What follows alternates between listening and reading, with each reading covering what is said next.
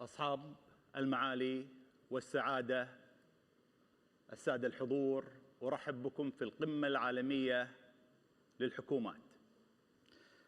كما رأينا عمر الكون 15 مليار عام.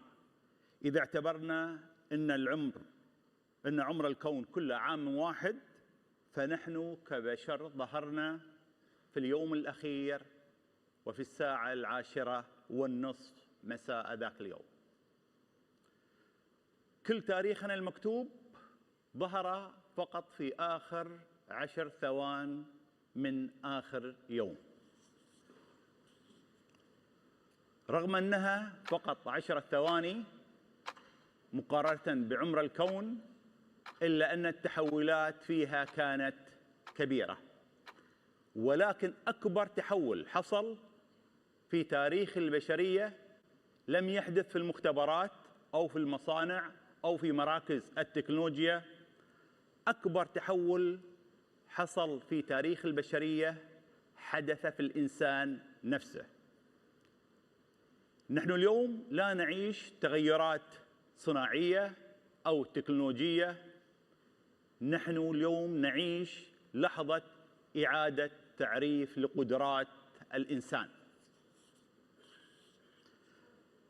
السادة الحضور، كما استعرضنا تاريخ الكون، دعوني ألخص هذه 10 ثواني من عمر البشرية.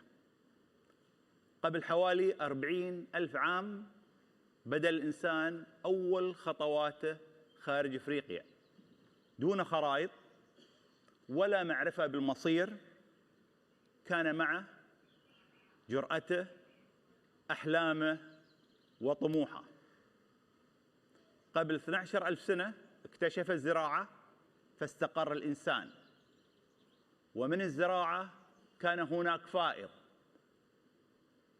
فاحتاج إلى إدارة لهذا الفائض، ومن الإدارة ولدت السلطة، فتم إنشاء القرى والمدن والحضارات. في الهلال الخصيب قبل 5000 عام كتب الإنسان على ألواح طينية ليدون سجلاته. ظهرت بعدها في الحضارة السومرية القوانين المكتوبة. مسيرة المعرفة لم تقف. في القرن الخامس عشر اكتشف الطباعة، قفز عدد الكتب والمخطوطات من عدة آلاف إلى 9 ملايين كتاب فقط في أوروبا. لم تعد المعرفة مقتصرة فقط على النخب أو رجال الدين، تغير مفهوم المعرفة.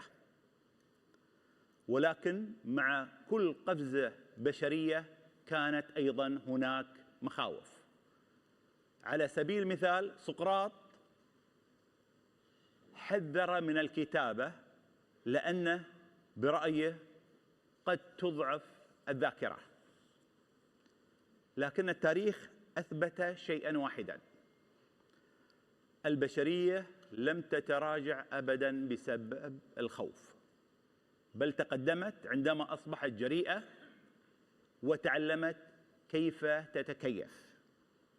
أما اليوم فالعالم أمام مرحلة مختلفة تماما، مرحلة تقاس فيها قدرات الإنسان بما يكتسبه ويطوره ويعززه.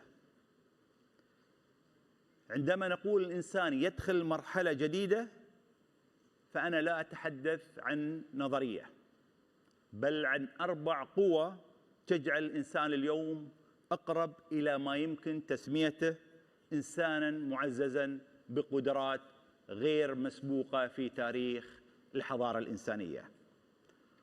4 قوى رئيسية تغير طبيعة الإنسان نفسه.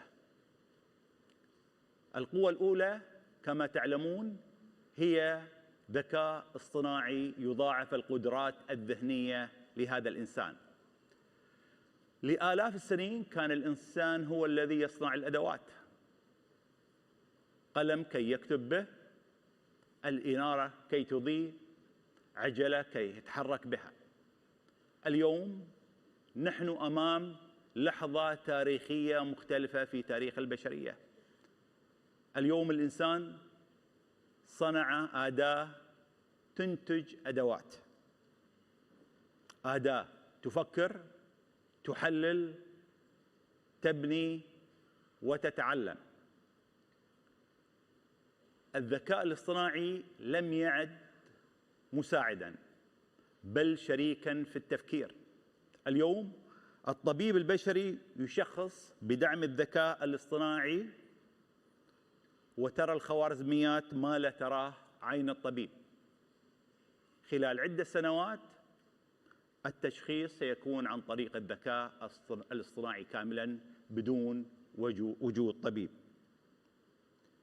من المتوقع خلال ال10 سنوات القادمة أن ترتفع القدرة الحاسوبية للذكاء الاصطناعي لأكثر من 800,000 مرة، وقد تصل إلى 1,000,000 مرة مقارنة بهذه اللحظة.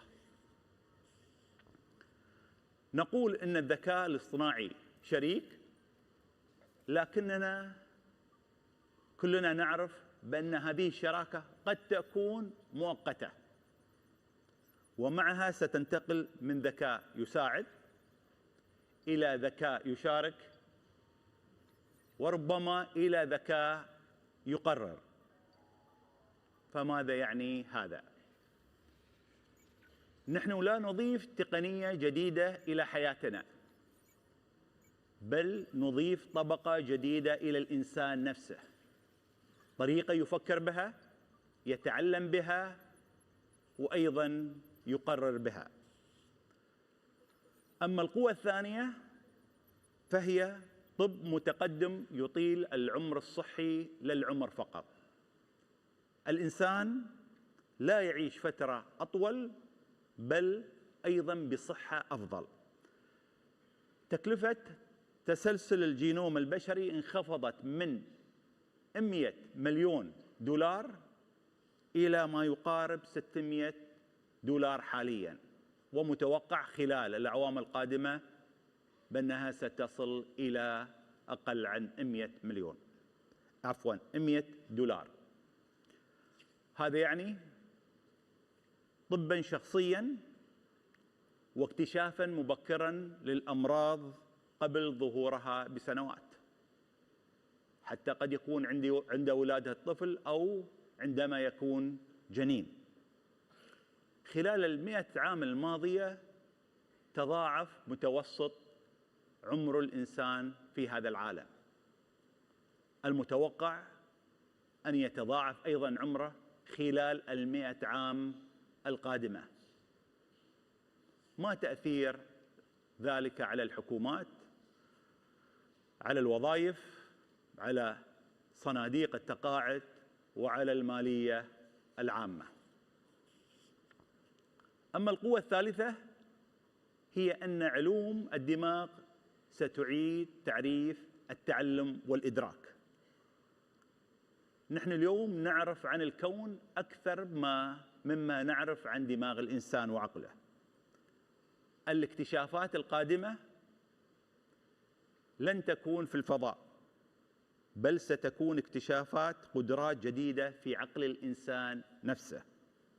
ومع دخول مرحلة الذكاء المعزز لن يعمل الذكاء الاصطناعي بدلاً عن عقل البشر، بل سيعمل معه. على سبيل المثال شركة مثل نيورولينك، وهي شركة تطور شرايح تزرع في الدماغ لتمكين التواصل المباشر بين الدماغ والأجهزة، أعلنت قبل أيام أن لديها 21 مشاركاً في هذه التجارب.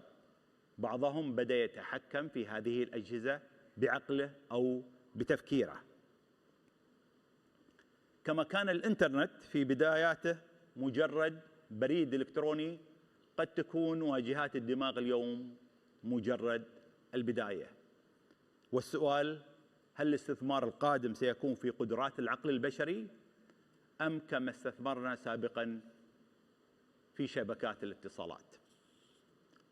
القوة الرابعة هي بيئات رقمية توسع الوجود الإنساني نفسه.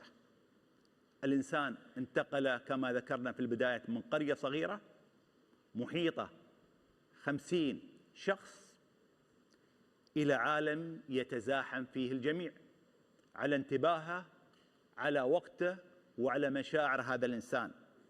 الإنسان لم يعد مرتبطاً بمكان واحد أو وظيفة واحدة وأحياناً هوية واحدة. اليوم أكثر من 5 مليارات ونصف من البشر متصلين بشبكة الإنترنت. هذا يعني أن كل فرد من هؤلاء يعيش في هذا العالم المترابط، يتأثر به ولكن أيضاً يؤثر فيه. تغير إيقاع الحياة. تغير إيقاع الحياة، فالإنسان أصبح تركيزه أقصر وتشتت أكبر. يتغير إحساسه بالهوية، لم يعش شخصاً واحداً بل نسخ متعددة على منصات مختلفة، فنرى الإنسان نفسه بشخصية مختلفة على انستغرام أو على إكس أو على لينكدين، وحتى أحياناً شخصاً واحداً بحسابات وهويات متعددة على نفس المنصة. السادة الحضور، هذه القوى الأربعة مجتمعة تخلق إنسان وعقل وفكر مختلف عن كل ما شاهدناه خلال 40 سنة الماضية. بداية جديدة لهذا الإنسان. فكيف ستتعامل الحكومات مع هذا الإنسان؟ الإنسان اليوم لديه قدرات شبه خارقة، إلا أن الحكومات ما تزال تتعامل معه بأدوات الماضي. اليوم نرى هذا التغير في بعض المجتمعات وتواجه بعض الحكومات، وهي توقعات الأجيال الجديدة أو ما يسمى الجنزي. بحلول 2040 تشير بعض التوقعات بأن الجنزي سيكونون حوالي 40% من القوى العاملة على مستوى العالم. هو جيل مختلف عن أجيال كثيرين في هذه القاعة. هو جيل نشأ على الآن، يريد الخدمة الآن، يريد تعلماً مستمراً، وأحياناً حياة فيها توازن ومعنى، لا مجرد وظيفة وراتب. الجنزي أصبحوا قوة ضغط يومية على بعض الحكومات على مستوى العالم. السيدات والسادة، في كل مرحلة مفصلية في التاريخ كان دور الحكومة يتطور مع الإنسان. مع الثورة الصناعية أعادت الحكومات تصميم العمل. مع عصر الكهرباء أعادت تصميم البنية التحتية. مع عصر الإنترنت أعادت تصميم الخدمات والاتصال. واليوم مع تطور الإنسان نفسه نحن بحاجة إلى إعادة تصميم مفهوم الحكومات بالكامل. سؤالي هو: هل الحكومات في العالم اليوم مصممة لإنسان الأمس أم لإنسان الغد؟ في عالم متسارع ينتقل دور الحكومة من إدارة الواقع إلى تصميم المستقبل، من قوانين جامدة إلى تشريعات قابلة للتحديث تلقائياً، من مؤسسة مثقلة بالبيروقراطية إلى مؤسسات تخدم الإنسان. التاريخ واضح في هذه النقطة. في كل تحول حضاري هناك حكومات قادت، وحكومات انتظرت، وحكومات اندثرت. التاريخ لا يتذكر المنتظرين. اليوم نحن أمام تحول لا يغير الأدوات فقط، بل يغير طبيعة الإنسان نفسه.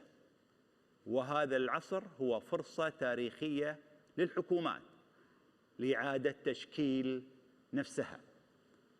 هذه الفرصة تحتاج حكومات تفهم أن دورها الأول والأخير هو خدمة الإنسان.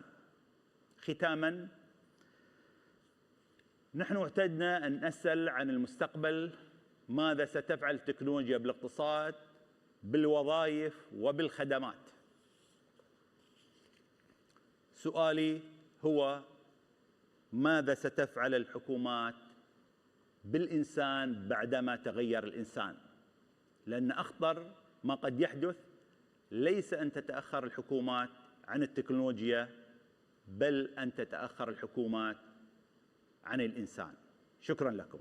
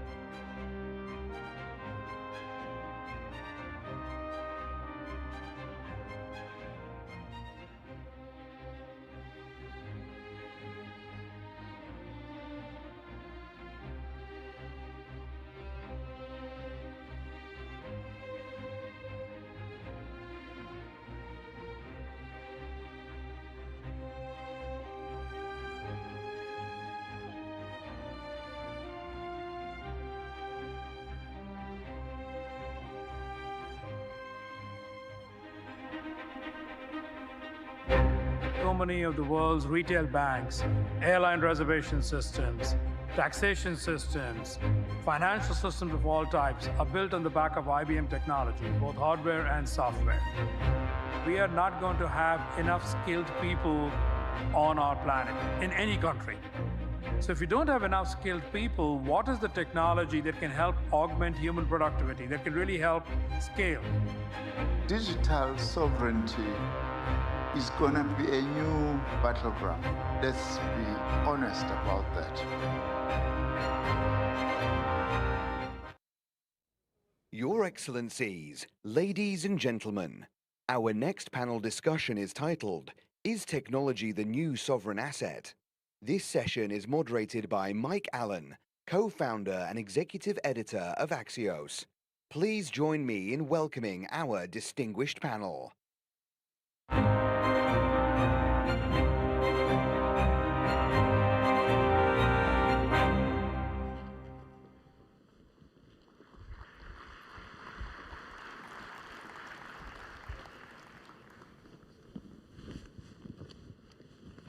Good morning, and thank you to the World Government Summit for the hospitality, for the honor of being on your stage. You know it's going to be a great session when there's a very lively conversation in the green room, and we had a great kickoff conversation. I'm Mike Allen, co-founder of Axios, A-X-I-O-S. It means worthy in Greek. We're a media company based in Washington, D.C. We cover AI, national security, markets, startups, and we appreciate being here.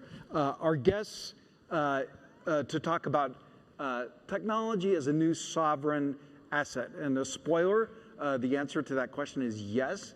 And we're going to unpack why technology now goes way beyond being an economic asset, but as a sovereign asset, as important as one of our guests today, Arvind, said, as defense or finance. Our guest today is Börje Ekholm, is president and CEO of Ericsson. Ericsson runs the mobile infrastructure for many of the enterprises in this room. Ericsson started 150 years ago at a small workshop in Stockholm, Sweden, and it's now one of the world's leading information technology companies. In January, Börje will celebrate 10 years as CEO. He has a master's in electrical engineering from Sweden, an MBA from France, and he lives in America's Rocky Mountains, Colorado. Arvind Krishna, chairman, president, and CEO of IBM. IBM was a very early supporter, longtime supporter of the summit. He's a business leader and a technologist who's really brought IBM, like a classic company, into emerging technologies, AI, cloud, quantum computing, which we'll talk about today, blockchain. One of the few people in the world that can say that they studied in India and Illinois, lives in the New York area. Welcome. And Arvind, you're going to kick us off. You had that provocative point that technology now is important to sovereign asset as defense. Tell us why technology matters as a sovereign asset. First, thank you for having me here. It's a pleasure to be back. I think 4 years in a row or maybe more, but I've lost count. Look, the current geopolitics in the world clearly state that defense is important. It helps preserve a nation, preserves the boundaries, preserves the security of its citizens. Finance is important because without liquidity and credit, it's very hard to invest in the infrastructure, in the companies, in all of the things that our citizens want. Technology is a force multiplier. Every nation has woken up to that technology can help amplify the impact of both of those and many other industries. So if you get a common amplifier, that means technology becomes as or perhaps more important even than finance going forward. It doesn't replace. Finance has its own role, but the thing that will lead to the most economic growth, which is what I think most nations desire, can be driven by technology more than anything else. And then you need to make sure that nobody can cut it off, nobody can destroy it by, for example, cutting a fiber optic cable under the ocean. And that's when I say sovereignty, it's not exclusive, it's an and. You can use many things from other places, but you do need to run some that you have your control over fully. Now, Mr. Ekholm, you have a provocative perspective on this. You say that in a way, it's a misguided term. Yes, first of all, thank you for having me here. It's great to be here. I guess I'm the rookie on this panel, as it's my first time. But yes, I think sovereignty leads the mind the wrong way, because it actually says that we can be a bit independent. I actually think in technology we can't. Most countries on this planet will have an interdependence on other countries. Yes, I agree, you need to make sure it operates all the time, that it's resilient, that it actually has the performance, that you can trust it, but you have an interdependence on everyone else. So I would rather that we use interdependence as the normer and think about what do I need to control in order to make it work. So take a practical example, the US. Yes, the US relies on Ericsson, for example, for the telecommunication part in the digital stack. Doesn't have a domestic vendor. So when you think about that, you actually have a dependence on countries. Europe depends on American technology to run almost all data centers, all operating systems, basically the full digital stack. Same thing here. We all depend on each other. So what you need to think about is, who do I trust to be my vendor? Who do I trust to be my partner? How do I build it up and ensure operational integrity? So using sovereignty sends us we can be independent, and I don't think so. Now, I love your point about trust. Let's unpack it. It's an issue for every institution in the world, including the great institutions and enterprises in this room. How does Ericsson work to develop trust? And how do you think trust applies to our topic today of tech sovereignty? Yeah, I think trust is fundamental. And it actually starts with the whole digital stack. How do I build up the full digital stack? You cannot, I think I would actually dare saying, you need to make sure for each country, and here Arvind and I are 100% aligned, technology is the key driver of prosperity in countries in the future. So can you depend on somebody else controlling your stack? No. So you need to make sure that you work with vendors you can trust, partners you can trust in building up that whole digital stack. And what we do is, of course, we work a lot on establishing that trust, which comes back to how we develop products, our standardization procedures, how we operate networks in the field, so our partners, our customers actually can trust us. Now, Arvind, this is a very timely conversation. 3 weeks ago, IBM debuted IBM Sovereign Core, a new software foundation for sovereignty. And the big idea of IBM Sovereign Core is that sovereignty today now extends way beyond where data lives. Do tell. Yeah. So first, also let me acknowledge, our words may be different, but in substance, Börje and I probably agree more than we disagree on this. There's a spin, a little spin on twist. So Sovereign Core, everyone is going to use public clouds, and public clouds by and large come from two nations. I believe it's an and every nation is going to have to run their own infrastructure in a way that's independent of control from any other country. So the question here is control, not so much where it comes from. Sovereign Core gives that control to a country that wants to run that stack in a way that nobody else can turn it off, can mismanage it, can steal data from it, can apply the wrong security to it, and so we want to leverage it. I would say, just building on the point that both Mike and Börje just made, we believe that trust gives us a license to operate. Without trust, none of our enterprise or government clients around the globe would accept using technology from us. Börje, everyone in this room is a leader. Everyone here is an innovator. That's why you're here. A place that Ericsson is leading is 6G. And Ericsson is big on the next wave of mobile. Give us a sneak peek about 6G and what it will mean for our world. Yeah, first of all, I think it's fair to say that we need to first build out 5G, and actually 5G standalone, because that will provide the starting point for 6G. And to be honest, there are very few countries around the world with actually a solid built-out 5G standalone. UAE happened to be one with a very robust SA network. You have it in a couple of other countries, China, the US, India, etc., but very few others. That's the foundation. But then what will happen with 6G is that it will be fully intent-based. So we will start to look at each application and decide what type of connectivity will it need. So if you have, for example, augmented reality glasses, it will decide I need low latency and I need a high uplink. And the network will respond to that.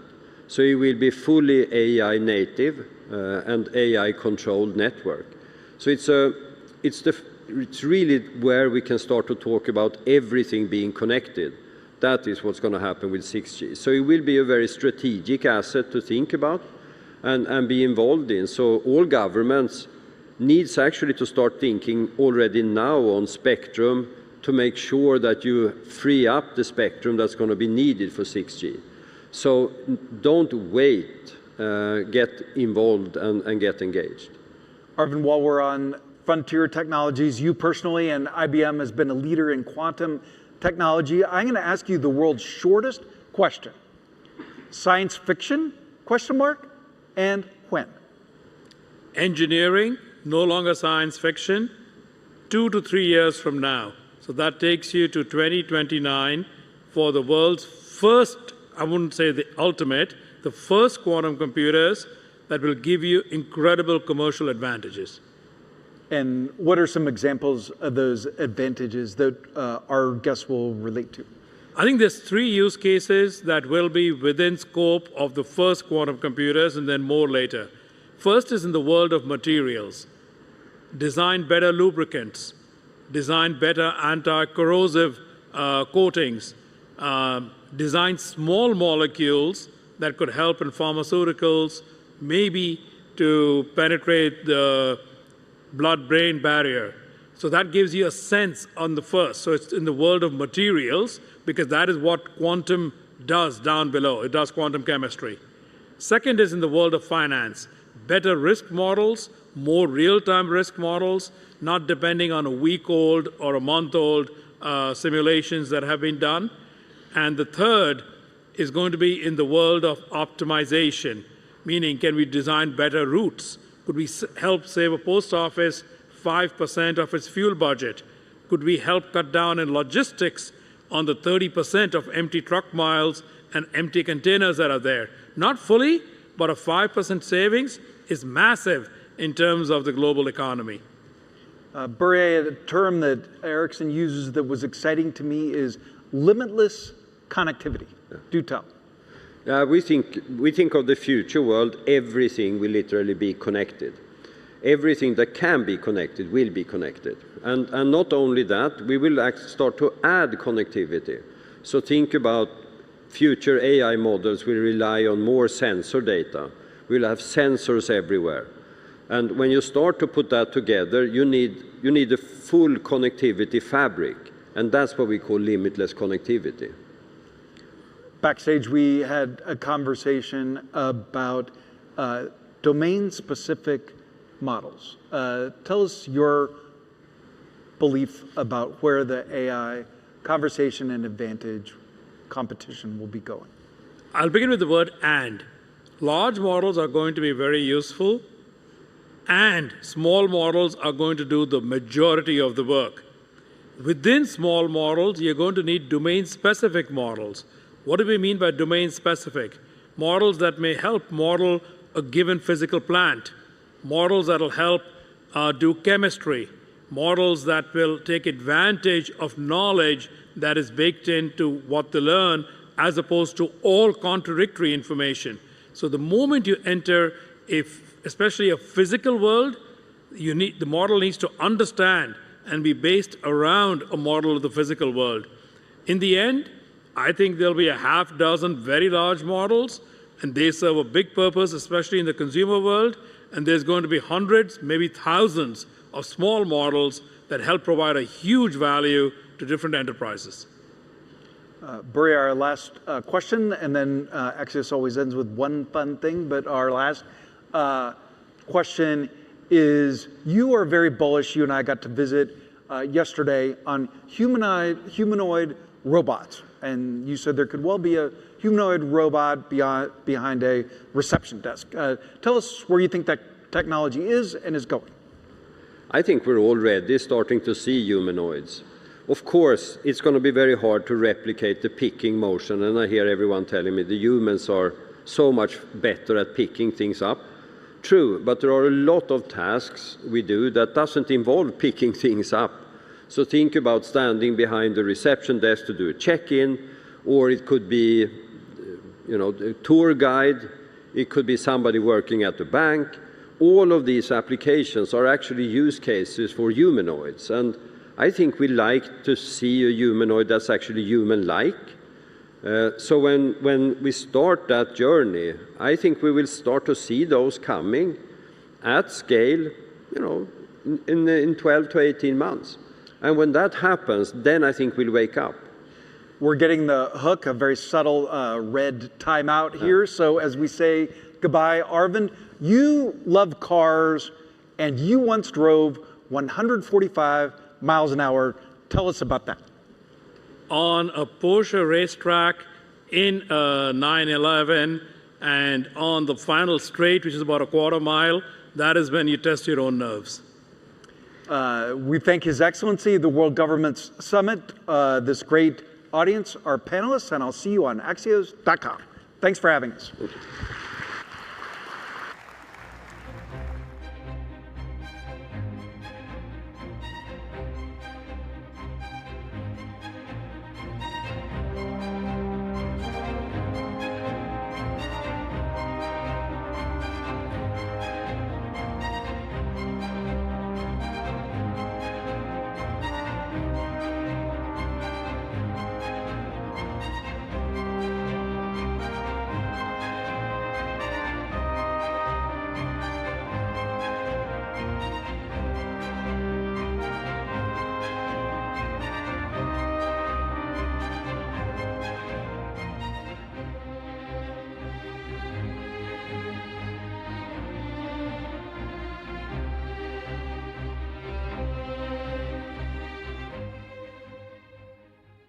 Ladies and gentlemen, our next session is a conversation with His Excellency Alar Karis, President of the Republic of Estonia. This session is moderated by Becky Anderson from CNN.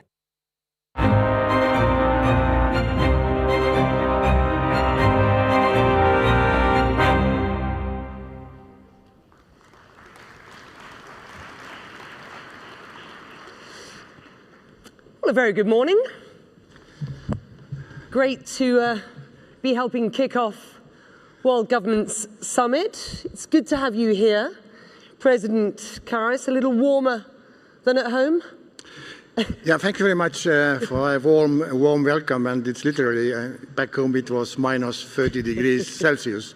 And here it's plus 20, so it's 50 degrees difference. So makes a change, yes. Well, we're delighted that you're here. And you are uniquely positioned to address what are the critical issues of the intersection of AI and geopolitics. Estonia may be a small country, but it is one, if not the most advanced digital societies, one of the most advanced digital governments in the world. I just want to, before we get on to sort of the sort of nitty-gritty and the deep dive on AI and geopolitics, what are the key pillars that have successfully driven Estonia's technological integration? For us, it's like one of my ambassadors said, it's a cold coffee already. So we started in the 90s. And when we regained our independence, so we had to decide how to develop our small country. So either to copy somebody or do something differently. So, and we basically started from scratch. And we decided that innovation is one of the key issues. And we realized that digitalization is one of this. And we started so-called Tiger Leap, which means that we provided all internet, all schools, all over Estonia. So every child, every teacher could have an access to internet. And this did make a change. And of course, as I said, we started from scratch, but we still had banks from Sweden. So, and we did trust these bank cards, these plastic things, with our digital number on. So it was very easy to switch from bank to digital ID. So, and this was compulsory for all Estonians, this digital ID. Now it's not a plastic anymore, it's on my iPhones and everywhere, so we can use it basically everywhere. So this was, and we built trust. Trust to the banks, trust to the government, and also trust to these new technologies. So as our previous speakers here mentioned, also trust. So trust is extremely important if you really want to develop these kind of things, including nowadays AI as well. So fast forward to 2026, and as a pioneer of digital transformation, how does Estonia tackle the challenges of digital sovereignty in the context of AI development and deployment, especially given the increasing global competition in technology? Of course, Estonia is not competing with technology as such, but there are big companies, mostly from US, who develop all these AI platforms and so forth.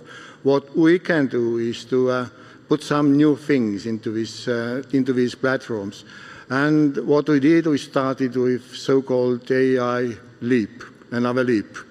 So that means to provide ChatGPT specifically made for Estonian schools. And again, every school, every teacher could have this access to this specific AI tool. That means you don't get answers, but you have to ask questions, because students are very smart. So they use now ChatGPT to get all the answers, to write essays and so forth. So we had to do something differently. And this is now an ongoing project. We started from upper secondary school, because they are about to go to universities, and afterwards they are going to different companies and also in the public sector. So, and we started from September. Last September, and of course we had some courses for teachers, because students are much smarter than teachers. So we had to start from teaching teachers how to use this AI smartly, because the AI is everywhere. Given the ongoing geopolitical tension, I just wonder what measures you are putting in place to ensure that Estonia's AI policies align with its very prescient national security interests at this point? Of course, legal issues are important, and geopolitics makes a role, of course. And we see also AI has been used not only to attack enemies or other countries or populations, but also how to defend. So as cybersecurity, which we already started this issue in 2007 when we had the first cyber attack. So we did develop cyber security in Estonia, and we also have a NATO cybersecurity center in Estonia. But also how to defend, because there are so many different things like misinformation and cybersecurity I mentioned already. So AI is a very good tool to use it. I mean, if Russia was to test NATO at this point, Estonia as a key frontline state and former Soviet republic is widely touted as a likely target, not least for cyber and intelligence disruption. And you have said that you have been victim of that over a series of attacks over the years. How big a threat is that to you at this point? I mean, cyber security or cyber attacks are everywhere these days. It's not only a neighboring country. Yes, we were the first, and we realized it's also part of a modern war. So we had to defend ourselves. But we are next door to Russia, but doesn't mean that we are first to attack, because we are a member of NATO. We are also a member of the European Union. But the whole Europe, and not only Europe, is neighbor of Russia. So these modern missiles, they travel very far. I mean, from Russia to Lisbon, if you want. So we all have to defend ourselves, and that's why we also build defense, not only being a member of alliance, but we put 5% on defense these days and encourage also other European countries to do the same. We have trilateral, and I want to talk geopolitics for a moment. Trilateral talks between Ukraine, Russia and the US are scheduled to resume this week in Abu Dhabi. You've been clear that Russia should have no say in Ukraine's future. President Zelensky himself blasting Europe in Davos a week or so ago for its collective failure to stand up to Russia, endlessly talking about what needs to be done without doing anything about it. he said. Is Europe, sir, stuck in a doom loop at this point? I mean, Europe has done a lot, but you have to realize that we have been a bit naive all these 30 or more years, and the Berlin Wall fell down. So we thought that everything, all the wars are over, and peace is present forever in Europe. That means we were not ready to this kind of war again. So we had to build up our defense. It takes some time, but I guess we do manage to do so. And of course, it's not only Europe alone, so we should work also together with the US. So I don't think that Europe alone is able to defend. Of course we can, but I think the deterrence is more important than actual war. So we want to test, we don't want to test this Article 5 for sure. How do you respond to President Zelensky's, hypercritical speech on you? But one has to understand that Ukraine is in war 4 years already. So, of course, presidents are getting a bit nervous, and they see that all the civilians are dying. So at the same time we have these peace talks, but at the same time we see that the missiles, they attack schools, hospitals, and civilians. So this is a problem is a very weak word for that. So I have been to Ukraine several times. Actually, first time 2 days before it started in 2022, and a number of times afterwards. I have seen it myself. And of course, Russia is ready for this war of atrocity. I mean, that means, and this war of attrition, that it's a huge country. And you see now that it's 1 to 5, 1 to 7, so that means more Russians are dying on the front line. That means Russia doesn't care about their own people. What worries you most at this point? A frozen conflict, a bad deal, or a loss of Western resolve?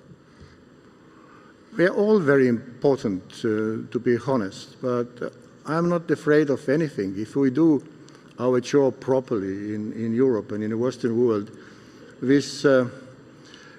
then again, I mean, there are so many conflicts in the world. It's not only Ukraine. I mean, there are more than 40 conflicts. So, of course, Ukraine is closer to us, but there is also Gaza, there is South Sudan, with Yemen. So there are so many conflicts all around the world. And these conflicts do affect us, everybody. It's not that the war in Ukraine, it's only a local issue. It's not.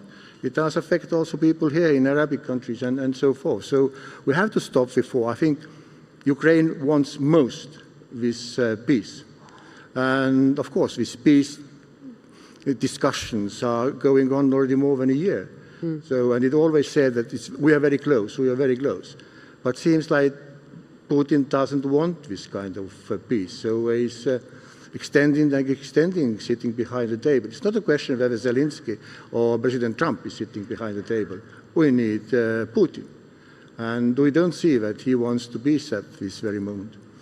I just want to ask you about the US president's position, because when a US president talks openly about taking control of Greenland, a NATO ally's territory, territorial concessions discussed between, or on the table, it seems, in potential peace talks between Russia and Ukraine. How damaging a message is that for the global order from your perspective? It's not a very good message, to be honest. But you see, after this threat that the US is going to take over Greenland, now we are sitting down and discussing how to protect Arctic from Russia and also from China. So why didn't we start first to sit behind the table and discuss the matter? Of course, European countries, and not only European countries, did stand up against this idea to take Greenland over. So now we are sitting and discussing. So hopefully there is a result after these discussions. And of course, Greenland issue is a matter of Greenland people. So they have to decide. Estonia, as I understand it, is analysing the feasibility of reducing its reliance on US tech companies such as Microsoft and Google and Amazon in public sector IT systems. And given your deep technological integration, your pioneering position in terms of digitization. What's the thinking behind that push? As a small country, first of all, we are a very open economy. We have a very open economy, and we want to diversify. It's not a question of US big companies, but in general, we are now with our IT companies. I think we are present in 150 countries. So it's quite a big number for a small country. So it is important, and using AI as well. And I know Estonian company is using only AI to have contracts between companies. So no person is involved, no lawyer is involved, because it's a standard procedure and AI can do that. So, and these kind of things I guess we are very good at. I want to talk finally about AI governance, because you're good at this stuff. So I want to get your perception about what it is that Estonia can, or role Estonia can play in a sort of wider policy and implementation of a wider sort of global AI policy. The US is rolling out an AI governance policy with a strong focus on national security, on critical infrastructure, and on long-term risk. This is an attempt, if you will, to make AI governable in practice. So I just wonder how smaller nations like your own can influence global AI policy making alongside these larger powers, particularly the US and Europe to a degree. I mean, as a small country, we are kind of a sandbox. So we can do a number of pilots other people and other countries can learn from. And also, I mean, well, we might be very developed in certain things like digitalization and AI, but we have to realize that some countries are moving as well. We are doing the same thing, and sometimes we are doing even better. I mean, even within Ukraine, we provided our assistance, how to digitalize public services and so forth. Now we are learning from Ukraine. And it's the same. I know in this country, I mean, it's very digitalized and very, very developed in that sense. So it's not that us only. And of course, bigger you are, I mean, you might be slower in the very beginning, but later on you got resources, you got people, you got money, and you probably develop faster. That means we have to find something else to be first again. So we started by talking about the fact that you're uniquely positioned to address what are these critical issues at the intersection of AI and geopolitics. So I'm just going to leave this discussion with this final question. Optimistic or a sense of pessimism as we enter what is only the second month of 2026? I'm optimistic as far as AI and technology is concerned, because my background is molecular genetics and gene technology, so I have been there already. And I know technology has its limits and there are rules and regulations. And I always say in Estonia, at schools and universities, don't be afraid of uncertainty and unknown. So be motivated to use and use it smartly. The same applies to AI. Well, the terms uncertainty and unknown are, I think, very apt as we move into 2026. It's been fantastic having you with me here on the stage at World Governance Summit today. Thank you very much indeed. Thank you. President it was my Karas. pleasure. Thank you.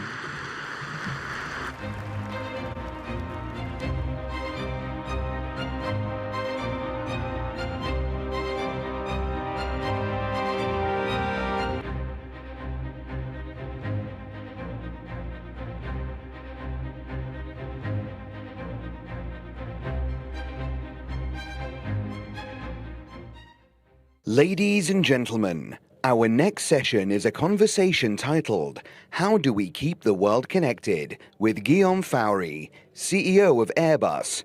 This session is moderated by Richard Quest from CNN.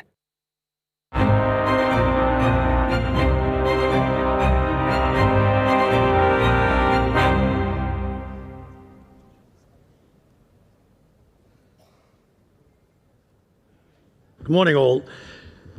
We have only 15 minutes, so there's no time for pleasantries, I'm afraid, but I know you'll forgive me for that.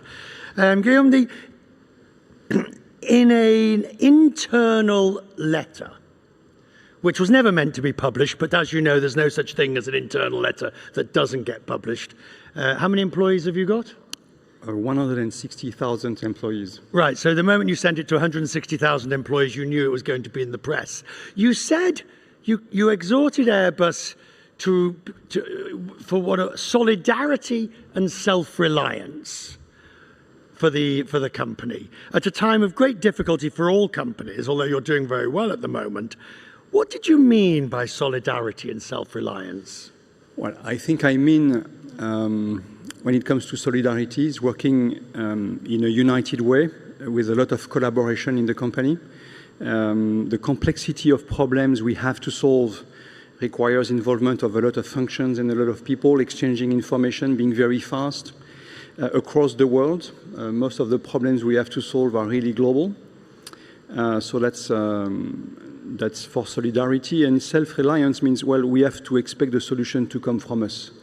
Don't expect things to be solved by themselves. There's so much to be done. So that was the call for collaboration in the company. That's what I meant. But if you take the company Airbus, the core, I mean, you're doing remarkably well. The 320 range sells off the floor. I mean, pardon the pun, flies off the shelves. The 350 has been very successful. This is, if it's not exactly a golden age, it's not far off. It's probably a golden age when it comes to the demand. The traffic is going up. The need for new aircraft, more fuel efficient, more competitive is very strong. So we have a record backlog of aircraft to deliver. But it's a very difficult times when it comes to supply chain. We have 3 million parts on our planes, and you have to make sure that each and every of these 3 million parts arrives on quality, on time. If not, you can't build a plane. And that's what we've been suffering from in the last 5 to 6 years, trying to recover from the challenges of the pandemic in a world that has become much more complex for global business. Okay, let's do supply chain now then.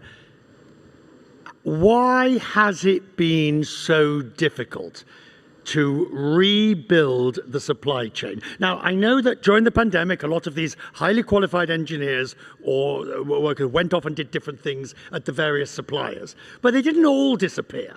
And you've had 5 years, or your suppliers have had 5 years to get them back and to rebuild their supply chain. Why is it, I mean, why? Well, Richard, you're using the word rebuild the supply chain. The supply chain was built over decades. Right, but where did they all go? Well, as you know, some companies really went to very low level of productions for 18 months, 2 years during the pandemic. And they let a lot of people go in an industry that remains very much driven by individual skills and experience. So it took a lot of time for some of those companies to rebuild their ability to manage supply chain, to produce at rate in the right level of quality. There was a lot of transfer of work around the planet given the challenges and the pressure on cost, and then inflation coming from the recent situation. So a lot of things changing in an industry that needs stability.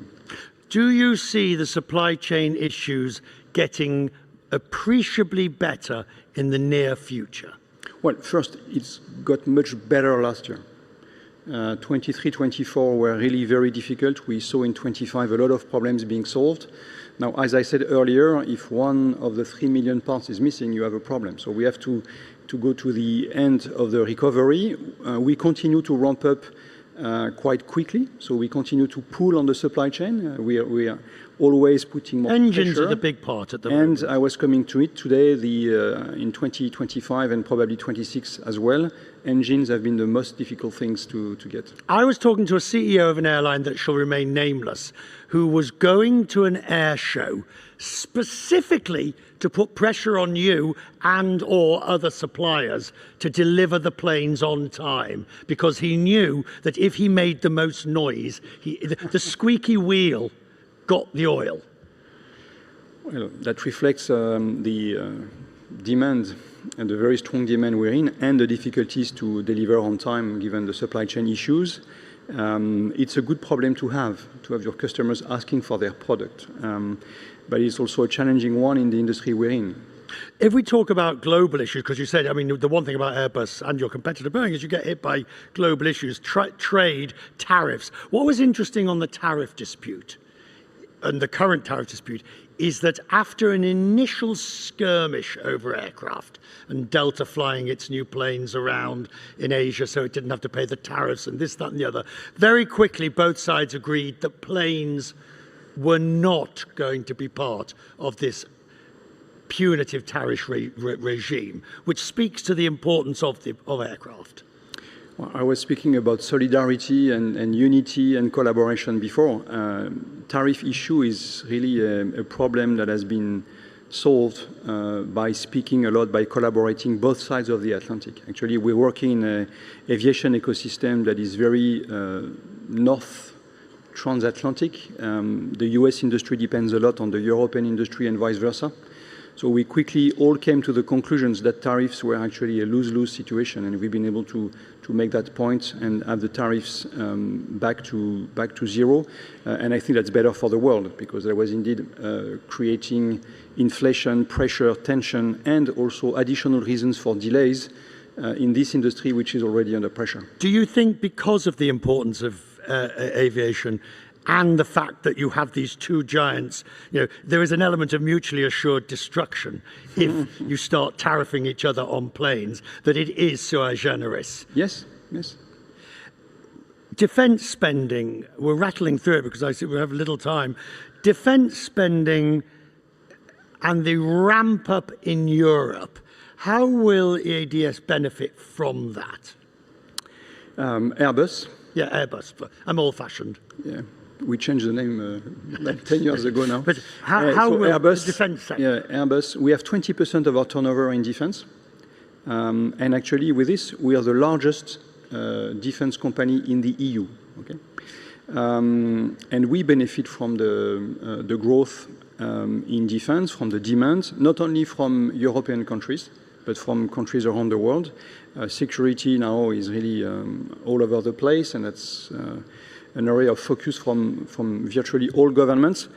We had record bookings in Airbus Defence and Space and helicopters coming from defence last year, and we see acceleration in demand. Now, in the part of defence we're in, platforms, complex systems, it takes time to go from order to delivery and to creating turnover, but we're clearly on a growth path in defense and helicopters.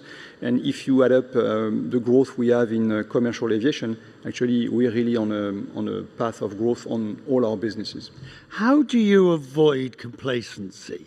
Because at Airbus Commercial on the civil side, you reached a target that when Airbus was created, one could never really have dreamt of. I mean, not just parity with Boeing, but beat Boeing on sales and research, etc., etc. How do you avoid? You nearly, the company nearly slipped a couple of times, fasteners on wings and things like that, but you managed to pull it back. How do you avoid that complacency? Well, I think we have plenty of problems to solve that keep us humble. And indeed, it's a good point to make, but we are not in that place. We have so much to deliver. We have so many programs. We have so much pressure from our customers to deliver faster the products they want. We're involved in new developments which come with their challenges. So, but that's also part of the job of the leadership of my job, to make sure that everybody keeps the head down and focusing on problems.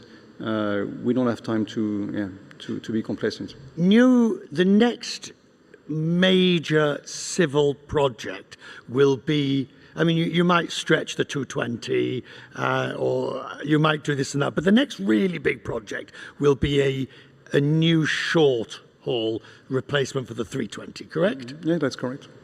When will it fly? So we will have to replace an aircraft that is a blockbuster, the most successful commercial aircraft in history. But this aircraft performed its maiden flight in 1987. So it's a platform that has been improved, that has been further developed over time, but we come to a point where a lot of technologies enable a significant step in performance, in fuel burn, in comfort of the passengers. So that's really something we're focused on. The aim is to, I will answer to your question, the aim is to launch the program by the end of this decade and enter into service the plane in the mid of the second half of the next decade. Right, but what will it do? Because at the end of the day, it's the same sort of numbers. in terms of passengers that it will carry. So how do you get the benefits from a completely rebuilt aircraft without doing a 737 MAX, stretching it, changing bits and changing things? Because you're talking about going back to the basic, going back to the drawing board. No, basically we go to a new platform. So that's to the single aisle what the 350 has been for the wide bodies. It's a completely brand new platform designed from a blank sheet of paper, and you put all the technologies that you select for this platform. So you're not in the end of life of a product. On the contrary, you come to the beginning of life of a new one. Do you believe that product will be able to be funded entirely by Airbus and its own funds, or will you have to go to member governments for, I mean, back to self-reliance, I suppose. Will you be seeking development funds for that? Well, we are not at that point, and we are not in a situation where we need to find external fundings. The company can fund itself and is funding its own developments. Now we like to have risk-sharing partners in a development of that magnitude. And obviously, the most obvious risk-sharing partner or partners are the engine makers. They co-invest with us in the program, but we have other major suppliers, and we like as well to have the states having skin in the game in the way or the other. So we don't need funding, but we will be very happy to make sure that such a large project is not just the project of a company, but is the project of a large ecosystem. Finally, there's a couple of minutes left. There are the two majors. Then you have Embraer, and you have a few others, and you have this, that, and the other, and you have the Chinese. Do you see the Chinese manufacturers becoming real competitors globally to you and Boeing in our lifetime for third-party country sales, third country sales? Well, this is their ambition. The 919 is certified in China, is flying in China. We've seen large orders from major Chinese airlines already, and the aircraft is under certification process with the EASA in Europe. So obviously that's the ambition of COMAC and China to come to the party of civil aviation products, of civil aircraft, and we are taking them serious. But that will, of course, the geopolitical difficulties will really hinder any prospects from them ever selling into the West. US, China, EU, China. But we'll never know, because if you just look at the latest EU-China trade deal, the UK-China trade deal, that could all change. Is that a concern? Not a concern. As we said before, no complacency. And there is so much demand that there is probably room for other players. So COMAC is coming. COMAC has a product. They're very much depending on the Western supply chain. That's quite obvious, and it will take time for this to disappear. But the best way to be protected against an emerging competitor is to keep investing, to keep developing your products, and to stay ahead in terms of technology and offerings. Final question. Project Sunrise, the flight from London, New York to Sydney with the A350,000 with its extra, what do you call it? We call it the ULR. When will it fly? Project Sunrise. It will fly very soon, and in a few years you will be able to fly with Qantas very, very long distances commercially. Will you be on it? Of course I will. Thank you very much indeed. Thank you, Richard. Thank you.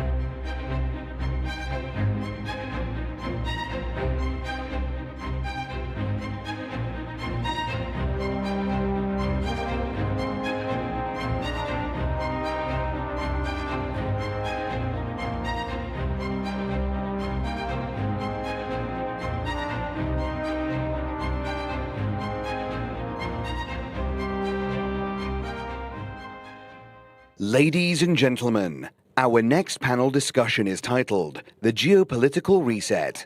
This session is moderated by Hadley Gamble from IMI Media. Please join me in welcoming our distinguished panel.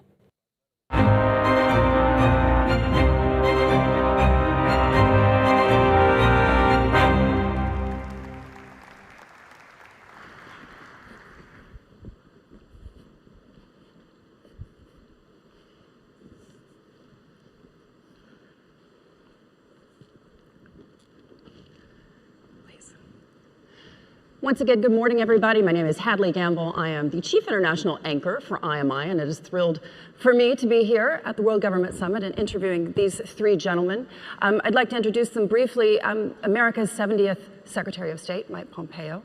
His Excellency Anwar Gargash, he's the diplomatic advisor, as you all know, to the President of UAE. And Fred Kemp, who is the CEO of the Atlantic Council. Gentlemen, welcome. We're talking about the geopolitical reset. I want to kick off with His Excellency. Our governments talk regularly. Do you believe that Donald Trump is going to hit Iran? Softball to start. Well, I think, I don't know what's going on in President Trump's mind, but I can give you the view from the region, the view from the UAE.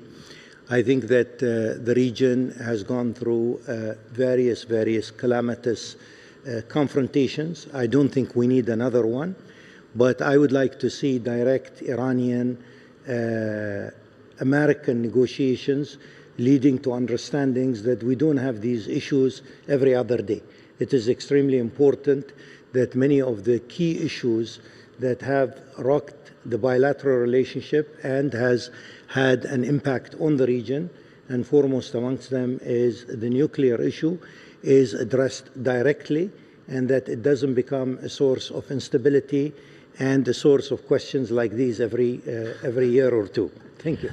In your mind, is the Iranian regime closer to being neutralized than in the past? And what I mean by that is, are they, at least in your mind, not as close to obtaining that nuclear capability? Well, I think from everything that I know, Iran today needs to reach a deal. I think Iran, on the one hand, has suffered geopolitically, and at the same time, its economy needs to rebuild itself, and to rebuild that, they need to rebuild their relationship with the United States. I think through reaching a deal, a political deal, a wider geostrategic deal, that will actually be beneficial to the area. The Iranians are also helping themselves in ultimately what they need, which is rebuild their economy. Mr. Secretary, you worked side by side with President Trump during the first administration. We understand that Steve Witkoff is going to be meeting with his Iranian counterpart in Istanbul in just a few days from now. Do you believe they'll get a deal done? Oh, goodness. First of all, it's great to be with you all. Second, when I talk about Iran, I always like to do full disclosure. They're still trying to kill me, so I'm biased. For sure. $1 million bounty on my head, which my wife thinks is a little low. No, it's unimaginable that there can be a deal to me. We've had a deal with the Iranians multiple times. They have cheated and lied and avoided compliance with every deal they've signed. I watched President Trump. I was there. I recommended to the president that he withdraw from the previous nuclear deal that we had agreed to under President Obama. I think they may come away with some set of understandings, but to think that there's a long-term solution that actually provides stability and peace to this region while the Ayatollah is still in power is something I pray for but find unimaginable. In your mind, do you believe that we'll see Donald Trump pull another Venezuela in Iran? Oh, I don't know. I mean, we're all sitting in the middle of lots of American firepower today, right? As we're here. My observation is that previously when President Trump has done that, when there have been large-scale deployments, and in the end he wasn't able to achieve his objective, he has used that to try and create further leverage to get what it is he's hoping for. And I always go back to this. It always sounds so punitive or harsh, and I agree with Dr. Gargash. Iran would be wise to find a way forward that is fundamentally different. Wise not just for America and for the region, but for the Iranian people. It's hard for me to see the current leadership, the current regime actually change in that way. And so I think President Trump will continue to be determined to try and drive that. All we had asked was exactly what Dr. Gargash spoke to. Just like be normal. Like, we're not asking them to do anything special, anything different. You know, we've had long conversations about the Emiratis on enrichment inside of their country, right? Big fights on the 1, 2, 3 agreements. To think we're going to allow Iran to enrich, something that they have continued to demand their right to do, is not something I think they will give up on, and not something I think President Trump will walk away from as a demand either. So, Fred, Iran on the ropes. We've seen what the president was able to accomplish with Venezuela. An overwhelming majority of Venezuelans, by the way, as we know, support his move there. In your mind, how is this playing back at home? Because in one sense, it seems as if the president is winning, but those are in his own party. Many of them are unhappy with the way that the president is dealing with the world. So first on Iran, the regional spoiler is in deep trouble, and so the president is looking at a situation where Iran is naked in defense, has shown it can't really effectively hit Israel, number one. Number two, its proxies are down. The Hamas and Hezbollah, Houthis less so, but also in trouble. So regional behavior is gone. Third, its economy is in really bad shape, terrible shape. And fourth, you have a president who understands that this is a moment in time where you can change Iranian behavior one way or the other. And I don't think he's going to leave Iran before he has a way to do that, whether it's through talks, or at least he's going to do it through talks or through other means. And I understand their intelligence is pretty good about what's going on in Iran. In terms of how it plays at home, you know, whenever the president has a success, it's going to help him.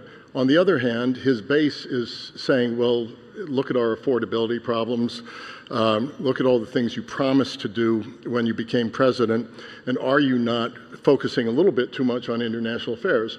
But the president sees that's where his legacy is going to be. And so he's made, he's brought NATO to a higher range of spending. Maduro is gone as leader of Venezuela.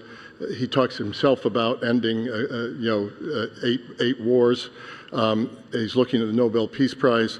So if you're looking at the rest of your term, inflation up or down is not going to make your legacy, while foreign affairs is probably more likely to. So I think he stays on the track. So he's looking for the Nixon moment. Even though it will make his base unhappy, and we're going into midterm elections in November, where the Republicans are more than likely to lose the House of Representatives. Beyond Iran, Your Excellency, I have to ask you specifically about what we've been seeing over the last several months on social media channels and on traditional media channels as well, right here in the region, and that is a lot of anti-UAE rhetoric. When is this country going to fight back? Well, I think we have to sort of separate the noise from the reality. I think that if you look at a lot of the anti-UAE rhetoric, it's really a potpourri of different excuses for our regional role. It is our economic success. It is our program of, diversity, and so on and so forth. I think the main thing is as I said, to separate the noise from reality. If you go a little bit step higher than social media, you don't see so much of that there. So a lot of these are bots, etc. Let me give you just a small example here. I was reading a message that said we were getting 45,000 hate tweets every day on the Sudan issue and on our position in Sudan.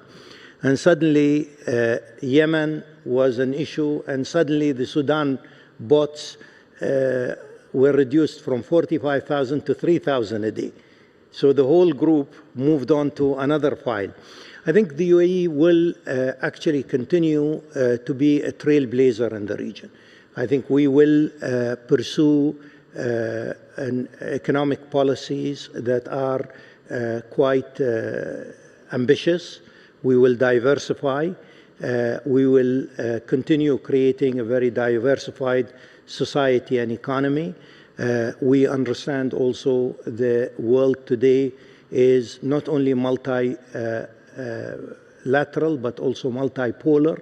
We will try and make it more multilateral rather than multipolar by building friendships and by building networks, etc. I think we will also continue championing the issue of peace in the region through the Abrahamic Accords and others. And we will also continue in addressing also extremism, whether it's from the Muslim Brotherhood or others. Now, if you have a program like that, ambitious and forward-looking, then expect a lot of criticism. So you either do the right thing, or you can, dig a hole and stay in your hole. So we will not dig a hole and stay in the hole. We'll do the right thing. Mr. Secretary, we've seen U.S. President Donald Trump catching a lot of flack from European leaders in the last couple of weeks at Davos. Opinions were divided. If you were at the USA House, people were extremely proud of the U.S., and I think elsewhere people were looking askance, perhaps. During the first administration, I was there at the NATO meeting when President Trump essentially said to NATO leaders, you're not spending enough, and you're in deep trouble when it comes to energy security. I was there too. You were there too. In your mind, is this what the president's looking for, a reset with Europe that forces them to confront their own reality? I think you have to place this in context of his vision, right, for how he thinks about security and deterrence, right? He stares at the problem in Europe and says something that just annoys the hell out of the Europeans, for sure, right? He says, truth? What he says is, hey, Vladimir Putin didn't invade Europe on my watch. He invaded under President Obama. He took Crimea, and then he didn't for 4 years, and then he went back at it again when I left. And you can say it's good luck. I've had people tell me it was, my Christian faith. But in the end, it was a deterrence model that I think worked. And he stares at Europe and says, get your act together. And not only spend more of your money on things related to security, right? We talk about 2% or 5% of GDP. That's great. But the most important thing, and Dr. Gargash, you hit on this, the most important thing is continuing to move our economies forward. That's, in the end, how you really get peace, is to have a growing economy. And Europe has demonstrated a consistent inability to achieve that. And he is trying to drive them to say, you can run a social welfare state, but if you're going to turn to the United States to bail you out of those decisions about how you run your own government, those days are behind us. And I don't think it means a break with Europe. I don't think it means that the transatlantic alliance is lost. I think that's the CNN, BBC narrative. I think the reality is he's trying to convince them that the world has moved past those models of governance, that you need to take responsibility for security for your own nation. And when you do, we will continue to work with all of our friends, our Emirati friends, our friends in Europe, to deliver the very peace and security that is driven by a deterrence model that demonstrates a fundamental resolve and seriousness about your own nation's security in a way that Europeans I guess I was a young soldier 40 years ago. For 40 years have failed to do.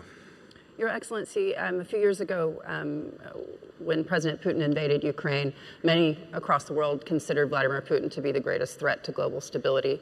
Today, if you speak to many on the American left and many in Europe and many around the world, they'd say Donald Trump is the greatest threat to international stability. In your mind, what is the greatest threat to stability today, globally?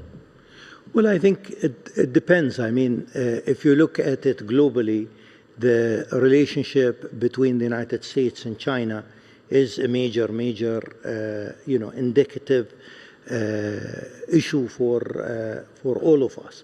As long as that relationship is managed well, as long there is a clear, I won't say partnership, but it's controlled competition, etc., then I think this is an important part here. Managing that relationship is important. Recent, for example, discussion about nuclear weapons remains, I think, very much tangible. I mean, the way that nuclear weapons have been controlled in the 70s and 80s through a series of discussions and agreements, I think we should address that. I think within our region, we have to find, a way forward on the Palestinian issue, because that, I think, is extremely important and core. And I think this should be done through political processes. It cannot be done through confrontation, as we've seen time and again. And I think also from the UAE's perspective, we have to understand also that the world is also changed. So in many ways, many countries will actually hedge their bets. Many countries will build a lot of relationships. So again, a country like the United States, which is core to many of its friends' security and many of its friends' economy, is a relationship we have to maintain. And that relationship also has to be tangible, it has to be credible. So a lot of things, I think, in the question that you asked. Sir, I have to ask you, just a few days ago, there was a rumor circulating that the UAE would do civilian administration in Gaza. And I just wanted to ask you, is that something that's on the table and being discussed? No, well, we've come out with a refutation of that. So it's not true, but we will be very much engaged. We were the major donor, really, to humanitarian donor to Gaza during 2 years of difficult period. We put about 45% of all aid to Gaza. So we will continue. But again, we don't have what I would call a UAE agenda in Gaza. We have to work with the Palestinians. We have to work with the Egyptians, the Israelis, the Jordanians, and of course, an American leadership is key, really, for achieving a sort of, I won't say sustainable solution at this time, but moving on with the part 2 of President Trump's plan, and hopefully looking at a brighter landscape following that. Turkey's foreign minister just a few days ago told me that Turkey would consider putting boots on the ground in Gaza. Does that worry you? Well, again, in my opinion, this needs the agreement of various parties. So I would see that this is still hypothetical because, any country can come and say, I will do this or do that. But ultimately, you have to have agreement because consensus. you have to have consensus because you want those boots actually to be part of a bigger orchestra. You don't want it to be a sort of lone player. And I think this is what we need to do. We all need to work together in Gaza in order to come out from an aftermath that has been a total disaster, and recognize also that the way forward is political and the way forward is addressing Palestinian statehood and Israeli security at the same time. Mr. Secretary, I have to ask you specifically about Syria. This is an administration that seems to have put all its eggs in President al-Shara's basket. Is that a good idea?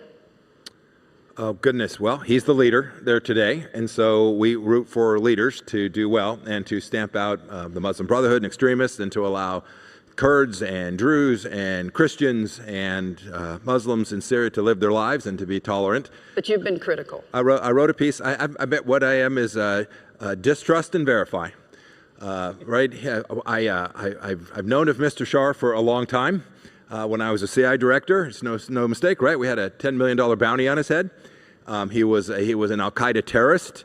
And we all hope that he's going to lead Syria to a better place. It's important for the region, right, to get regional stability in Syria. And so I'm rooting for him. I'm happy I hope we all do our part to help him be successful at bringing a very fractured nation back together so that, pick the number, 5 to 7 million people who were refugees from Syria can one day return to their homes.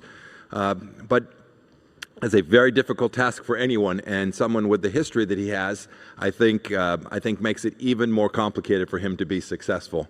But he's the leader today, and we all should hope that he's able to pull off what it is he has stated his intentions are. And just to wrap us up, Fred, if we're all here living in hope, in your mind, does President Trump have any shot at the midterms, or is this going to be a total wash for the Republicans? So I don't think he's looking to the midterms. I think he'll lose the House in midterms. I think he really is looking to history. And the question for me is, how will we remember Donald Trump? So if you look at presidents and what outlasts them, you look at Franklin Delano Roosevelt, New Deal liberalism. It's with us to this day, and he won World War II. If you look at Ronald Reagan and internationalist conservatism, with us to this day, a little bit on its hind feet at the moment. I think it's going to make a comeback, and we won the Cold War. What will Trumpism be? Is it going to be institutionalized and structured? And then it could be a little bit more lasting, and some of its aspects could be more lasting, or is it going to be personalized and improvisational? And then you might see a lot of what Trump has introduced being reversed relatively quickly. Some things won't be reversed. I think tariffs stay in place. I think that we ask more of our allies. I think we're going to want to spend less on defense for the Middle East and Europe and look more at China. But I think the next 2 years are really going to be about what is his historic legacy going to be, and I think it's uncertain. Your Excellency, Mr. Secretary Fred, thank you so much for joining us. Thank you. Thank you. Thank you all very much.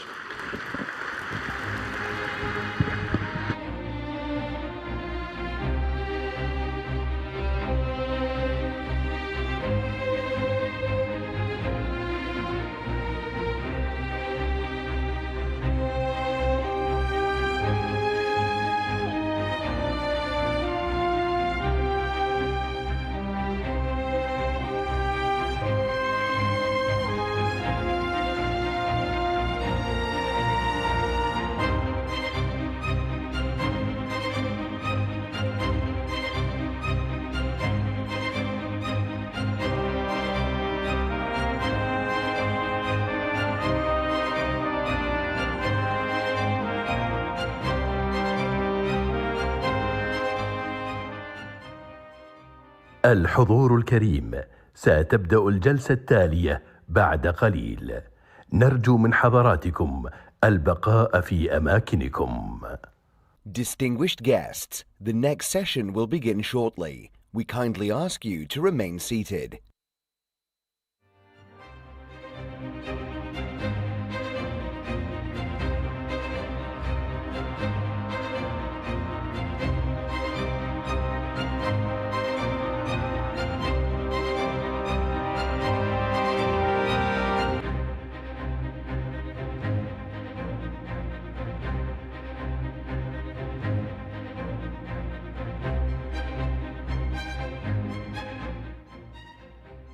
Ladies and gentlemen, our next session is a main address by His Excellency Taye Atske Selassie, President of the Federal Democratic Republic of Ethiopia.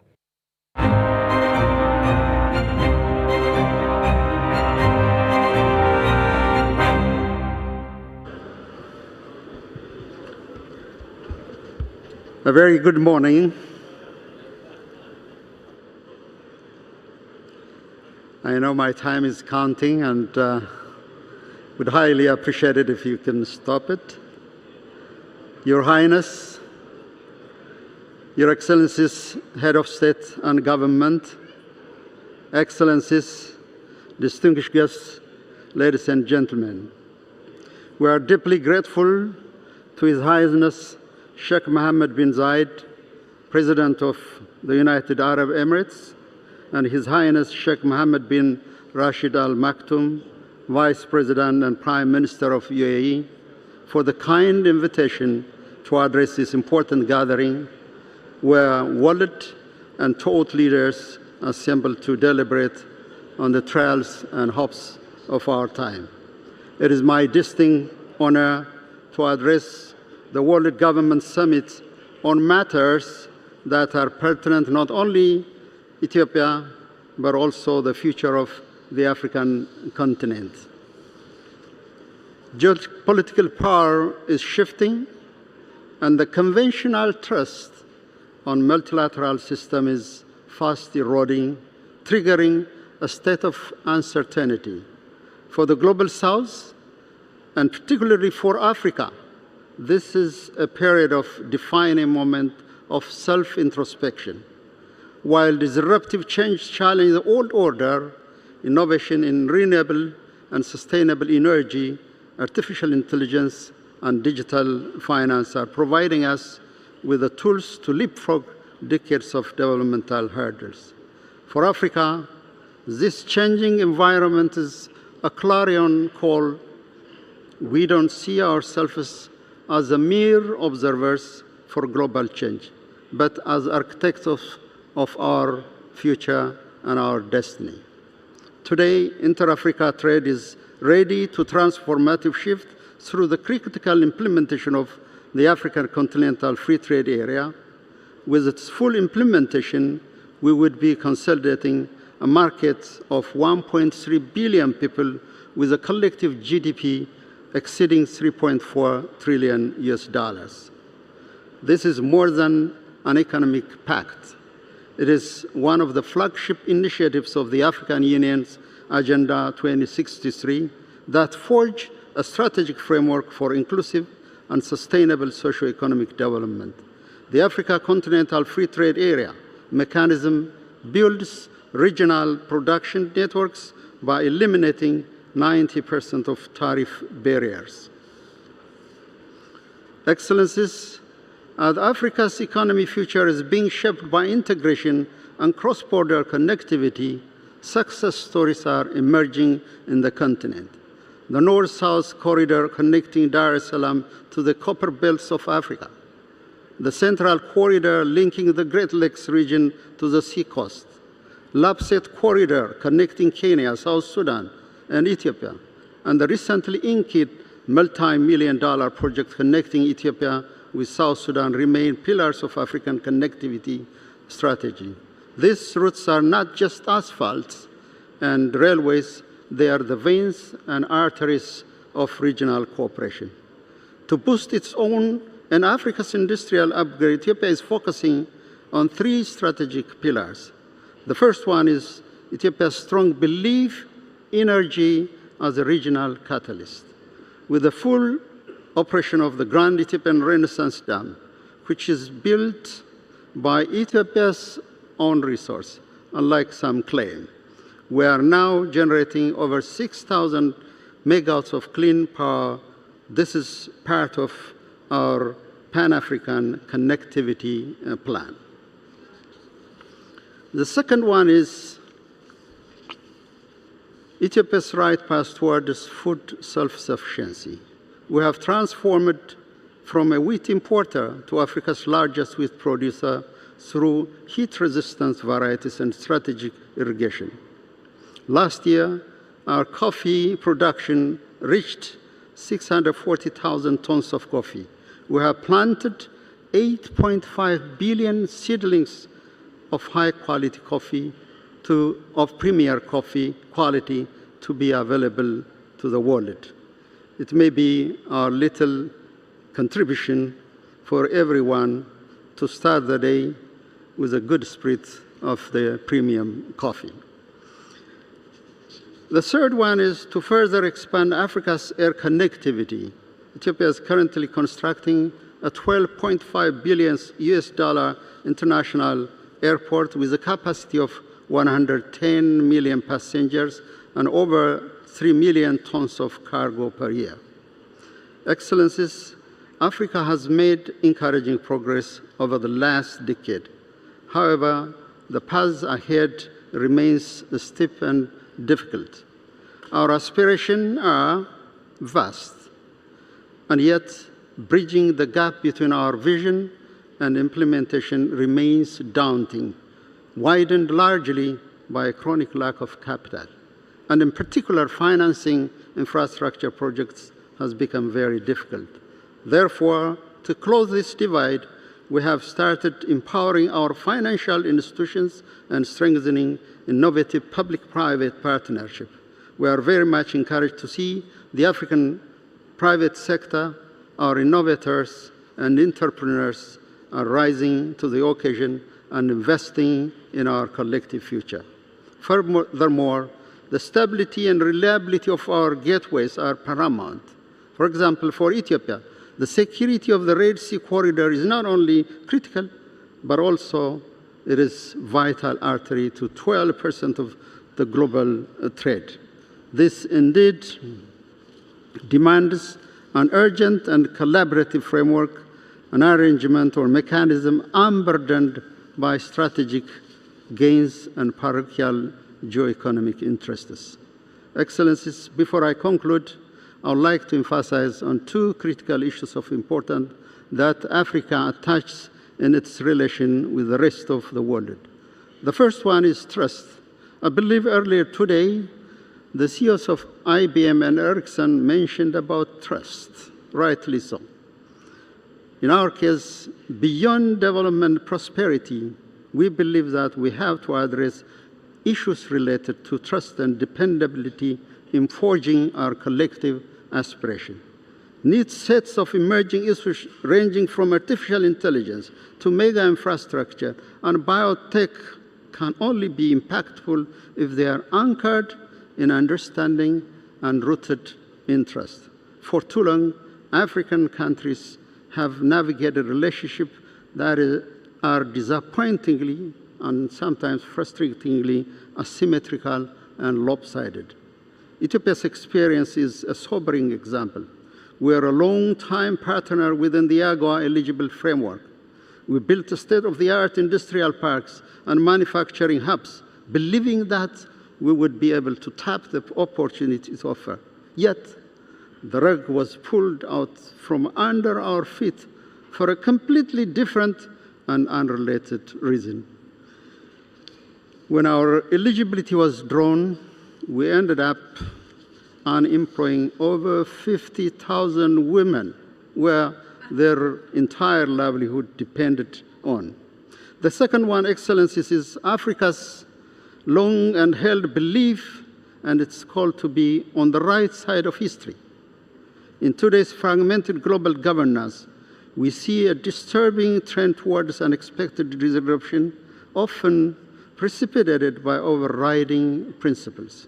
Some may have the right to be wrong because they have the cushion and validation, sometimes wrongly, of power.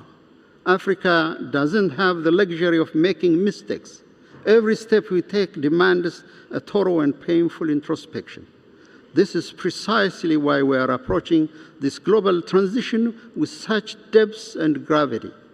We are examining every step to assess the impact of the transition while simultaneously engaging in self-examination necessary to ensure we maximize the benefits.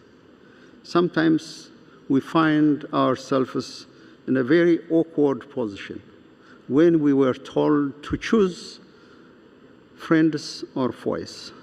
Africa's position is clear. That is, one should not be pressured or be compelled to choose. We may not necessarily be an ally in every geopolitical drive, but we are glad to align and reconcile our position based on shared and mutual interests, because history has informed us that today's presumed adversaries could be our partners in progress. Our survival and continuity as human beings is based on shared interests.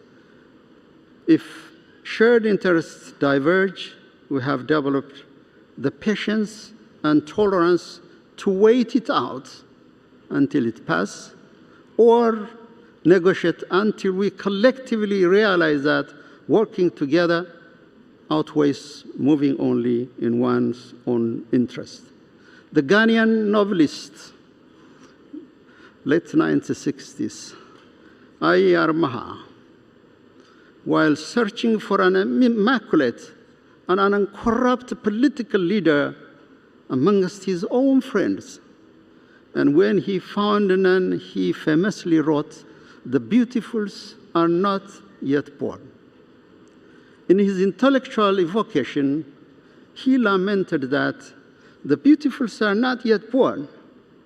This is often cited regarding Africa and its unfulfilled promise. But today, I want to understand it through the prism of the world at large. The beautiful version of our collective human progress, one that is genuinely inclusive, equitable, caring, and stable, may not yet be born. Some say that the labor has only begun. Nonetheless, we are encouraged to see young leaders, courageous political leaders, innovators in the midst of us who believe in power of ideation, are ready to bring about the world we want to see. In the meantime, the resistance coming from those who are stuck in the past, which we are not short of them, particularly in our region, and unwilling to embrace the new ideas will continue to be the cause of our collective agony.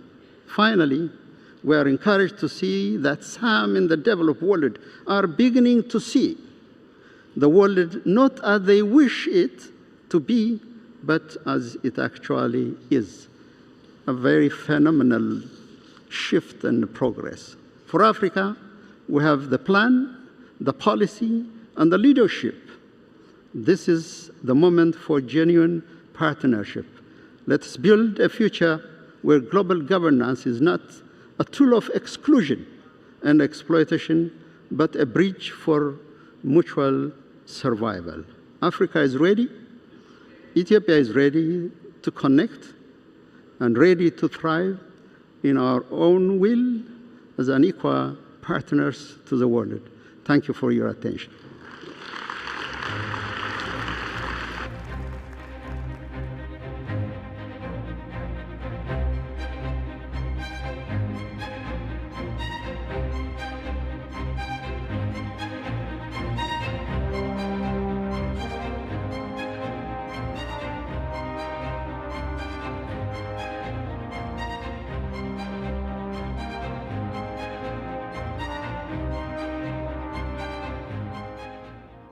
Ladies and gentlemen, our next session is a conversation titled, Is Growth a Policy Choice or an Investment Decision?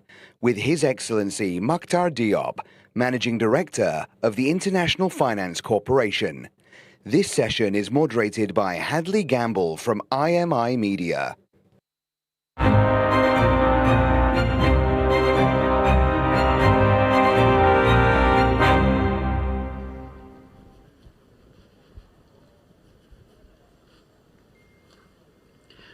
Once again, good morning, everybody.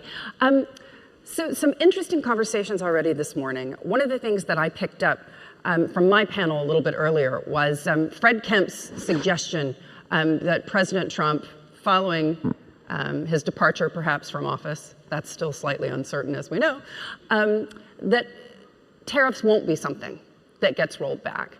And given our conversation this morning, I just went to get your assessment of, there's always the moniker essentially that you can't tax your way to growth. In your mind, can you tariff your way to growth? Let me talk about what is important for the investor and what takes country to growth. One of them is certainty. So uncertainty is always something that is difficult to manage for policymakers and for investors. So we've been focusing our work as a World Bank Group to try to reduce the level of uncertainty for investors, particularly when it comes to emerging markets. And what we are doing is that we are trying to work on reform, which are sustainable reform, but also to push countries to stay the course, because it's easier to be able to respond to short-term decision, to short-term impact. And I think that we need to have that conversation around tariff, around that. What is a long-term decision? What is a short-term decision?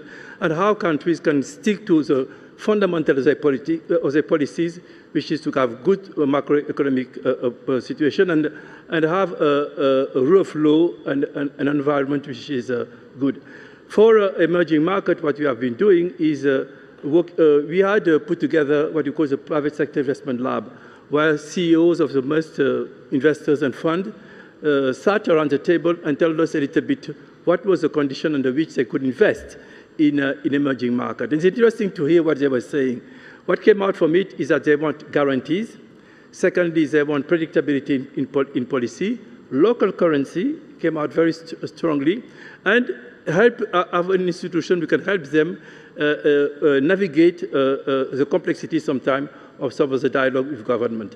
And it's a little bit the way we've been organizing our work lately, by focusing really very much on that long-term vision that country can have, building the buffer which allows you to have the resilience when there are shocks like the coronavirus, but also to think about the implementation of it. Because one of the challenges in the emerging market is that often on paper, laws are telling you one thing, but in practice, when you talk to the investors, they tell you that things are moving in a different direction. Lastly, to better use our balance sheet to de-risk investment. When investors are going in geographies that they don't know, the first thing that they're interested in knowing is that if things go differently, will I have a guarantee? Sideways, will I have a guarantee? Will I have been covered? And we have really put a lot of efforts now with the unified platform guarantees that we put in the World Bank Group and MIGA to do that. Secondly, we are taking more and more risk on our balance sheet. Now we are taking more and more junior positions, and we are trying to help countries with de-risking also with some grant money that we make available. So these kind of things that we are doing to navigate that situation. You're used to looking at emerging markets and developing markets. What advice do you have for developed markets when it comes to de-risking the Trump administration? Because a lot of people are concerned about, as you were saying, policy changes, what that means for their business, what that means for investment. I'm not the best place to advise policymakers. I think they're dealing with that every day, and each of them find a way to address those challenges. But what I found that was been a common thread is to reach a point of stability and predictability. Today, we saw, for instance, India had some adjustment on their tariff. Another country. What is a common thread of all these countries, you have been discussing it, is try to quickly get at a point of predictability and stability at the level. I think it was less the level than the predictability in the dialogue, because that allows investors to be able to make the long-term decision that they need, and policymakers to be able to also to have the foresight in their policy making. Are you concerned that governments aren't prepared for the job loss that AI is going to create? I think the world which we have totally different type of shocks. We are used to commodity shocks. If you look at, for instance, IMF, they had batteries of tools that were put in place to help addressing those shocks. I used to work there, and it was a time of all these commodity prices. We have shocks like COVID, which was also another type of shock. And we have those climate change shocks, and now we have this type of shock. So I think that what is happening now is that you have a lot of heterogeneity in the type of shock and a lot of simultaneity in the shocks, which means that bottom line, you need just to build some resilience in your macroeconomic situation, in your reserve, so that you can react to these shocks, which are not the type of shocks that we used to have and which come now as together. Do you think that governments are banking this in terms of the worry about AI and job loss? Because obviously it's not something we can quantify yet. And we heard Jamie Dimon just a few weeks ago at Davos talking about governments have to create incentives for corporates so that they don't shed jobs at such an alarming rate. I think that we have, let's say, we have big AI and small AI. That's why we call it. If you look at for emerging markets, small AI is always application of AI which should make a difference. For instance, a farmer in an African country can now take his phone and look at a plant and know exactly what type of fertilizers they need. This is small AI, and we will increase a lot of productivity. The way of learning is changing, particularly in low-income countries where we have access now to much more knowledge and be able to do that. So we don't talk a lot about that side of AI, which is in fact job creating, which is creating conditions of higher productivity of labor force. We didn't have access to a certain number of tools. And now if you turn to more advanced economy, I think that it will be a different type of job, a different type of jobs being created. I think that in sector like health, we still need the human touch in handling the elder population and so forth. It will help in accelerating the diagnostics and reducing the cost of health services, because we will have much more precision medicine, which is developed by genomics. And actually, UAE is a good case because they have been doing a lot of work around that. So I think that we'll be having some productivity gain around health and so forth, and allowing people to work longer, but in different type of works. Mm-hmm. So I think it will be sometime displacement, it will be sometime substitution of the labor force in different type of work. Tell me this, there's been a lot of conversation, particularly in the last few months, about the health of the US dollar and the flight to gold. In your mind, how damaging is this when we talk about the health of the US dollar? The dollar is the world's reserve currency.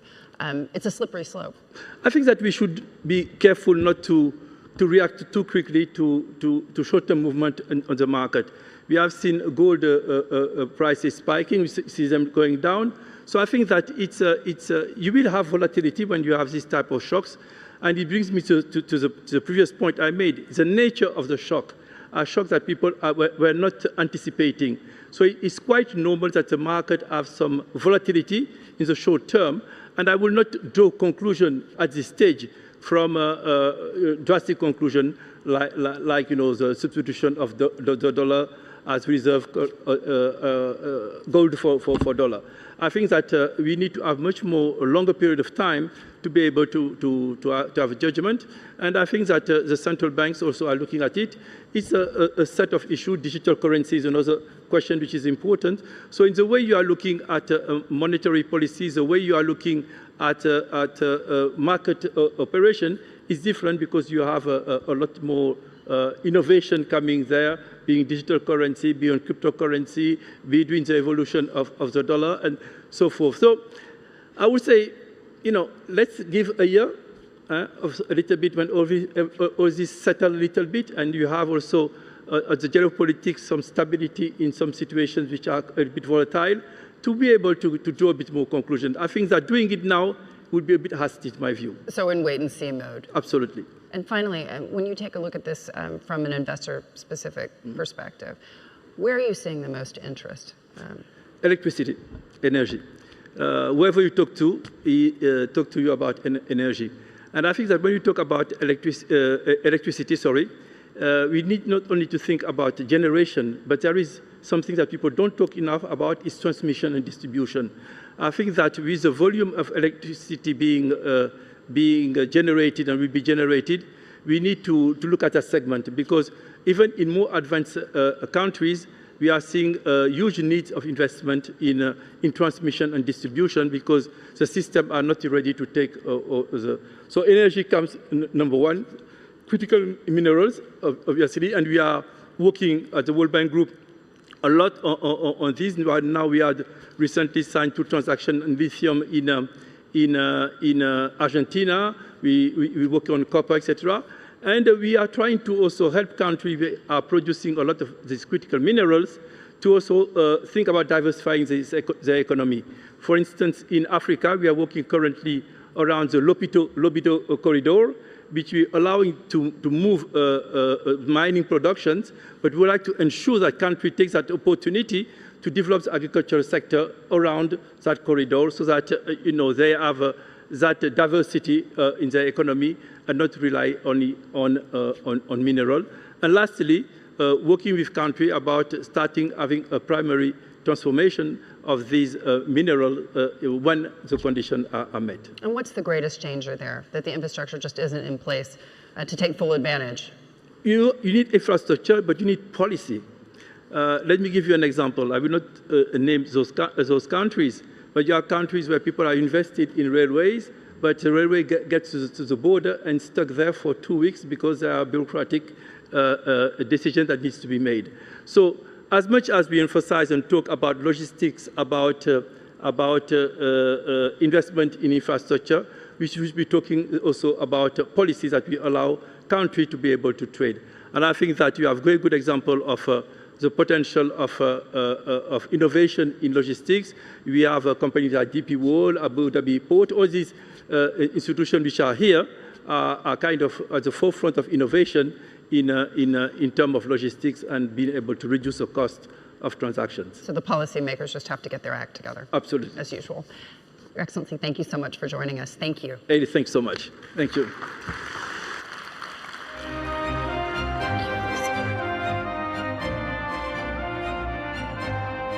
الحضور الكريم، نستكمل باقي الجلسات في هذه القاعة ظهر هذا اليوم.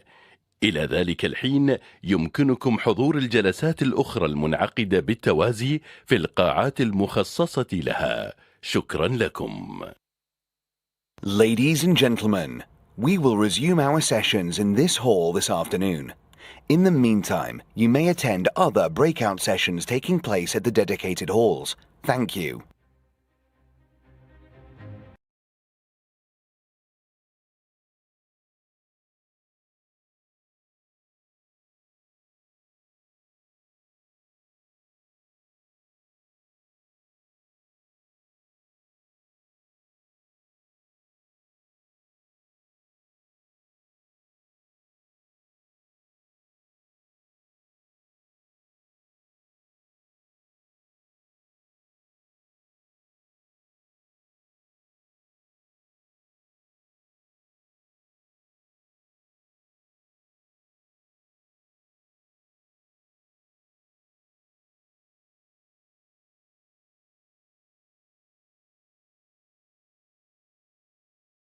something. Let's be honest. During the last year or 2 years, the world has changed. There is on the trade side, and not only on the trade side, turmoil. And of course, now the need of dealing, I don't want to say bilaterally, but region to region in terms of trade, it's more important than a few years ago. In particular, as Europe, we are experiencing an era where the globalization is not there like 10 years ago. The WTO rules are totally disrupted. And even for this reason, you see, in my opinion, a political push for closing as soon as possible the trade agreements. And as you were saying, there is always a mutual interest. And the momentum is here, because this new geopolitical scenario at trade level, at political level, is creating and is paving the way for creating a good end of this process. But I would like to say many of these trade agreements were stuck for decades, even because, in my opinion, this is my opinion, I'm not speaking on behalf of the EU, many countries in the world were not feeling the need of having the trade agreements because the globalization rules were ruling the market. Now everything has changed, and as you can see, not only Europe, but all the world is not immune. And the US tariff policy, in a way, is a wake-up call. And so we are, I have to say, we are delivering according to this wake-up call, because even with India, with Mercosur, we were stuck since decades. So inshallah, let's hope that now the focus will be on the GCC countries and the GCC organization. Well, I hope we Luigi and I, next year, sit next to you and tell you which chapter we have discussed and which chapter we have finished and where are we stuck. But it is truly unpredictable. The main purpose, as I said before, of the FTA is to chaperone this relationship, not to regulate it, not to teach lessons, not to force values or measures or action from one side to another side. It is business to business, trade to trade. This is very important to comprehend. We, with some countries, with X and Y countries as GCC, from the first year, we've finished 80–90% of the FTA, and we're about to finish with them very, very soon. Maybe this year we can finish. With other countries or with other partners, before we even go into the TOR or before we go into the first negotiations, we're stuck. We're stuck because there are certain, I'm being very honest, and Luigi knows exactly what I mean. There are things and issues that we don't think they are related to trade that are forced into the agreement. And this is where we truly get stuck. It's not the trade issue. It's not the 1 + 1 = 2 that keeps us or holds us back. It's the other issue that remain extremely sensitive for the member states. And Excellency, you said something now very interesting, which I was not really planning on asking, but since you mentioned it, you said something, they should not force, and they should not force values on us. This is about business and trade to trade. I wonder if you could elaborate, there's also a European audience here, what do you mean by that? You mean, what I mean is when we discuss trade, we would like to discuss trade and to introduce other issues and to put them on the table and say this equals this doesn't really open our appetite, nor does it encourage us to move forward in this FTA. This is as much as I can explain because we are still in the early stages. But I can hint So you're away saying there's perhaps politics and ideas of the world, and then there's the trade, and the two should be separate. Exactly. And we were surprised with them. We were really surprised with them. We've concluded few FTAs, and we are in the process of concluding and negotiating some FTAs. and none of these issues are inside the FTA. So it kind of brings us a little bit backstep. But we do believe and understand that our colleagues in the EU, and Luigi is one of them, will champion us and will understand the sensitivities and the issues that makes us hold back. And it's always a mutual understanding, because as Jasmine was saying, even on our side, sometimes we are surprised, because how does it work? As European Union, we first listen to our companies, the interest of our economic actors, and then we propose some kind of chapters in our free trade agreements. For instance, about harmonizing the public procurement rules, because our companies are looking for a better business environment, for harmonizing the export duties rules, because our companies, but even our government, are looking for a mutual beneficial approach even on the energy sector. And we are stuck even on these issues, not only on the sustainable trade chapter. So it's always a mutual understanding and a compromise. A negotiation is always about a compromise. And I have to say that many of those standards are present in the final and closed trade agreements with India, with Indonesia, with Mercosur. So it's feasible. And sometimes with these countries, we are at different stages of industrial policy, let's say that. No, we see even when we have this climate diplomacy meeting, climate conference, the COP, we see with India, for instance, sometimes we are not perfectly aligned, but we managed to have a free trade agreement. So I think it's feasible. But I would say, and then I stop here, even on projects like IMEC and other corridors and connectivity, we should go ahead. For instance, in the MOU for IMEC is written that the first ever high-level meeting of IMEC has to be called by a GCC country. Let's have it. Let's go ahead. Now that we have a free trade agreement, EU, India, in the middle there is this fantastic and dynamic economy of the GCC, and we want to deal more with the GCC because this corridor is the future of our relations. But as I said, if it depends only on Jassim Abu Dhabi, we would be there already.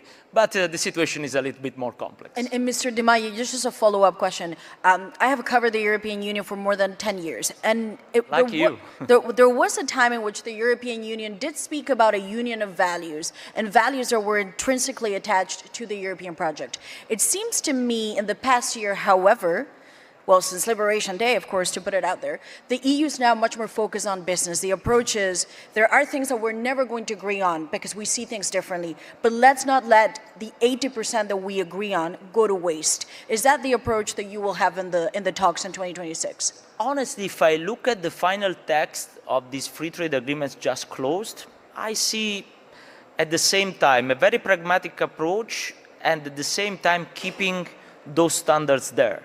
Because at the end of the day, my opinion, you covered the European Union for a longer time than me. But in my opinion, the perception is worse than the reality when you have this kind of negotiations. Because at the beginning, it seems that we have a push about unfeasible things. But once, as I said, politically, we close the doors, we discuss, and then we say to our technical teams, please deliver about what we politically agreed, the things go ahead. And this is my, let's say, wish and the perspective for the next year. I hope to see the highest political levels meeting as soon as possible for going ahead, because the momentum is here. And just lastly, we could go on for another hour, but just as a final question, if we were to give this a percentage of certitude, and that's very difficult, that next year the talks will accelerate and gain momentum, and what type of probability would you give to this FTA with the GCC to happen in 2026? And then is it the preference to engage with the entire region, or would you say bilaterally that's also okay? I don't know about percentage. Honestly, it is negotiations, and I would say 50-50 to be on the safe side. I am more of a multilateral person, and I would love to see block-to-block FTA. because it would benefit everybody. When you negotiate by yourself, you don't have the same strength as if you negotiate as a group. This is my own opinion. But it is the prerogative of each country, and it's their sovereign right to do whatever they want to do, and then we can follow suit. I can give a live example.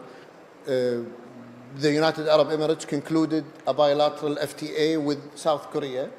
6 months later, the GCC, including the United Arab Emirates, concluded an FTA with South Korea. So it's doable, it's manageable. But my personal opinion, I think a bloc to bloc is much more beneficial. Thank you. For answering your question, as I said at the beginning, even when we have a bilateral track, like the only one ongoing is EU-UAE, is a building block. We look at that as a building block for the regional one. Even because I fully agree, region to region, we work less in negotiating and we get more. The only one thing that I would like to underline here is that when every country or regional organization negotiates with the EU, in a way or in another, has to consider that once you have a free trade agreement or any kind of agreement with the EU, is per 27 countries. So please, let's not compare EU with a country, because we have 27 member states, the European Parliament that has a binding vote on that, and the European Commission in negotiating. But in any case, we have to accelerate because we are stuck since too much time. Well, thank you so much. We have reached the end of the session. Please, a round of applause to the Excellencies for being so generous with their time. Thank you very much. And of course, it continues. Thank you. Excellent.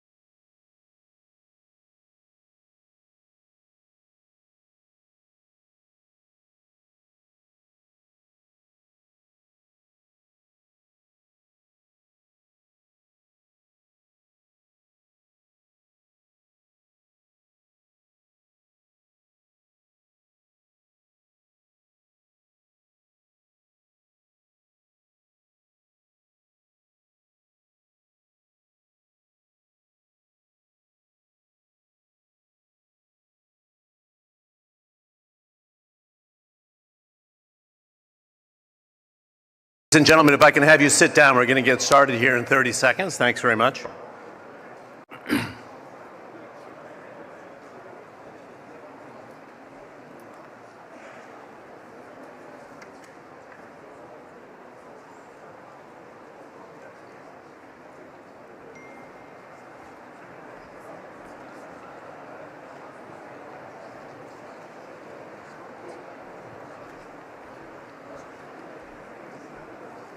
We're just making some final technical changes and we'll be ready to start. For those who are in the back that want to try to find a seat, we'll get started in the next 30, 45 seconds. Thanks very much.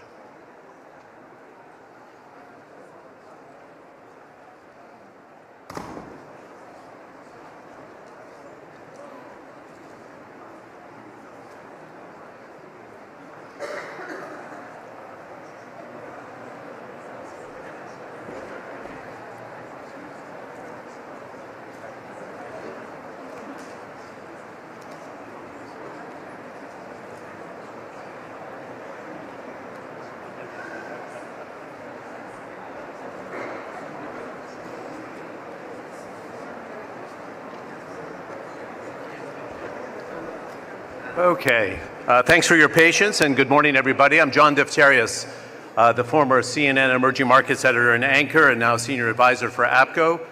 I'm delighted to do this session because it kind of gives you the sense of the connectivity of the World Government Summit itself. Our theme is Growth and Global Hubs, a New Economic Blueprint. We often think of the UAE's role as a stepping off point into Africa, Southeast Asia, and the region, but the strategic nature of Latin America and the Caribbean has been on the radar here for the last 5 years. The Dominican Republic has positioned itself as a key logistics and trade hub for the Americas, and it's responding very rapidly to the changing trade landscape. And it's not just unlocking growth for the Caribbean and Latin America, but you'll find out in our panel discussion here all the way through the East Coast of the United States. Specifically, we want to home in on the relationship between the DR and DP World, which has a presence there. The UAE flag carrier is usually a first mover into these developing countries, now with a footprint in 83 countries and nearly 120,000 employees. I'd like to welcome to the stage first His Excellency Luis Rodolfo Aldonader Corona, the President of the Dominican Republic. Mr. President, if you can come on to the stage, thanks.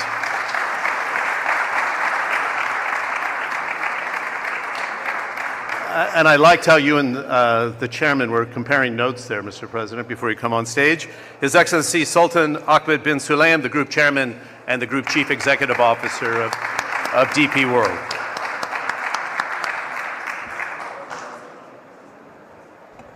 Thanks very much. It's great to have a full audience. Great to have 20 minutes of strategic thinking here. Mr. President, you've been in office for 6 years.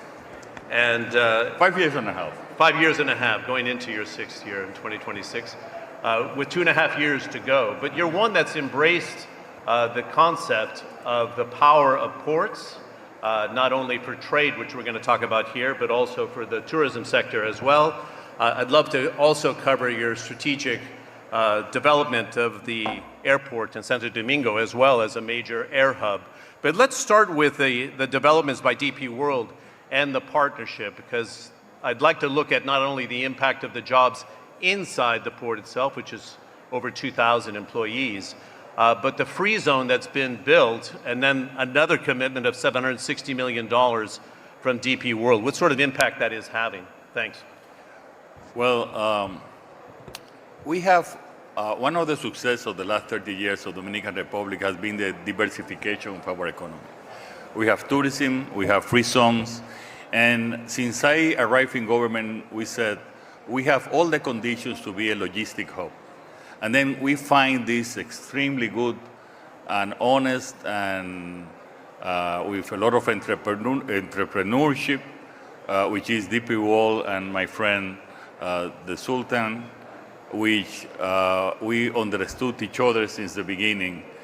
And so on the logistic hub, they have the port, which is one of the biggest ports of the region.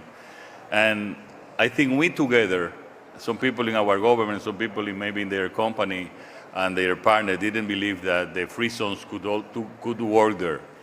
But we too, we were sure that it was going to work. So they established this free zone next to the port. They also had a joint venture also with the Punta Cana Airport, which is the biggest private-built airport in the world. And it's key for our tourism development. which also they have in the free zone to fix airplanes and all other aeronautic activities. So we are converting in a logistic hub. DP World has been a key partner for us. We believe in public-private partnership. That's why, and I was telling you, when I arrived in government, we have just 3 tourist ports. We now have 5 and 3 under construction. All privates and all from all the region. So I think this has been a very successful partnership between DP World and us, and that will continue, not just on this side. I believe that DP World will also invest more in the Dominican Republic for the good of our people, of our logistics, which has a tremendous impact in the economy, direct and indirect. Great. Chairman, do you want to focus on Puerto Cosedo and the logistics and the technology put in place? But you were suggesting that the demand for the free zone operations are very, very strong. And if you can include into your reply here the strategic nature of the positioning of the Dominican Republic, as I was saying in my opening remarks, not just for Latin America, but serving the east coast of the United States. Well, first of all, I'm very grateful for the Government Summit to organize this important meeting for President Abinader. Mr. Chairman, if you can bring the mic down. Yes. Yeah, it's very directional. Yes. Thanks. I am very honored to be invited by the Government Summit, and especially to have President Abinader with us here in this prestigious platform. We have been in Dominican Republic for 25 years. When we started, the port was mainly a transshipment port, so no added value. Cargo was just coming and going. And I remember every time we land in the airport, I see this amazing land between the airport and the port. And I always thought we should do something there as far as added value. And when we wanted to do it, actually our partners didn't like it. They said, we already have free zone, how it's going to work? But we pressed on. And I'm really pleased to say it was such a success. And the port today of Cosedo is one of the most advanced connecting between the United States and Latin America. Great. In terms of the jobs that it's created in that free zone, you were saying you're running at capacity, and you've already committed to another tranche of investment. So you think there's more capability to grow there? Yes. We draw from our experience. You see, when we started Jebel Ali, the industrial park worked, connecting it to the port. We did the same thing in UK with London Gateway. With the park, it worked. So always a business activity as a free zone works very well in a port. We invested $700 million in the port expansion, and we are also starting an investment to another 760. Some of it expanding the port, which I never really felt we needed. So we were 900,000, we went to 2.1, now we're going to be 3.1 million containers. And I believe with our technologies like Box Bay, if we ever run out of space, then Box Bay can even double that, because it's a technology that we have pioneered ourselves. But the demand for the free zone, it draws from our experience, relation with many companies, and of course I will not forget to mention the leadership of President Abinader, who really, for pro-business, and how approachable he is to business, and how interested he is in technology. I mean, amazing, the technology that he wants to put. He wants to see technology companies and to develop everything. And I just will give an example of one of the most successful businesses that started in the world in tourism is in Punta Cana. It is about an hour, 40 minutes maybe from the capital. It is in the middle of nowhere somewhere. And today, it has more tourism than the capital. They have direct flight to Europe and America. And I believe, how many, 10 million tourists a year? Punta Cana? In the whole, Punta Cana has around 8 million, but the whole country has 11.5 million. We are the second country after Mexico in Latin America. Yes. So the most... Record numbers this year. Yes, sir. As you had record number also. Yes, we are. And so I was sitting with the president. He said, how about doing something about Takana? And I'm looking, what do I do with Takana? It is a resort area, beautiful resort area.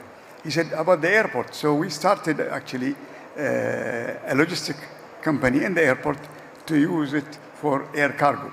And we find it very, very attractive, actually. The country itself is attractive because of the pro-business policies, because also there is a trust. There is rule of law. The government is there to support and stop any hindrance in business. And we grew the business in the free zone to really numbers we never even imagined. And I tell you today, when I land, you see less land available between the airport and us, because most of it, we took it.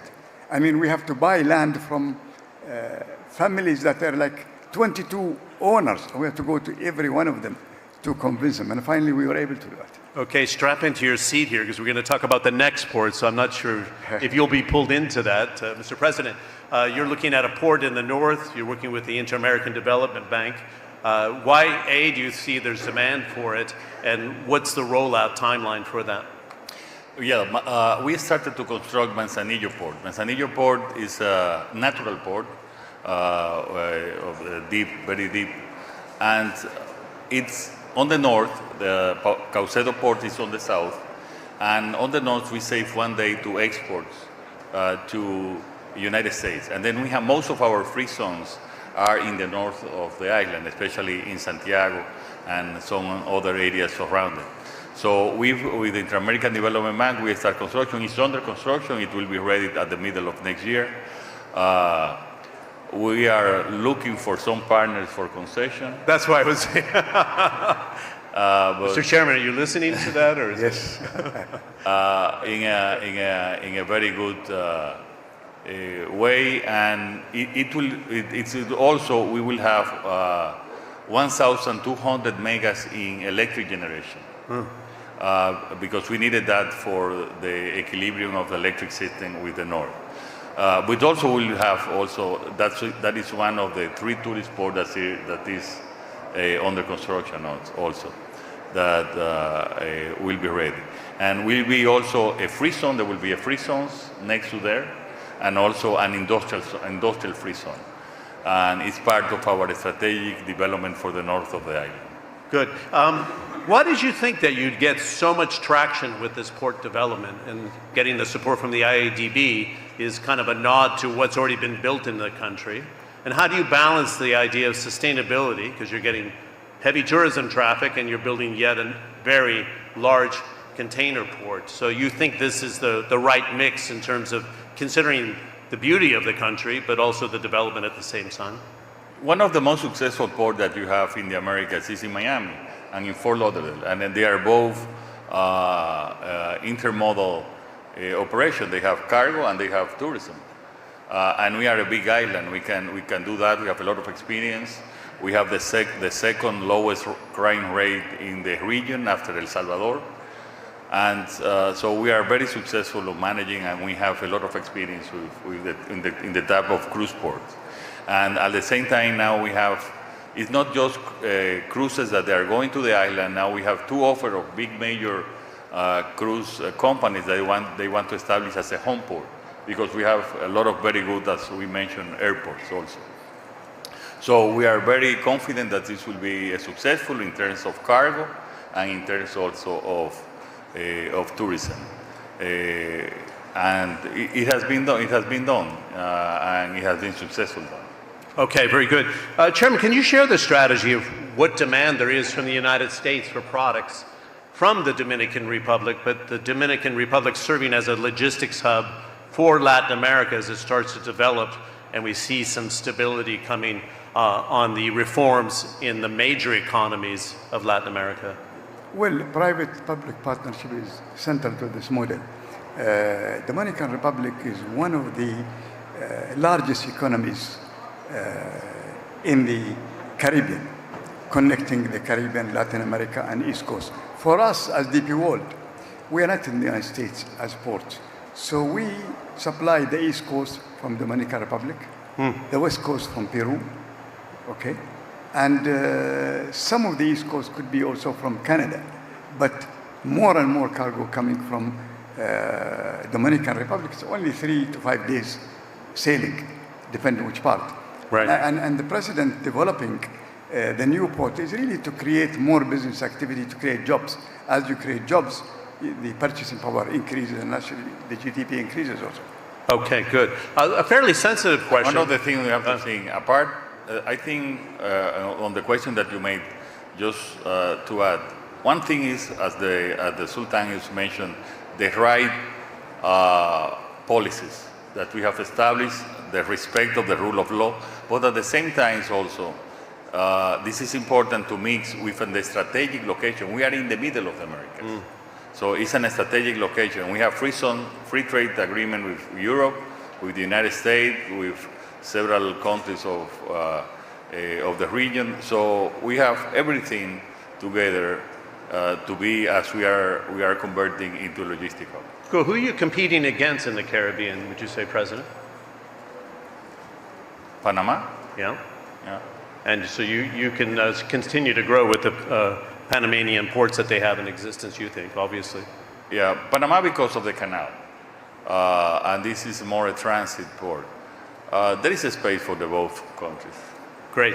The sensitive question I wanted to bring up is Venezuela, and I'd love to get your thoughts on it.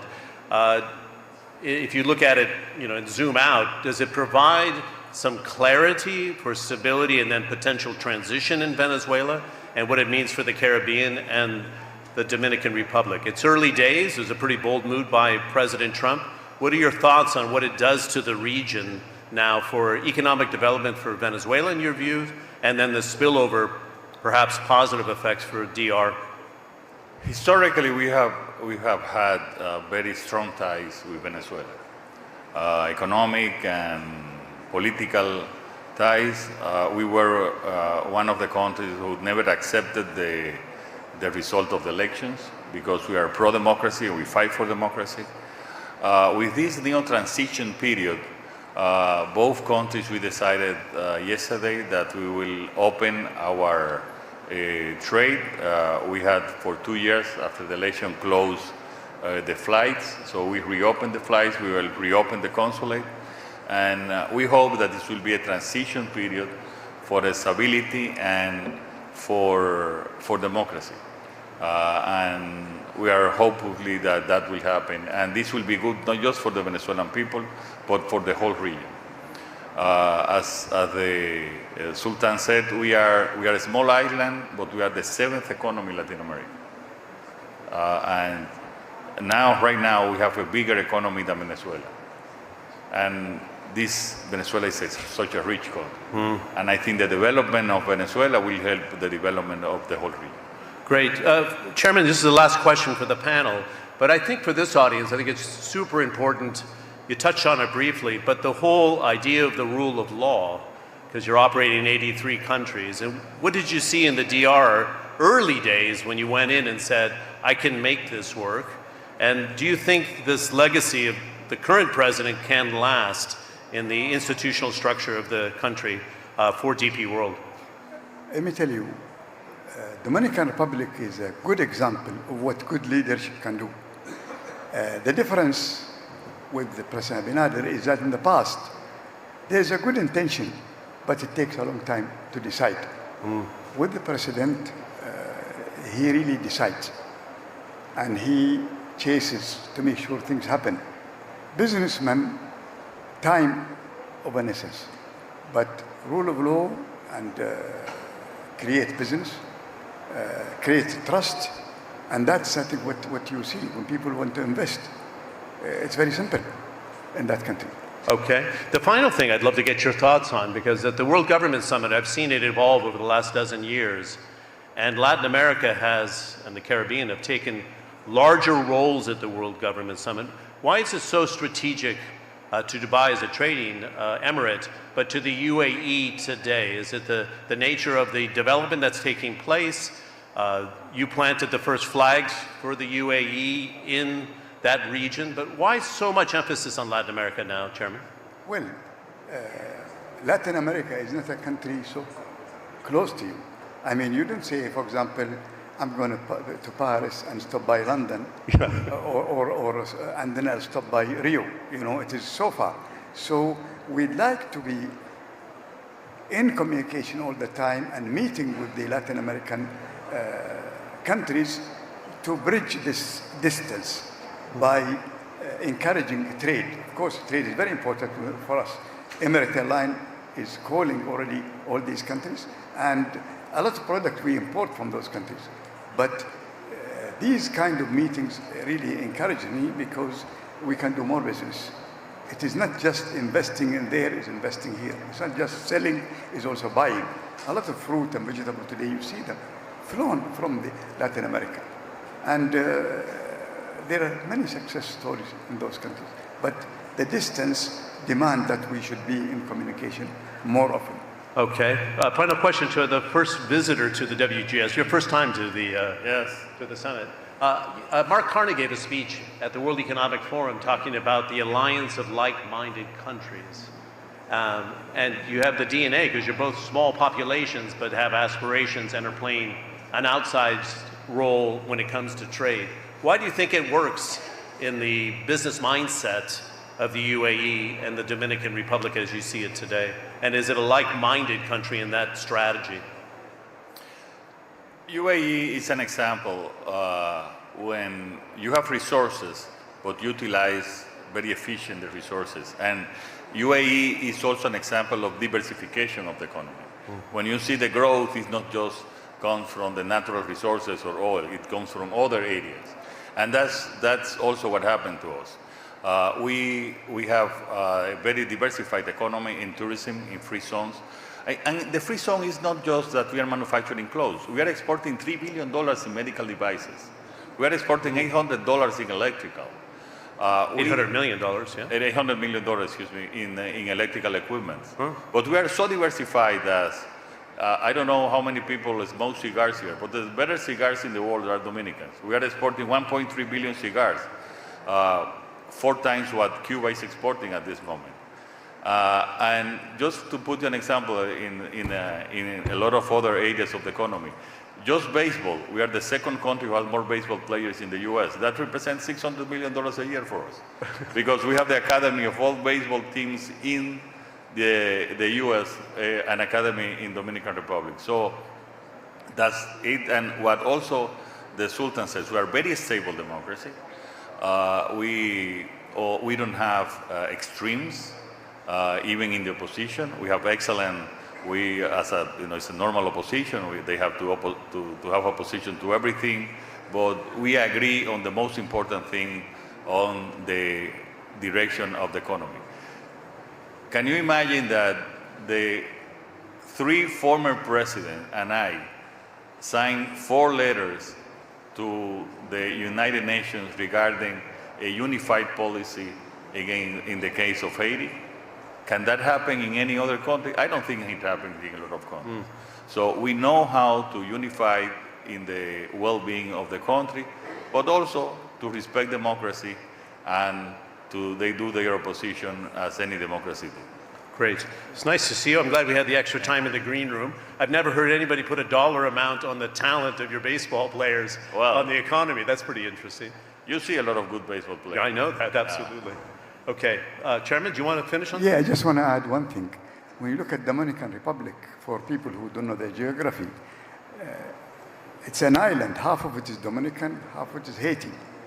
And you can see the development of Dominican Republic because of good leadership, how the businesses, and you look at, unfortunately, Haiti, where the leadership is not really understand how to resolve their issues. You can see leadership create jobs, and bad leadership create poverty, and that's unfortunate. Great. Thanks for inviting me to chair this. It's great to meet you, President. Welcome to Dubai and the WGS for the first time. It's nice to see you.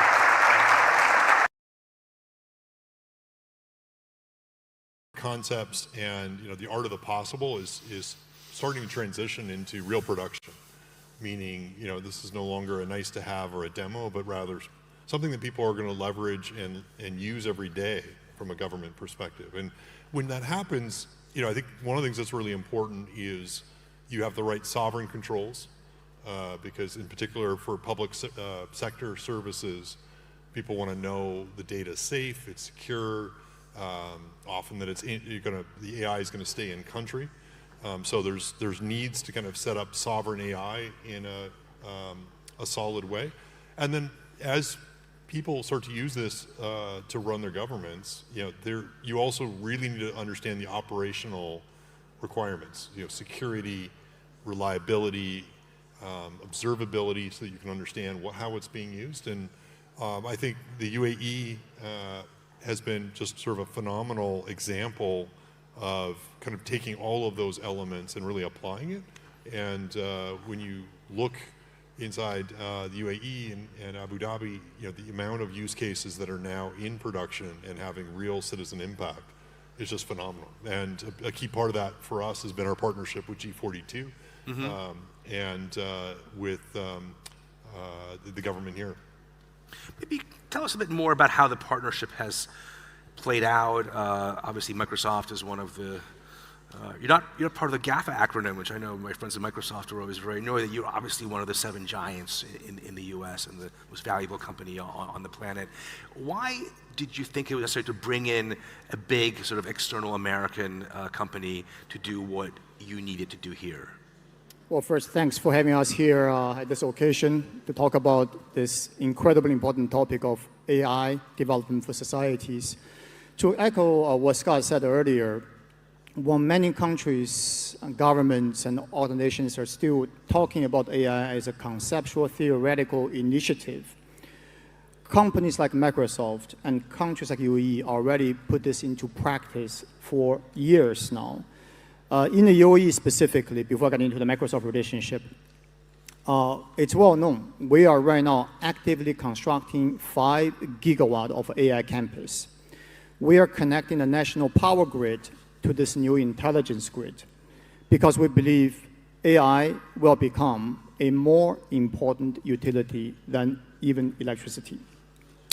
Number 2, I want to give you a very simple, straightforward example of how AI is already being adopted at a society level. There is one government application in Abu Dhabi called TAMM, T-A-M-M.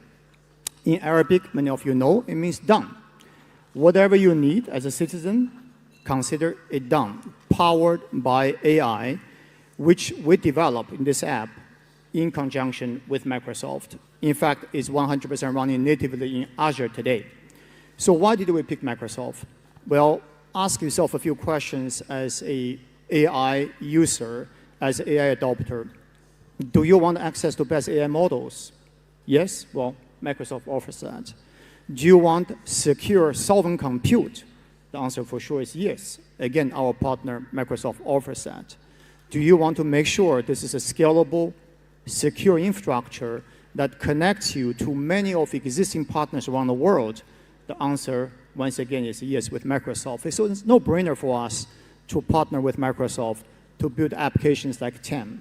But there's so much more, so much more. So with 5 gigawatts of AI capacity we're building right now in the UAE, we expect to be able to output up to 100 trillion tokens on a daily basis. That is a large number of intelligence we can provide to the country, to the region, even to the rest of the world. Number 2, because UAE is so well connected through undersea fiber cable to 4 billion people around the world with less than 100 millisecond latency, we are able to ensure equitable, responsible use of AI and equitable access of AI to a large part of the world. And this is where our partnership with Microsoft can bring the best value. What do you worry about most? What could break? And tell me a little bit sort of what kind of things that don't give you nightmares necessarily, but sort of when you think about, this makes me a bit anxious about doing this. I'll comment on this. Maybe, Scott, you can talk about from your perspective as well. AI is such a brand new technology. We can either sit here and theorize how many things can go wrong and worry about it and not to do anything about it, or be a pioneer, being a practitioner to try it. Starting with, as you mentioned, pilots, then larger scale societal deployment. I think only through usage can we understand what the real risks are. Of course, AI can be misused by bad actors, and even by accident, by good actors who do not fully understand the full power of AI. So we are responsibly practicing AI across our society while keeping track of those edge use cases and to manage it before it becomes a societal deployment. Can I maybe sort of ask you, what do you think an edge use case is that isn't quite ready, but is, you think, the next thing you might want to try, either in the UAE or that you're seeing across your global operations? Well, I think the big shift you're going to see with AI that's really going to start to happen over the next 12 months is the move to what we call autonomous AI, where I think historically a lot of the AI use cases that probably everyone in this room has played with is you're sort of asking a chatbot and you're getting a response, and you're sort of driving the behavior, you're interpreting the results. That's powerful, but what becomes even more powerful is when you can assign a task to an agent that's going to go work on something on your behalf and perhaps complete an action without necessarily checking with you on every single step. And once you introduce that autonomy, where it's got a little bit more ability to go off and do things, you really need to make sure that you have the right governance, so you actually understand what it has access to, what it's doing. You need to have the right security controls. You need to have the right safety controls, so that if it starts to hallucinate or starts to do something inappropriate, you both understand it and can immediately stop it. And that's a big part of some of the work that we're driving right now is kind of adding that kind of, we call it Agent 365 framework. Yeah. So that you can understand what's going on, again, have complete visibility into it, and then complete control over it inside your enterprise. And I think that's going to be the most important thing for society to get right, because otherwise you could potentially have unintended consequences where an agent deletes something it shouldn't, or cancels something it shouldn't, or potentially has something worse. Turn the water off when it shouldn't. Can I just follow up on this point, if you allow me? I mentioned this giant 5 gigawatt AI factory in the UAE that is going to produce potentially 100 trillion tokens per day. We call this our token factory. But to Scott's point, we are in parallel building another factory. We call this the agent factory. Exactly as Scott mentioned, you can either passively leverage AI to help you answer questions on your mind, or AI can become a lot more autonomous, proactive in supporting your workload, in exploring new areas of discovery. And this is where agents come in. So in addition to building a national infrastructure for token management, we are building a national infrastructure for agent management as well in collaboration with Microsoft. As we empower our agents to do more for us, while we are taking a break, while we are sleeping, they are actually working. We need to ensure they are doing the work in the right way, responsible way. So building this agentic workflow and agentic platform to ensure the proper identification, authorization, and transactions between us and the agents and between the agents themselves is now a national priority for us as well. Is there a single agentic AI use case in operation right now at G42? Well, the TAM example I gave earlier is an agent, a government service agent. But I'll give one more example. In our audience right now is Excellency Mansour Mansouri from Department of Health in Abu Dhabi. We are deploying, as we speak right now, AI for primary care. So doctors can use AI agents now to provide higher quality and also lower cost access of healthcare to its patients. Can you think of another? I'm kind of curious whether, because for example, in business, it is rare to find agentic use cases, and because people are scared. They talk about it a lot, but they don't implement it. Are there other governments that have agentic AI use cases in operation right now? Yeah, I think we're seeing lots of organizations start to use them from an operations perspective. So, for example, like internally, much more. Internally, but often to communicate externally. So, for example, in my organization, we have probably 20 or 30 million miles of physical network fiber in the ground around the world. Often that's with partners, sometimes government-regulated telcos in different countries. And in any given day, we might have 100 fiber cuts happen around the world. And we have redundancy, so there's no customer impact, but we obviously want to make sure that we repair those fiber cuts when they happen. And we used to have, a team of 100 people that would chase, working with different telcos to say, this is the GPS location of the fiber cut. Have you rolled a crew to go fix it yet, and go back and forth? And we now have an agent that does it. And they have an email address and a name. And so they reach out to the telco and say, you've got a fiber cut, and over email. And the telco responds back and gives us updates, and the agent is talking to the telco. In a lot of cases, we don't think the telco actually knows that it's an AI agent. For all we know, maybe they have an AI agent talking to our AI agent. We don't know for sure that they're real either. But it's been a way that we ultimately think we need hundreds of people doing this role on our current course and speed over the next couple of years, that we're now completely automating it. And more importantly, we're fixing those types of issues much, much faster, and doing it with a lot less toil. And so, that's a simple example where we're using AI agents with existing analog things like email as the flow, and starting to drive business outcomes with it. And I think if you think about government services, if you think about any type of operational role that needs to coordinate activities, I think every organization, whether it's in the public or private sector, probably has similar, needs like that they could benefit from. We just have a little bit of time left, but maybe in the time that we do have left, I want to talk about winners and losers from AI. Talk about it in business. Vladimir Putin famously said, whoever wins AI is going to run the world. Are we seeing a fragmentation as well in terms of how governments are adopting AI? You see it from the Stanford Index. There's a UK-based index. And is that gap something which is already, you think, almost too wide? Is it a north-south gap? Or how are you seeing this play out? Because we are, early on, but it's already 2.5 years in, so that gives you a good sense. Yeah, I don't think there's going to be a winner take all with AI. I think we're starting to see multiple different silicon chips. We're seeing multiple different models.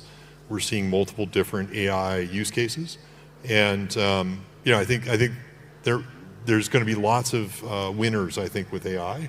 I think the key thing though is going to be the biggest winners will be the organizations that I think are looking to adopt it to really drive change faster. And I think we saw a similar dynamic with the internet. We saw a similar dynamic with smartphones. The companies that really embraced it first were often the winners in the private marketplace of, the companies that we think of today in social media or in communications or in retail that really leveraged it. And there's a lot of companies that were big 30 years ago that were slow, and we don't remember their names anymore. And I think in the case of government services, if you look around the world today, especially I would say in Europe and in North America, there's a real gap in terms of the level of services public services that often citizens are expecting. Budgets are tight, and people are often unhappy with healthcare, unhappy with the state of many things that they have. And I think AI does give us this opportunity, hopefully, to provide a much better citizen experience. And again, when my trip here to Abu Dhabi and to UAE, it's just phenomenal looking at, Ping was talking about TAM. I got a good demo of that yesterday. I had a chance to meet with the health ministry and so many other government organizations. And there's just, incredible work happening here that is really cutting edge in terms of providing digital services to really transform the impact of the people here. And I think AI is integrated into all of that. Yeah. Let me give the last word to Peng. You've had a global career. You were in MicroStrategy before. You've seen things. What would you say to governments that are behind? How do you catch up? What would be an easy recipe to like follow? What we're doing at G42 and UE as a nation, to catch up, to keep up, you need a partnership. So my last word will be this, going beyond what Scott said about organizations adopting AI. nation states have to set AI as their number one, not number two, number one priority to move the needle on the GDP. For nations, many of them who don't have the natural resources such as power, of course, they cannot build native compute tomorrow. However, as you may know, at this event this week, we are launching at UAE as a nation a digital embassy initiative. Nations with more resources like the UAE, we are ready to share our resources through this digital embassy initiative to bring AI technology ready here with other nations who may not be ready today. And we're doing that again with our partner Microsoft. Terrific. On that note, please join me in thanking Scott and Peng. Thank you very much. Thank you.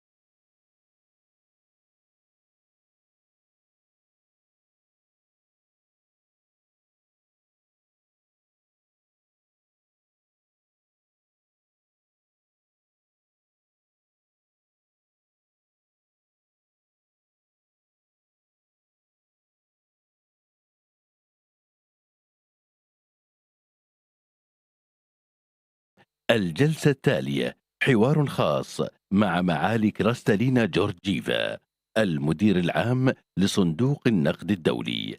يحاورها ريتشارد كويست من قناة CNN. فلتتفضل معاليها مشكورة. Your Highnesses, Excellencies, ladies and gentlemen, our next session is a conversation with Her Excellency Kristalina Georgieva, Managing Director of the International Monetary Fund. This session is moderated by Richard Quest from CNN.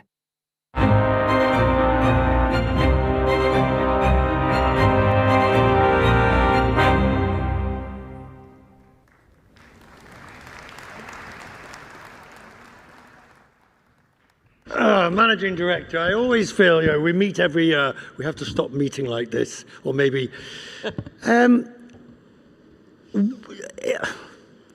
It's really difficult, because when we met here this time last year, the US administration had just, or was about to have taken office, and we didn't really know. We had an idea from executive orders.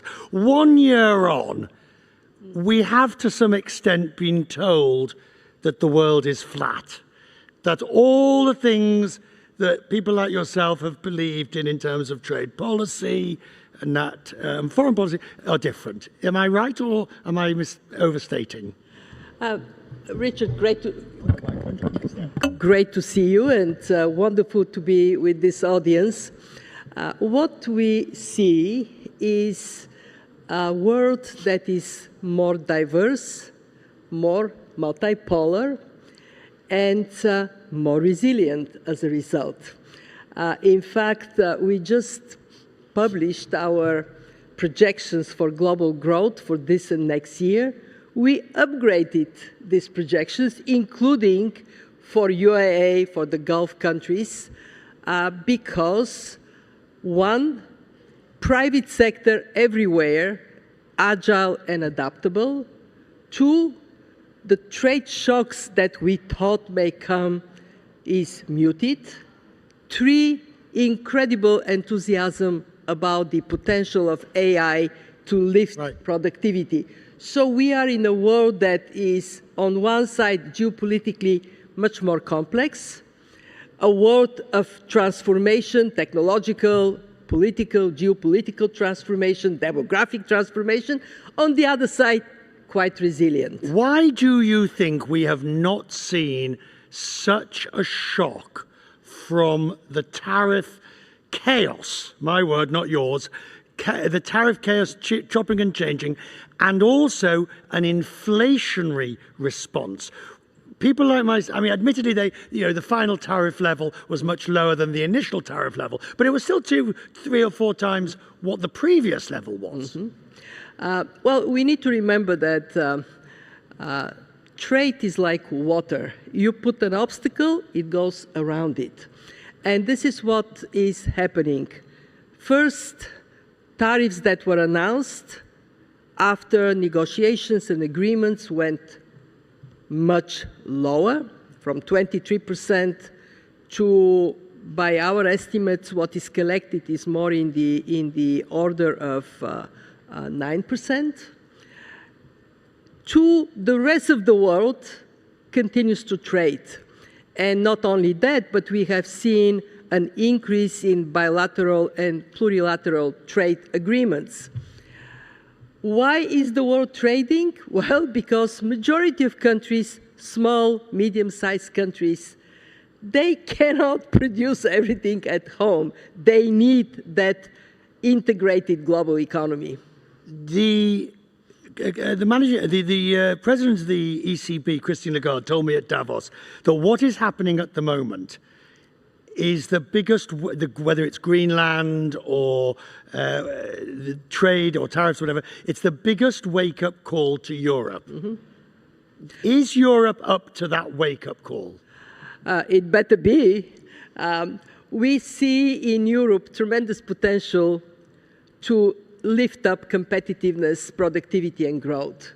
Why is it not happening? Well, 27 countries, it is hard for them to reach an agreement, and Europe really cherishes consensus building.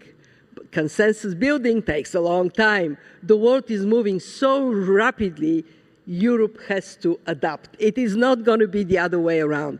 At the fund, we see a potential for Europe to increase productivity and growth by 20%, provided they focus on completing the single market. And in completing the single market, there are really four things that matter, Richard. First, 28 regime for firms. When a company wants to invest in Europe, it should not be doing 27 different investments because of different regimes of registration. Two, it has to get Capital Market Union. Europe renamed it. It is now called Savings and Investment Union. Okay, fine. What matters is... Different name, same problem. Same problem, because a shallow capital market in Europe, what does it mean? It means that 300 billion euros of European savings are somewhere else, mostly in the United States. Three, they have to bring energy union that is truly one, same pricing, same structures for all countries.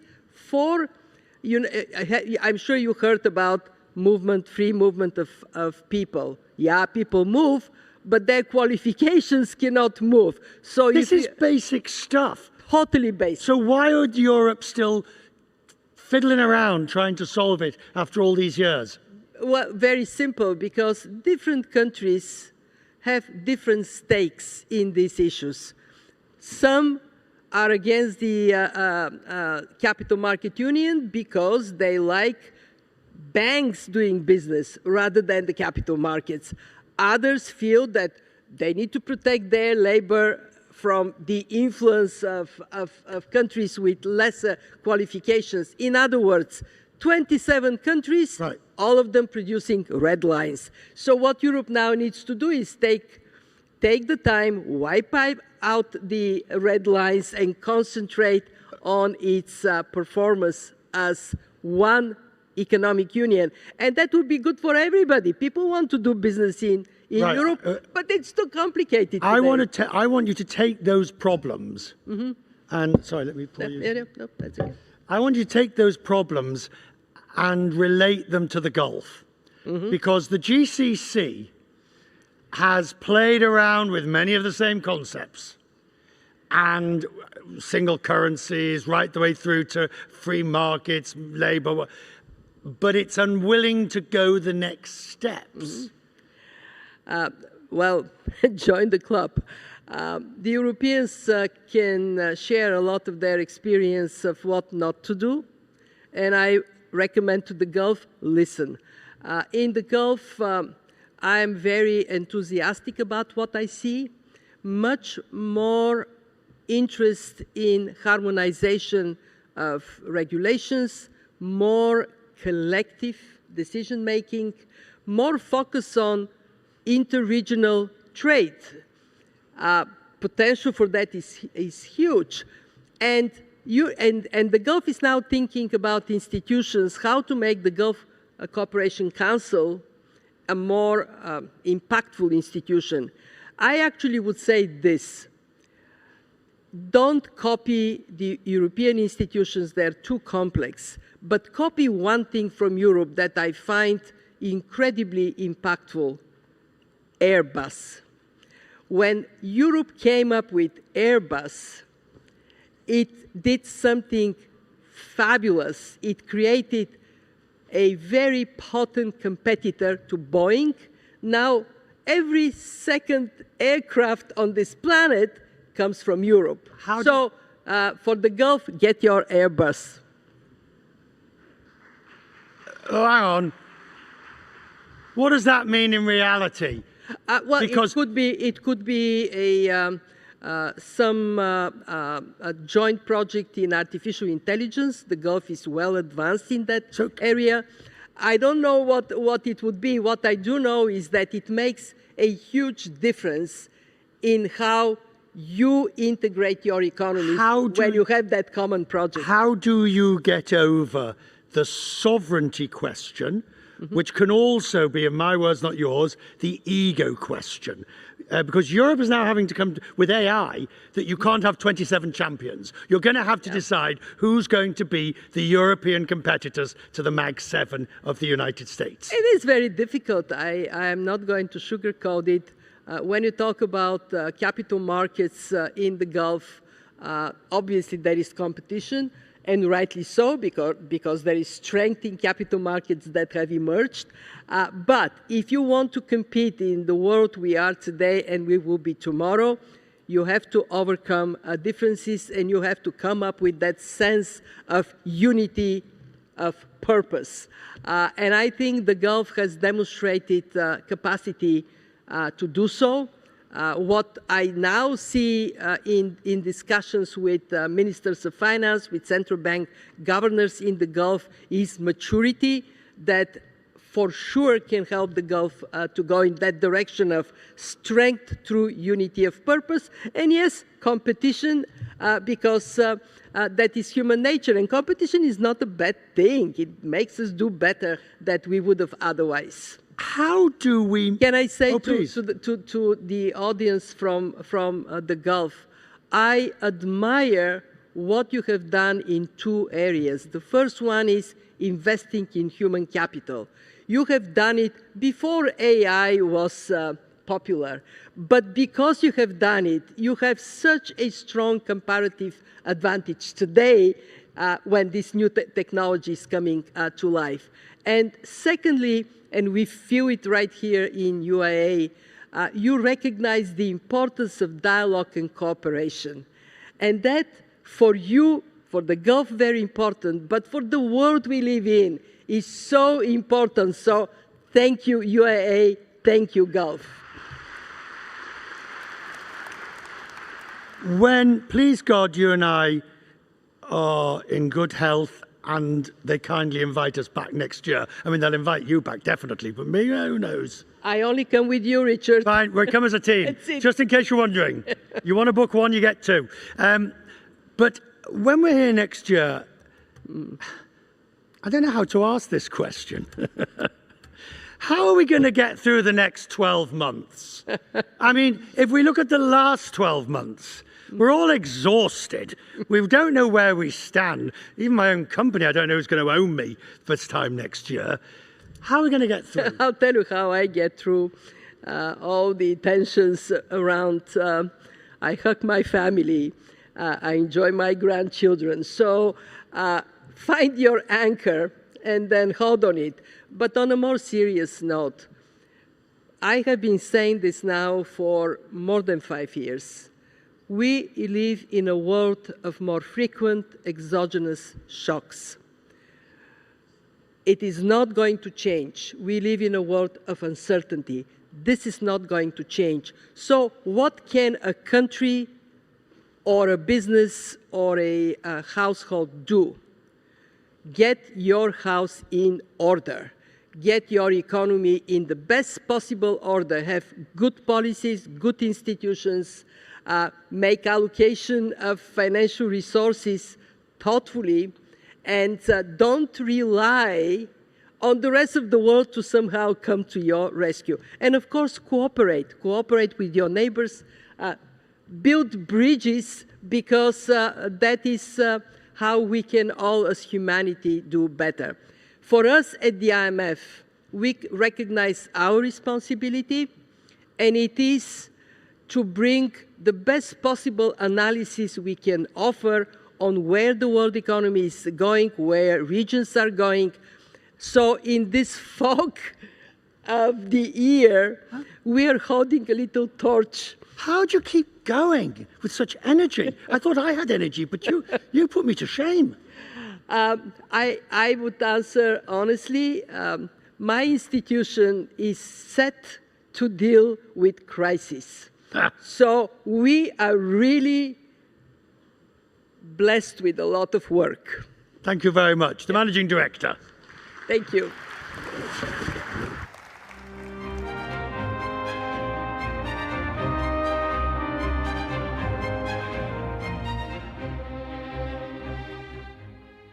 أصحاب السمو والمعالي، الحضور الكريم، الجلسة التالية حوار خاص مع فخامة جي بارمولا رئيس الاتحاد السويسري، تحاوره فضيلة السويسي من قناة سكاي نيوز عربية، فليتفضل فخامته مشكورا. يرجى ملاحظة أن هذه الجلسة ستكون باللغة الفرنسية، يرجى استخدام سماعات الرأس للترجمة الفورية. Your Highnesses, Excellencies, ladies and gentlemen, our next session is a conversation with His Excellency Guy Parmelin, President of the Swiss Confederation. This session is moderated by Fadela Suesi, news and program presenter from Sky News Arabia. Please note that this session will be in French. Kindly use your headsets for instant interpretation.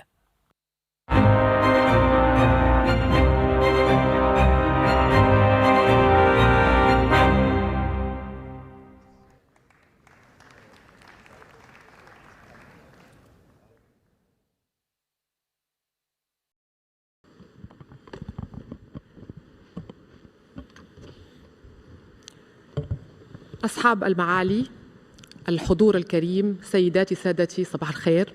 أنا فضيلة السويسي من سكاي نيوز عربية. سأقوم الآن بمحاورة ضمن هذه الجلسة من فعاليات القمة العالمية للحكومات الرئيس السويسري، رئيس الاتحاد السويسري فخامة جي بارمولا. أرجو أن تنضموا للترحيب به في هذه الجلسة التي سأديرها باللغة الفرنسية.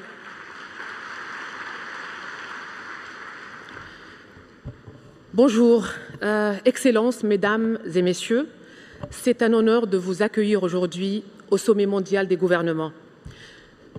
Comme je l'ai dit déjà avant en arabe, je vous invite à vous joindre à moi pour accueillir son Excellence Guy Parmelin, le président de la Confédération suisse. Bonjour, Monsieur le Président.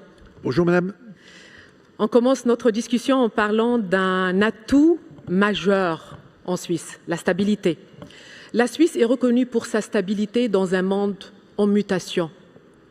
Comment ce moment peut-il redéfinir le rôle de la Suisse sur le plan international? Alors, je crois que la stabilité, c'est quelque chose d'extrêmement important. Ça donne de la sécurité pour les investisseurs, mais il faut aussi des investissements très importants en matière de formation, de recherche, d'innovation. La Suisse est toujours dans le top ranking de l'innovation. Et je crois que cet écosystème est aussi un système politique où la population est associée de très près aux décisions, lui donne un avantage. Et puis, il faut diversifier. Nous avons étendu nos accords de libre-échange parce que la Suisse, à part la matière grise, elle n'a pas ou peu de ressources naturelles. C'est une grande concurrence dans ce cas. Face à cette concurrence mondiale accrue, quelle force la Suisse doit-elle préserver et où se situent les principales opportunités de croissance? Alors, je crois qu'elle doit préserver la stabilité. Je le vois quand je discute avec des collègues internationaux. Elle doit essayer toujours d'investir dans la formation, la recherche et l'innovation, dans les nouvelles technologies, essayer d'anticiper les évolutions. Et ici, nous avons l'intelligence artificielle, des secteurs comme le quantum, la life science. Et ça, ce sont des points où la Suisse a su se positionner très rapidement. Et puis, encore une fois, il faut être flexible sur le plan international et nous essayons de stabiliser nos relations avec nos clients les plus importants. Ce sont l'Union européenne, les États-Unis, la Chine, mais aussi avec un réseau d'accords de libre-échange que nous étendons. Ici, on peut penser à l'Inde, à d'autres accords que nous avons signés, Mercosur, Malaisie, Thaïlande, pour en citer quelques-uns. C'est une vision futuriste. Quand vous avez mentionné l'Union européenne, comment la Suisse peut-elle concilier l'accès au marché européen et en même temps l'autonomie nationale, tout en préservant la confiance du public? Alors, c'est effectivement un des défis principaux. L'Union européenne est un de nos principaux clients, notre principal client. Donc, le Conseil fédéral a décidé qu'il fallait stabiliser les relations. Mais naturellement, nous devons trouver un équilibre entre notre autonomie, nos droits populaires auxquels nous sommes très attachés, et l'ouverture potentielle à une partie du marché de l'Union européenne. Et à la fin, ce délicat équilibre a conduit le Conseil fédéral à signer un nouveau paquet d'accords, à l'accepter. Maintenant, il prépare un message pour le Parlement. Mais à la fin, comme c'est souvent le cas en Suisse, il y aura des discussions au Parlement et c'est certainement le peuple, au travers d'un référendum, qui décidera. Au-delà de la neutralité et aussi le secteur bancaire, ce sont deux atouts aussi, la Suisse très reconnue par ces deux atouts.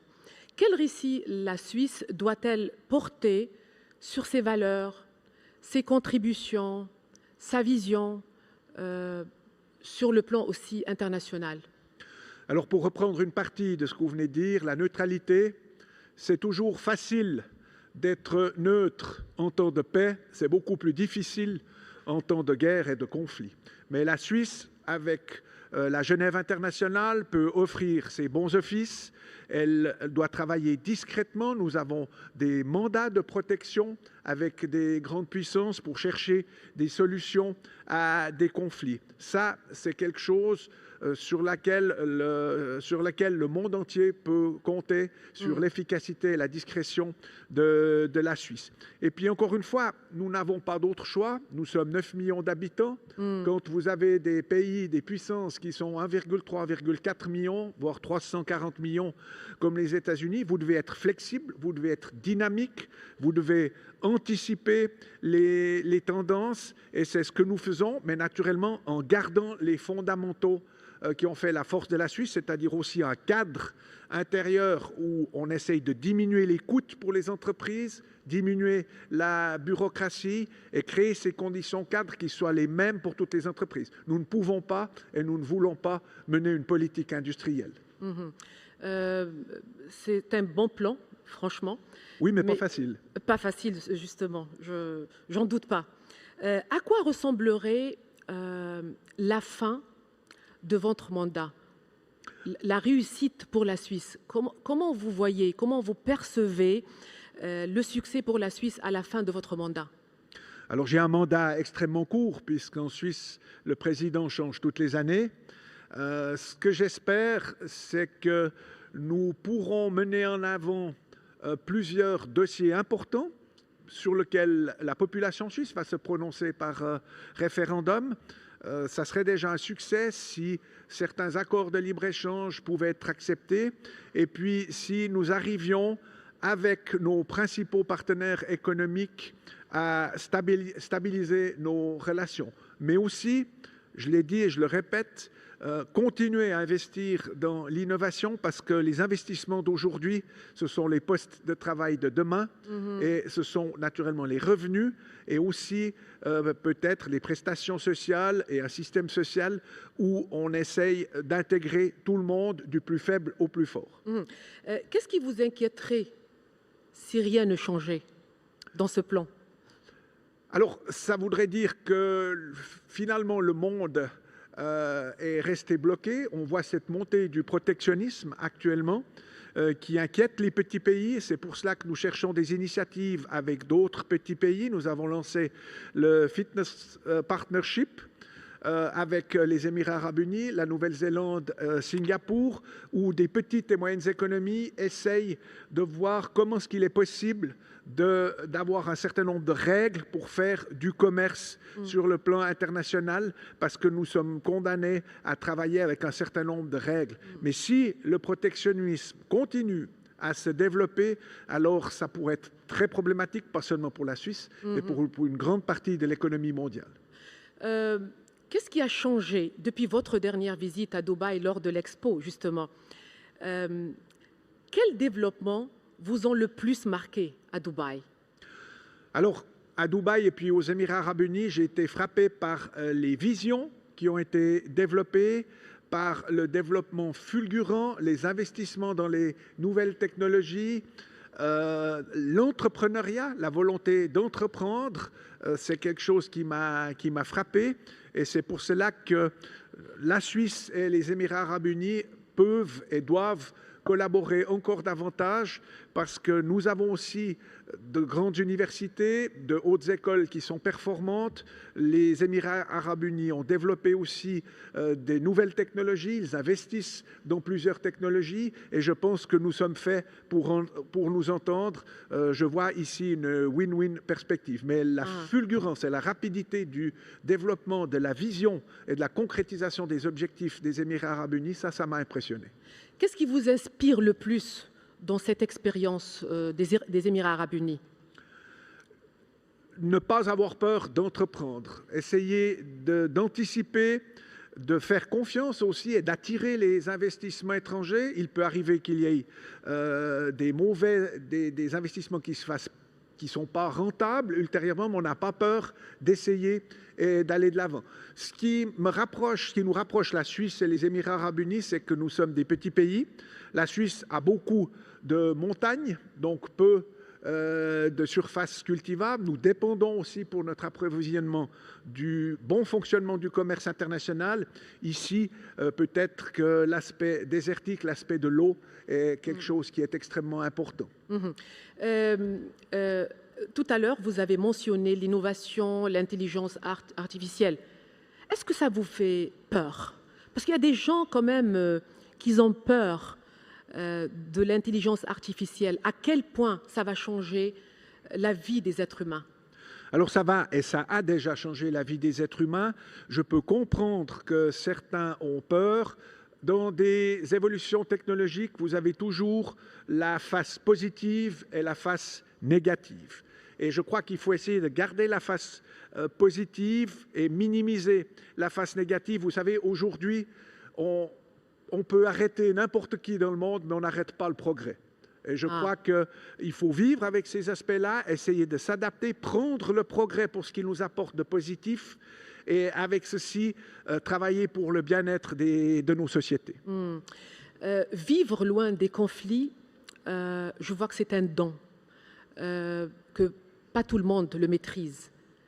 La Suisse le maîtrise très très bien. Quels conseils donnez-vous sur la scène internationale, sur ce sujet? Écoutez, il serait malvenu que je donne des conseils à certains pays. Je crois que chaque pays doit chercher sa voie.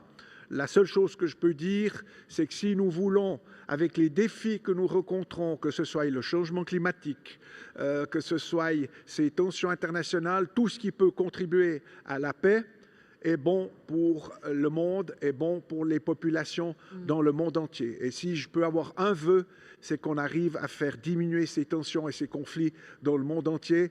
Il n'y a jamais eu, à ce stade, à l'heure où je vous parle, autant de conflits ouverts dans le monde entier. La Suisse, avec ses bons offices, elle est prête à participer, à rechercher des solutions, mais il faut que les parties soient les deux d'accord. Quand vous voyez, Monsieur le Président, les Émirats, comme vous avez aussi mentionné, elle a cette vision futuriste, vraiment. Quelle perspective voyez-vous pour renforcer les coopérations entre les Émirats arabes unis et la Suisse? Alors, il ne faut pas avoir peur d'échanger et de coopérer. Nous avons, je l'ai dit avant, des universités et nous investissons énormément, que ce soit le secteur privé et le secteur public, dans la formation, dans la recherche et l'innovation. Les Émirats arabes unis sont aussi une puissance financière qui n'a pas peur aussi d'investir dans des technologies du futur. Je crois qu'en coopérant, en échangeant nos découvertes positives et en évitant de faire certaines erreurs, nous serons gagnants les deux. Et moi, j'appelle de mes voeux, et je l'ai dit encore ce matin au président des Émirats arabes unis, ce renforcement de la coopération, et nous coopérons déjà beaucoup ensemble. Merci, merci Monsieur le Président pour cet échange. Nous vous souhaitons beaucoup de succès à la suite de votre mandat. Merci pour cet échange. Merci beaucoup. Bonne journée. Thank you. Merci. Thank you so much. Shukran. Thank you.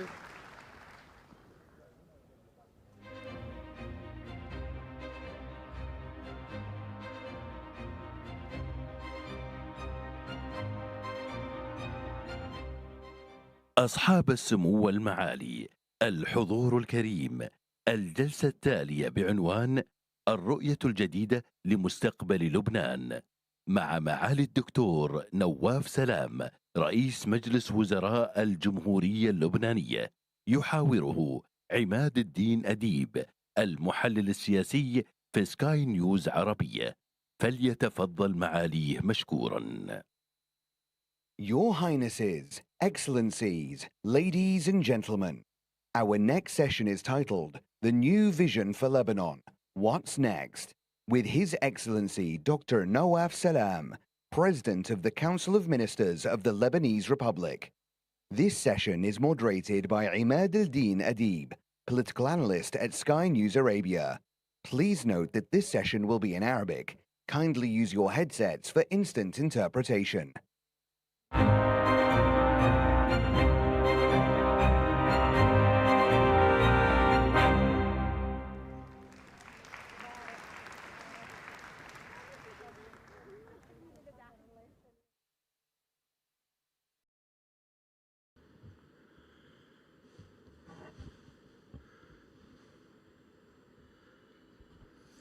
بسم الله الرحمن الرحيم. أصحاب المعالي، السادة الضيوف الكرام، أهلا بكم. شرف كبير لي أن أكون في حضرة الأستاذ نواف سلام رئيس وزراء لبنان، الرجل الذي حمل على عاتقه ما لا يمكن أن تحمله الجبال خلال الفترة الماضية في قيادة المسؤولية التنفيذية في لبنان. سؤالي الأول نظراً للوقت والاستفادة منه. السؤال الأول: هناك مقال شهير نقلته الBBC تحدثت فيه على أنه الطريق إلى نجاة لبنان يبدأ من خلال السيادة والإصلاح. لماذا السيادة والإصلاح؟ ولماذا قدمت السيادة على الإصلاح؟ شكرا أستاذ عماد. لا، الحقيقة هن أمرين متلازمين، السيادة والإصلاح، وهن الحاجتين اليوم لإنقاذ البلد. ومن هون اسم حكومتنا أصلا حكومة الإصلاح والإنقاذ. بسرعة، شو بنعني بالسيادة؟ بالسيادة بنعني نحن ثلاث أمور: استعادة قرار الحرب والسلم، بسط سيادة الدولة على كل أراضيها بقواها الذاتية، بما بيؤدي لحصرية السلاح بإيد القوات المسلحة اللبنانية وحدها لا شريك لها. وفي الإصلاح الناس فقط عم تركز بتشوف الإصلاحات بالمجال المالي يلي حصل بالأشهر الأخيرة، ولكن الإصلاح مسألة أشمل بالنسبة لي ولا حكومتي. هي الإصلاح المالي طبعا ركيزة أساسية للنهوض باقتصاد البلاد اليوم، ولكن هو أيضا بيشمل إصلاح وضع الإدارة، لأن الإدارة كانت مهترئة ومتهالكة بعد سنوات من الحرب الأهلية. وكمان إذا بدك تجلب أنت استثمارات للبلد لا يكفي أن يكون في عندك يعني قطاع مصرفي متعافى والإصلاحات المالية المطلوبة. أنت بحاجة لأنك تقدر تأمن حد أدنى من استقلالية للقضاء يلي تشعر الناس في الداخل والمستثمرين بالثقة. وإذا بدك ندمج اثنين، يعني الإصلاح وعملية السيادة، هو الهدف هو استعادة الدولة في لبنان واستعادة الثقة في الدولة. الثقة طبعا نحن بهمنا استعادة ثقة اللبنانيين يلي كاد يفقدوا الثقة في دولتهم، استعادة ثقة أشقائنا العرب بلبنان بعد ما للأسف ابتعد لبنان بالسنوات الماضية عن أشقائه العرب، ولكن الحمد لله هم يعني مثل ما عاد هو إلى أشقائه العرب، يعني أشقائه العرب بدأوا يعودوا إليه، واستعادة ثقة العالم. دولة الرئيس، المتواجدين هنا في هذه القاعة زعماء دول، رؤساء حكومات، وزراء، اقتصاديين، أساتذة جامعة، ومستثمرين من كبار الشركات في العالم. السؤال: كيف يمكن لك أن تقنع أي من هؤلاء أو الذين سوف يشاهدون هذا الحوار على الهواء أو مسجلا أنه تعالوا استثمروا في لبنان؟ يعني ما الذي يجعل أي من هؤلاء يأتي ليستثمر في لبنان وهي في وضع أمني ما زال في مشاكل، ما زال الإصلاح لم يكتمل في منطقة مليئة بالصراعات؟ أنت تعلم أن رأس المال له شروط كثيرة جدا يصعب أن تكون كلها متواجدة الآن في الحالة اللبنانية. شوف، دون مبالغة، بالحد يلي قدرنا نستعيده من الثقة عند الناس، أنا بدي أكد لهم شغلة وحدة، وهي قد تكون الأساس، أن نحن ملتزمون الاستمرار في مسيرة الإصلاح ومسيرة استعادة سيادة البلد كاملة، لأنه مرة ثانية هدول أمرين متلازمان، بل الأولى وبل الثانية مش ممكن نحن نقدر نحصل استثمارات. ولكن المهم أي واحد بشوف بالسنة الماضية يعني حجم الإصلاحات اللي نحن قمنا فيها، هذا مفروض يكون مشجع على الاستثمار. أولا يعني نحن عملنا مجموعة من الأمور، سيبك بقى من الإصلاحات المالية اللي هي أساس الإصلاحات المالية، ولكن نحن شكلنا مجموعة من الهيئات الناظمة للقطاعات الحيوية بالبلد، من الكهرباء للهاتف للطيران المدني. مرة ثانية نحن يعني اليوم في صدد تجديد وضع الإدارة اللبنانية، وأنا بس بعرف أهم من هيدا أي واحد اليوم يجي لبنان يشعر بوضع من الأمن والأمان يلي ما كان متوفر سابقا، وهيدا أنا رأيي يعني عامل مش مساعد، عامل أساسي للاستثمار. ما في استثمار ما في شعور بالأمن والأمان، وهيدا بعتقد اليوم معظم اللبنانيين، معظم الإخوان العرب يلي زارونا بالأشهر الماضيين، وأنا بتحدى بقول من اللحظة اللي بتنزل الطيارة ببيروت بيدخلوا مطار بيروت يشعروا في تغيير ليس فقط بالجانب يعني المادي ولكن بالجو بالبلد، يشعروا انه في جو مختلف. سيدي خلينا نكون مباشر، وسؤال مباشر. الفساد والفساد الحكومي كان اسلوب حياة من 1975 حتى فترة قريبة للغاية. هل إذا جاء مستثمر بأي رقم من الأرقام هل سيواجه فساد حكومي، شروط، سمسرة، كوميشنز؟ ده سؤال مباشر ودمه تقيل، لكن أنا أعرف أنك قادر على الإجابة عليه. أولا أنا حأعترف معك أنه هذا أمر للأسف كان حاصل، وهو نخر الإدارة اللبنانية وأفقد مش ثقة العالم فينا وثقة إخواننا العرب فينا، أفقد ثقة اللبنانيين أنفسهم بدولتهم. ولكن حاعطيك أنا مثلين بس يلي ممكن يساعدوا ان احنا نعكس الايه. يا سيدي لاول مره يعني ما بركي من سنه ال 75 من وقت الحرب، يعني في سبقه واحده بس. اليوم انت تشوف وزراء سابقين بالحكومه السابقه اليوم هدول قيد التحقيق، منهم من دخل السجن ومنهم من هرب من لبنان خوفا من الملاحقه القضائيه، لانه صار في ملاحقه قضائيه له. لا يعني في بعدين انا بزعم ما لم اسمع بالسنه الماضيه، وانا كمان يعني عندي عينتين ومفتحهم شمال يمين، وعندي اذنتين وبهمني اسمع يعني من المواطنين، وبهمني اسمع من ناس زي افضالك والصحفيين اللي همتهم النقد والمحاسبه ما سمعت اي حد بقى باي تهمه فساد على اي حد من زملائي الوزراء، وهيدي حاجه جديده بالبلد. قبل يعني ما تروح مطعم، ما تدخل صالون، ما تروح قهوه، الا يبقى الحديث الغالب هو حديث بقى الصفقات والرشوات والفساد، وانت تيجي لبنان بالله عليك يا استاذ عماد ما غاب ده الكلام؟ ده كلام مش موجود. تدخل قهوه، انا مش للاسف ما بروحش قهاوي ومطاعم اليوم، بس بسمع بيقولوا لي الناس اللي يروحوا قهاوي ومطاعم انه لا، الكلام بيحكوا بامور ثانيه، ما بيحكوا بقى بالفساد، بيحكوا بفرص استثماريه، لانه اليوم اكيد اقتصاد البلد بيشتغل بنص طاقته. يعني الفرص الاستثماريه الموجوده اليوم بلبنان بوضع الاقتصاد اليوم incomparable، مع أي بلد تاني. طب هقول لك بيحكوا في إيه؟ بيحكوا إنه فضيلة الشيخ نعيم قاسم الأمين العام لحزب الله لسه من أسبوع 10 أيام يقول إنه إذا قامت الولايات المتحدة أو إسرائيل بضرب إيران أو مشروع ولاية الفقيه هذا أمر لا يمكن السكوت عليه ولن نقف صامتين، وكأنه يتخذ قرار المساندة بعد ما كان في مساندة لغزة أصبح دلوقتي في مساندة لإيران.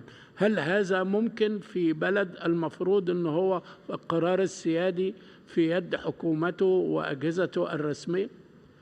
لا شوف، أنا بأكد لك أنه نحن قرار الحرب والسلم عملنا على استرجاعه، والدليل عليه أنه لأول مرة من سنة 1969 اليوم الحكومة اللبنانية من خلال الجيش اللبناني والقوات المسلحة اللبنانيين في عندها سيطرة عملانية كاملة على جنوب البلاد. هلا الكلام حاجه انه نقول انه هو حيسند ايران، لا بس ولكن نحن مش حنسمح ابدا بقى حد يدخل البلد بمغامره جديده. كفانا مغامرات، دخلنا بمغامره ما سمي بحرب اسناد غزه، كلفتها على لبنان ما بدي اقول كانت كبيره، كانت كبيره جدا جدا جدا، وما في حدا بقى مستعد يعرض البلد لمغامرات من هذا النوع.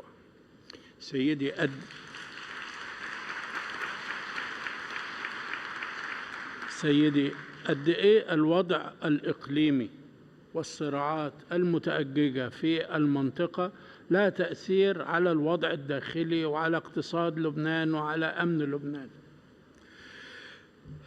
يعني طبعا إلى تأثير مباشر على الوضع بلبنان، وقد يكون لبنان من أكثر الدول يعني التي تتأثر بالمتغيرات في محيطها. بس الدرس شو قلنا من هالأمر هيدا؟ في شيء نحن قادرين عليه وشيء نحن مش قادرين عليه. نحن مش قادرين نغير العلاقة بين إيران وأمريكا بكل تواضع. نحن مش قادرين نغير عدد من المعطيات بالمنطقة، مش قادرين نحن نغير معطيات الصراع الفلسطيني الإسرائيلي لا بغزة ولا بالضفة الغربية ولا بالقدس للأسف، ولكن نحن قادرين نغير الأمر فيه. كيف نحن نحصن نفسنا بالداخل من تأثيرات المحيط علينا. ولكن نحن ندرك أن نحن اليوم في إحدى المناطق الأكثر توترا في العالم. يعني عدد الحروب بالمنطقة يعني من اليمن لإيران للعراق للوضع. نحن علينا بالعكس الدرس هو كيف نحصن نفسنا، هذا بالتفافنا جميعا حول الدولة اللبنانية، وأن نعمل معا على تحسين استعادة قرار الحرب والسلم في لبنان، وأن لا يدخل حدا بقى يدخل البلد بمغامرات مثل اللي هلا تفضلت فيها. يعني البعض يعني في خطر كان انه يدخلنا فيها، ولكن انا باكد لك لن ندخل هكذا مغامرة. طيب سيدي السؤال، المفروض انه في 3 قوى رئيسية، رئيس الدولة، رئيس الحكومة، رئيس البرلمان، وده ما عرف على انه وكأنه ترويكا او هكذا يسمى في العرف السياسي اللبناني. كيف هي علاقتك مع رئيس الدولة ورئيس البرلمان؟ يعني هل هناك حالة من التناغم، من التعاون، من التنسيق؟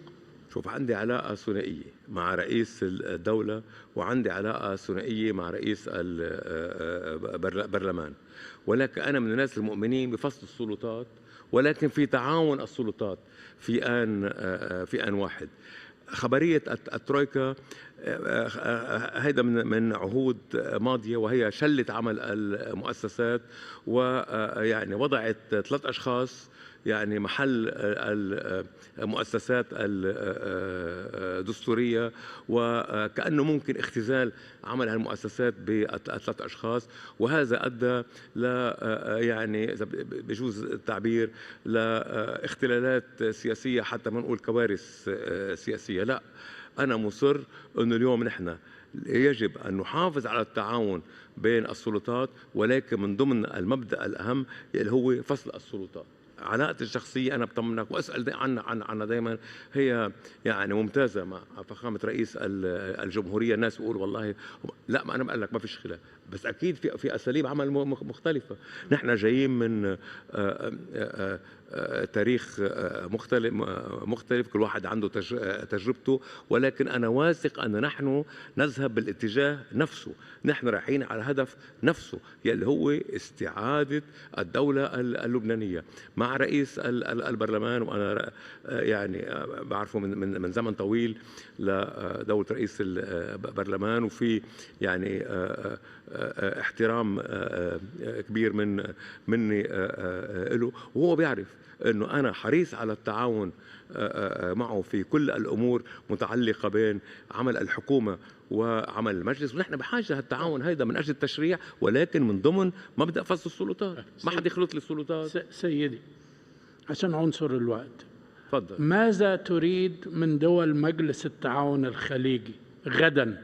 يعني ايه الاولويات اللي انت نفسك ان كنت تغمض عين وتفتح عين تلاقيها حصلة؟ لو عندك عصا سحرية، ماذا تريد من دول مجلس التعاون الخليجي في دعم لبنان؟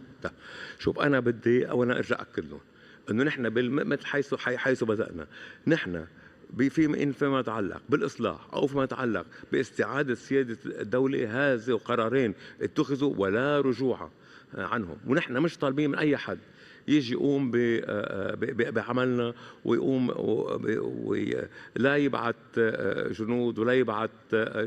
نحن بس طالبين من أشقائنا هو دعمنا بهالمسيرة هاي.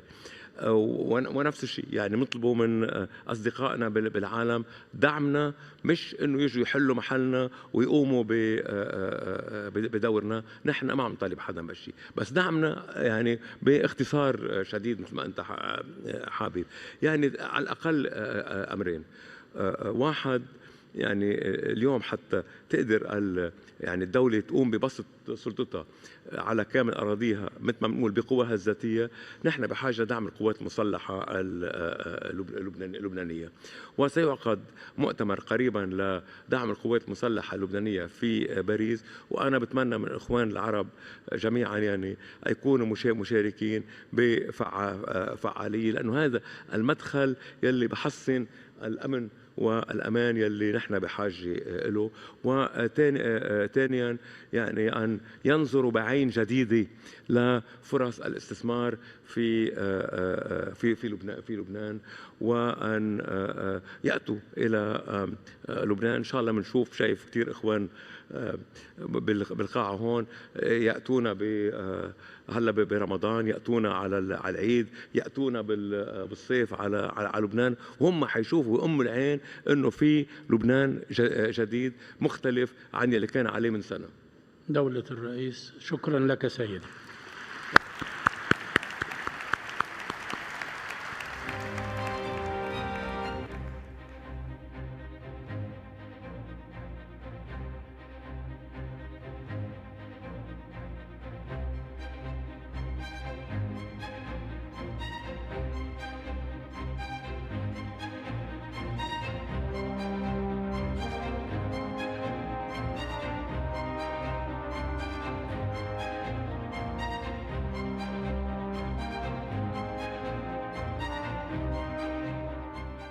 أيها الحضور الكريم، سنستأنف الجلسة التالية بعد قليل.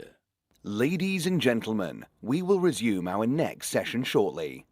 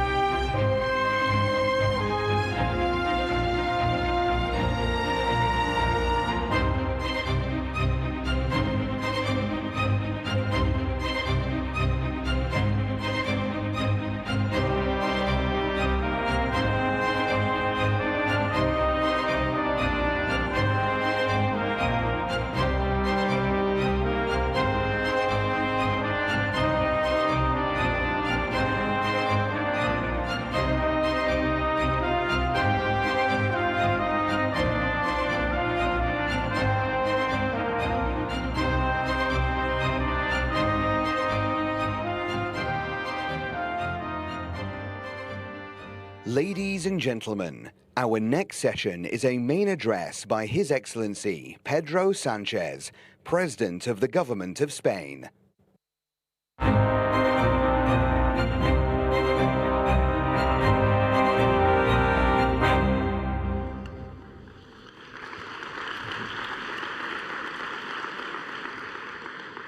Your Highnesses, ladies and gentlemen, today I could stand here and speak about the outstanding performance of the Spanish economy and all the investment opportunities it offers.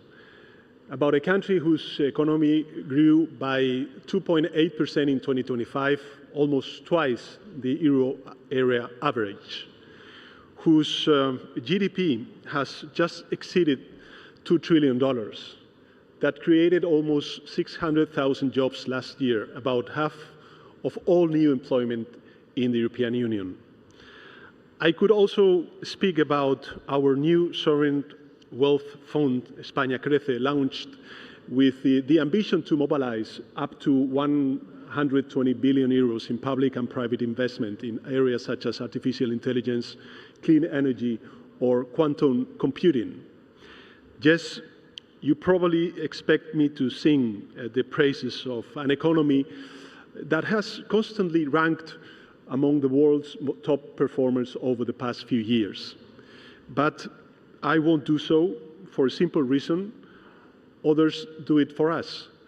Just open the Financial Times or The Economist, turn on CNN or Bloomberg, and you will hear about the excellence of the Spanish model, a model where the 4 Gs, growth, green, generosity, and global, go together. Because we grow at record level while sharing the benefits, cutting emissions, and remaining open. While others look inwards, we look outwards, finding new partners in new regions and welcoming those who come from abroad. Spain builds bridges, not fences. It looks to the future, not to the past. It embraces cooperation, not fragmentation.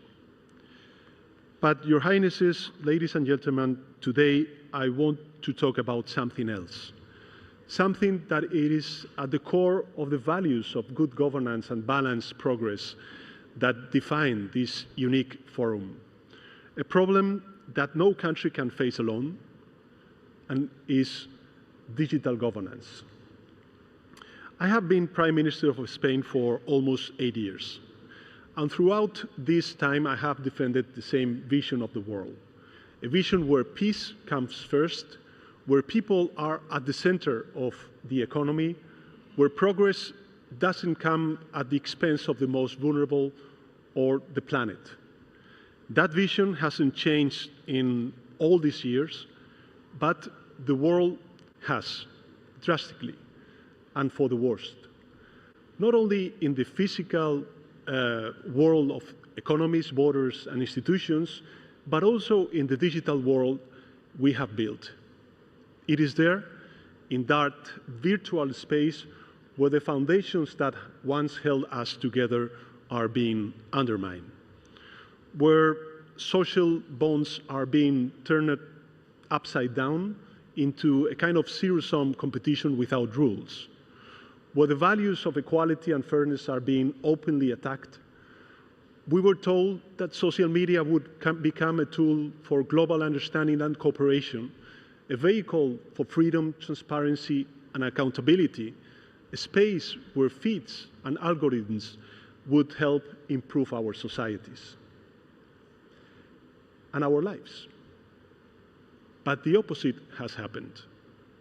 Social media has become a failed state, a place where laws are ignored and crime is endured, where disinformation is worth more than truth, and half of users suffer hate speech.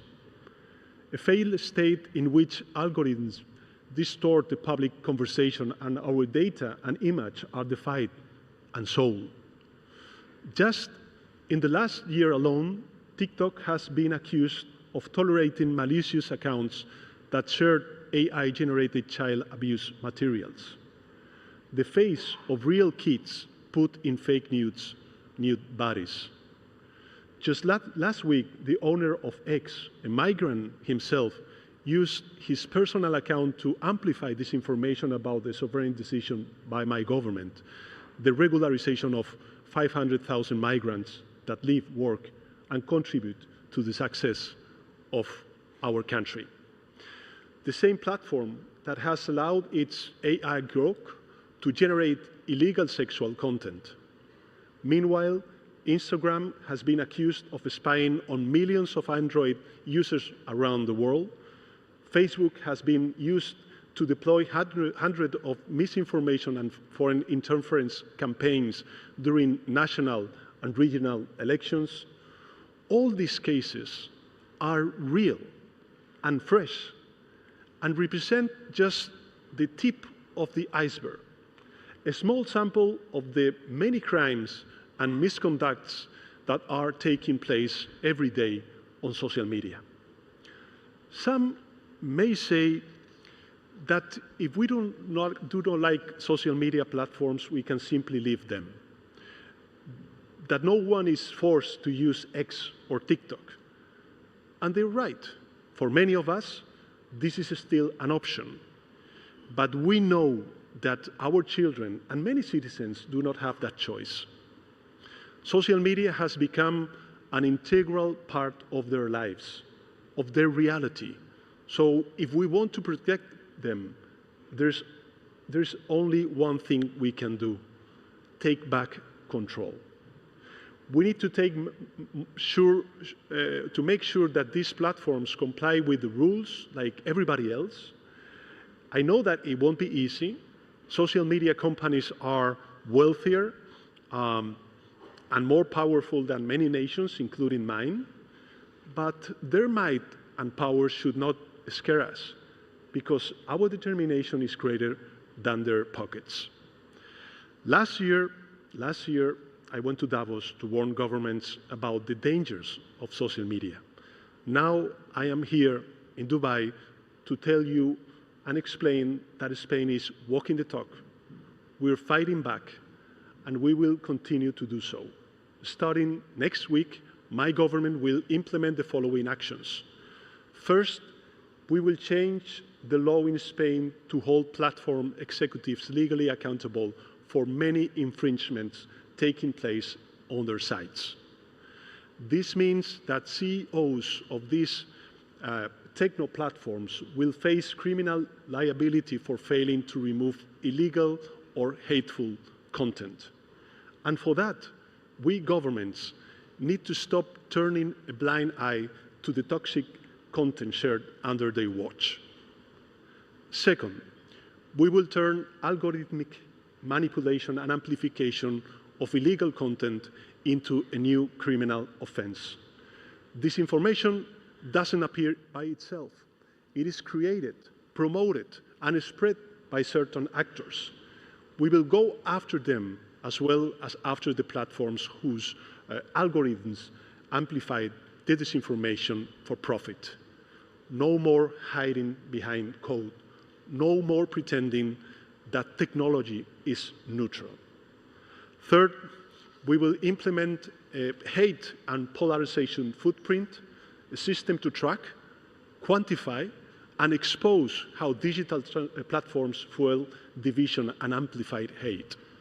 For too long, hate has been treated as invisible and untraceable. But we will change that, developing a tool that will provide the basis for undertaking future penalties. Because spreading hate must come at a cost. A legal cost, of course, a financial cost, and a moral cost that platforms can no longer afford to ignore. Fourth, Spain will ban access to social media for minors under the age of 16. Platforms will be required to implement effective age verification systems, not just checkboxes, but real barriers that work. Today, our children are exposed to a space they were never meant to navigate alone. A space of addiction, abuse, pornography, manipulation, violence. We will no longer accept that. We will protect them from the digital Wild West. Fifth and last, my government will work with our public prosecutor to investigate and pursue the infringement committed by Grok, TikTok, and Instagram. We will have zero tolerance on this matter, and we will defend our digital sovereignty against any form of foreign coercion. These, ladies and gentlemen, are the 5 measures that my government will implement to turn social media into a healthy and democratic space it should be. The good social media that we were promised.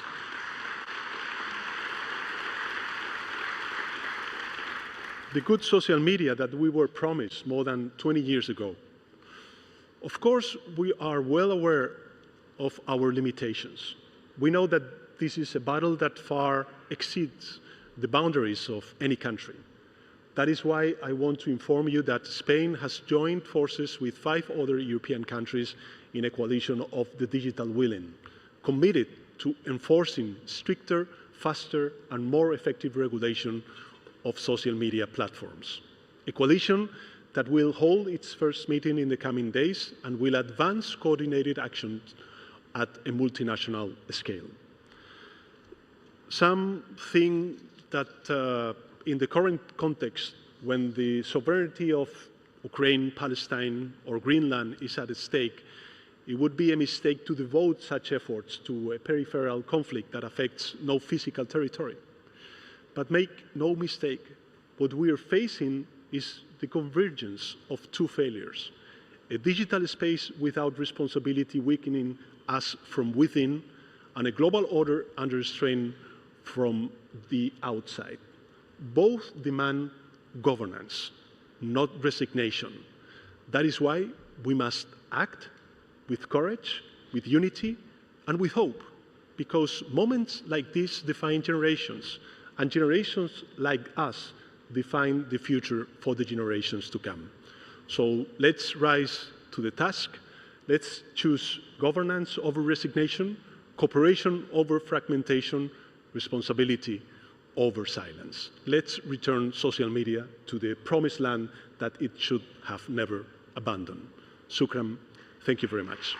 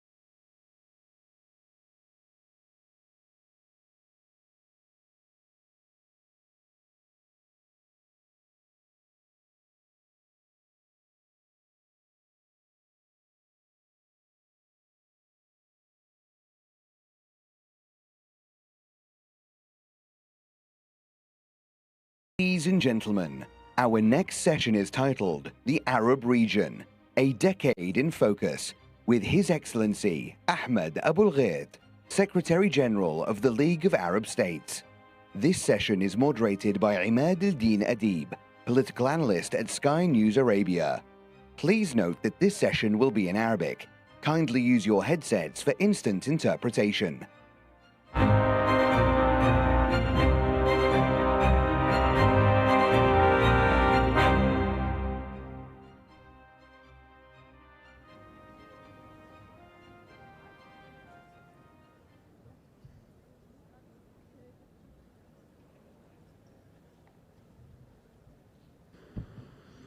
السلام عليكم. شرف كبير لي أن أحاور الأستاذ أحمد أبو الغيط، أمين عام جامعة الدول العربية وأحد أكثر الدبلوماسيين خبرة في عالمنا العربي، خدم السياسة العربية والعالم العربي أكثر من نصف قرن. الحوار صعب لأنه فيه شجون وفيه أزمات كثيرة. أهلا بك سيدي. السؤال الأول: القاعدة التي يعيش عليها هذا العالم أننا نعيش ما يفسره البعض ولا أفسره أنا على أنه انتهاك لقواعد النظام العالمي أو قواعده التي استقرت منذ الحرب العالمية الثانية، وكما سماها جي كارني رئيس وزراء كندا في مؤتمر دافوس: It's not a change, it's a rupture. يعني هذا ليس تغييرا لكنه نوع من التهشم أو التغير. ما رأيك في هذا العصر الذي نحياه؟ يعني أنا في متابعتي للوضع الدولي دائما أفرق بين الوضع الدولي والنظام الدولي. أتصور أن النظام الدولي الذي جاء أو ساد العالم بعد سنة 45 بعد انتهاء الحرب العالمية الثانية ده نظام قائم وموجود متمثل في أكثر صوره ظهورا الأمم المتحدة ونظام بريتون وودز، البنك الدولي والصندوق الدولي ومنظمة التجارة وكل ما توافق عليه المجتمع الدولي على مدى 80 عاما أو أكثر. الوضع الدولي أحيانا بيصيبه تغيرات كثيرة جدا، وهذه التغيرات لا تغير جوهر النظام الدولي. النظام الدولي موجود وسائد، وعندما يختفي في الحقيقة ودائما طبقا للتجربة من خلال عملية عسكرية أو حرب كبيرة بين الدول الكبرى تفرض تغيير هذا النظام. هذا الأمر لم يحدث، ولكن هناك تطورات وتغيرات جوهرية في العالم، وهناك قوة عظمى لم تعد هي القوة العظمى الأوحد مثلما كان الأمر بين الفترة من مثلا 91 لغاية سنة 2000. دخلت عليها قوة عظمى جديدة نامية تسمى بالصين. في قوة أخرى كانت تمثل الاتحاد السوفيتي سقطت أو انفجرت، ورثتها روسيا الاتحادية، وروسيا الاتحادية مثلما نشاهد ونتابع بتستعيد أوضاعها العظمى مرة أخرى. والحرب الدائرة في أوكرانيا هي تأكيد لهذا الوضع الذي أنا أتحدث عليه. فالأداء القوة العظمى الأولى اللي هي الولايات المتحدة فعلا في العام الأخير أو تحت إدارة الرئيس ترامب لها يعني إطارات للعمل غريبة عن ما اتفق عليه في العالم من أداء لهذه القوة. يعني لما الرئيس يأمر بعملية عسكرية ضد دولة أخرى ويختطف رئيسها، لما قبل كده يقصف مش المرة الأولى. مش المرة الأولى، دي المرة الثانية والثالثة، ما خطفوا قبل كده نوريجا من بنما. طيب لما يقصف 3 مفاعلات نووية في مش المرة الأولى إيران. الولايات المتحدة طيب. قصفت العراق مرات ومرات. لما يفرض تعرفها على 180 دولة بإجراءات ليس لها أي مبرر سوى رغبته في اكتلاب المال. مش المرة الأولى الولايات المتحدة فعلت ذلك في عام 1930. طب أنا ممكن أقول لك 20 حاجة وإجابة حضرتك هتقول لي إن هذا تكرار لمواقف سابقة لأمريكا، لكن أن كلهم يجتمعوا في عام واحد. إحنا عشنا مع رجل هو ده 365 يوم بالزبط. عمل كل 20 ممنوع اللي حصلوا في التاريخ مرة واحدة. هو ده اللي بيقول إنه هذه الإدارة إدارة مختلفة عن الجميع،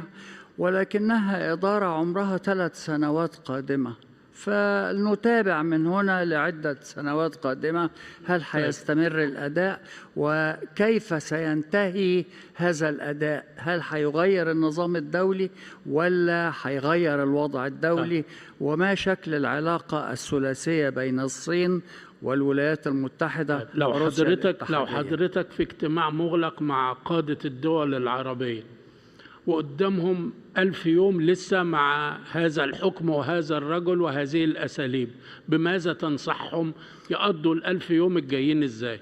أنصح بالعمل والتفاعل بما يحافظ على السيادة والكرامة.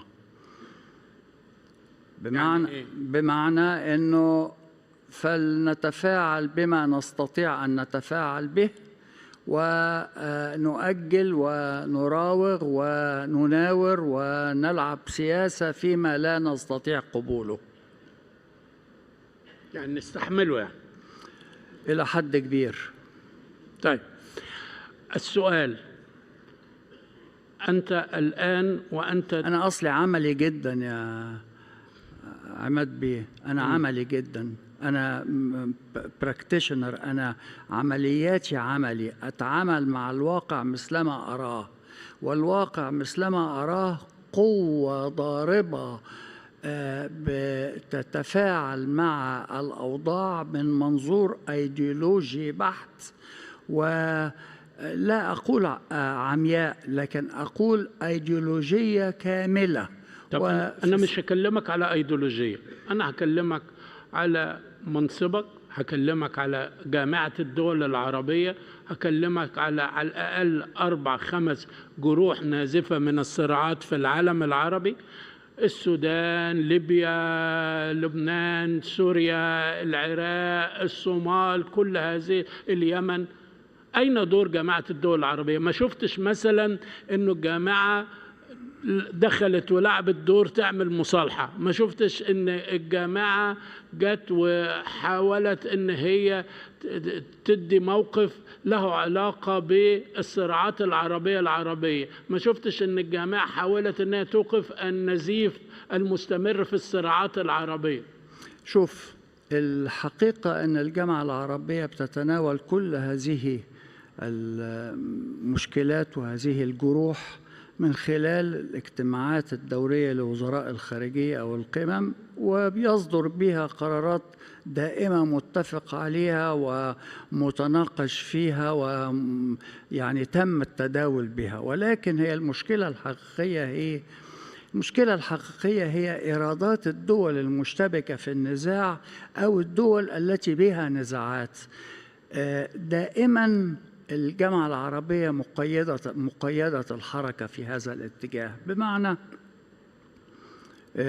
أي حكم موجود في دولة بتتعرض لأزمة دائما يرفض التدخل المباشر للوساطة ولديه رؤيته، وبالتالي دائما من المفضل في الظرف الحالي مع التدخلات الخارجية والأوضاع الداخلية للدول والعلاقات بين الدول العربية وبعضها البعض إن احنا دائما نفضل أن نترك للأمم المتحدة ما يسمى الليد،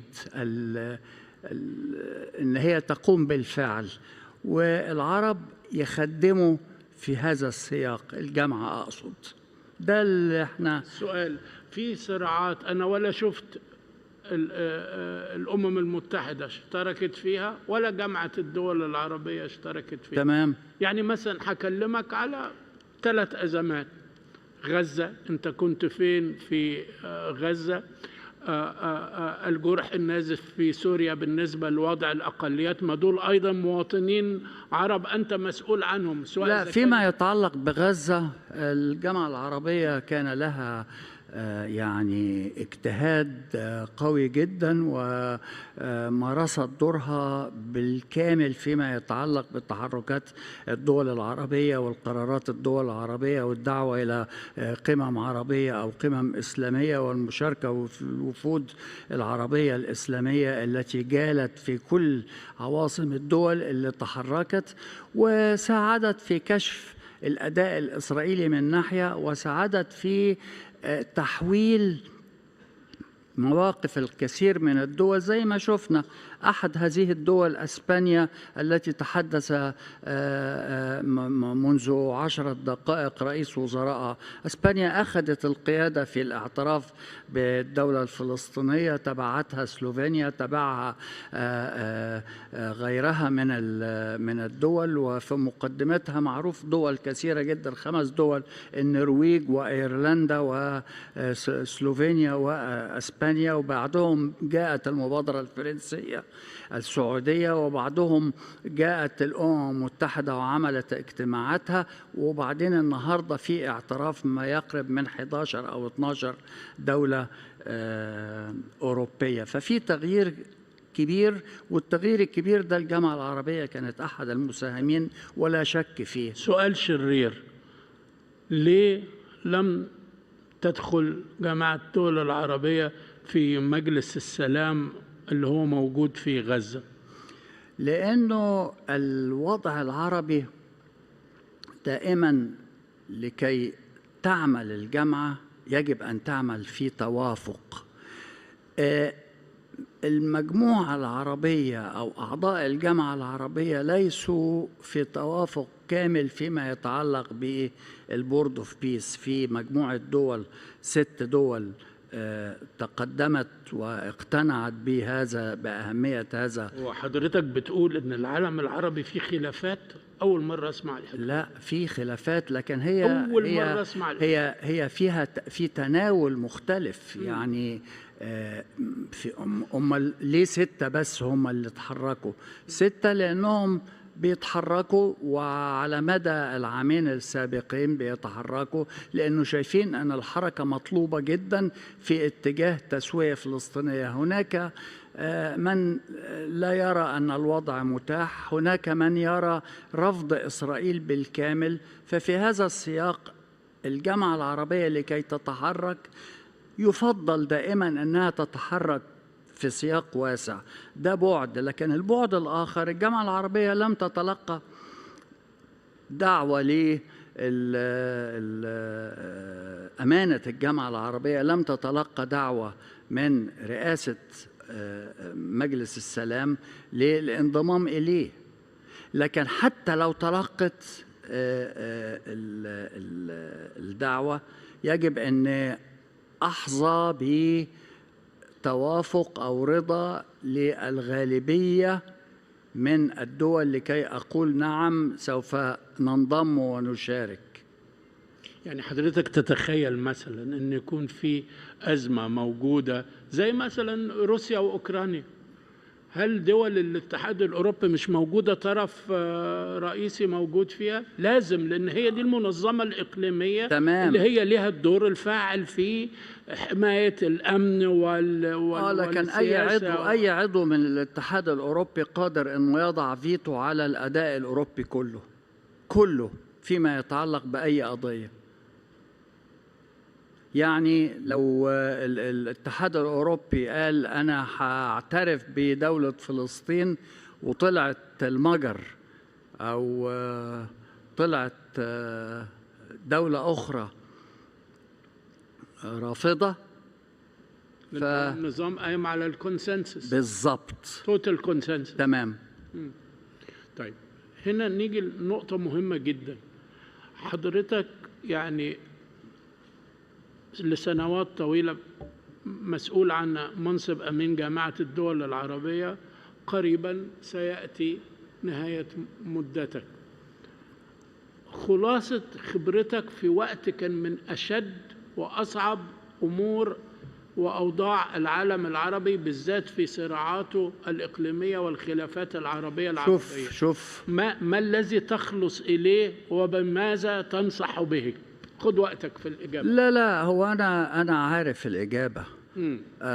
أولا سوف أعيد الأمانة إلى الدول العربية سليمة لم تكسر، وده في حد ذاته نجاح عظيم أن الجامعة العربية بقيت تتحرك على المسرح الدولي في هذا المقعد أو في غيره رغم كل الظروف التي تعرضت لها في 15 عاما الماضية منذ 2011.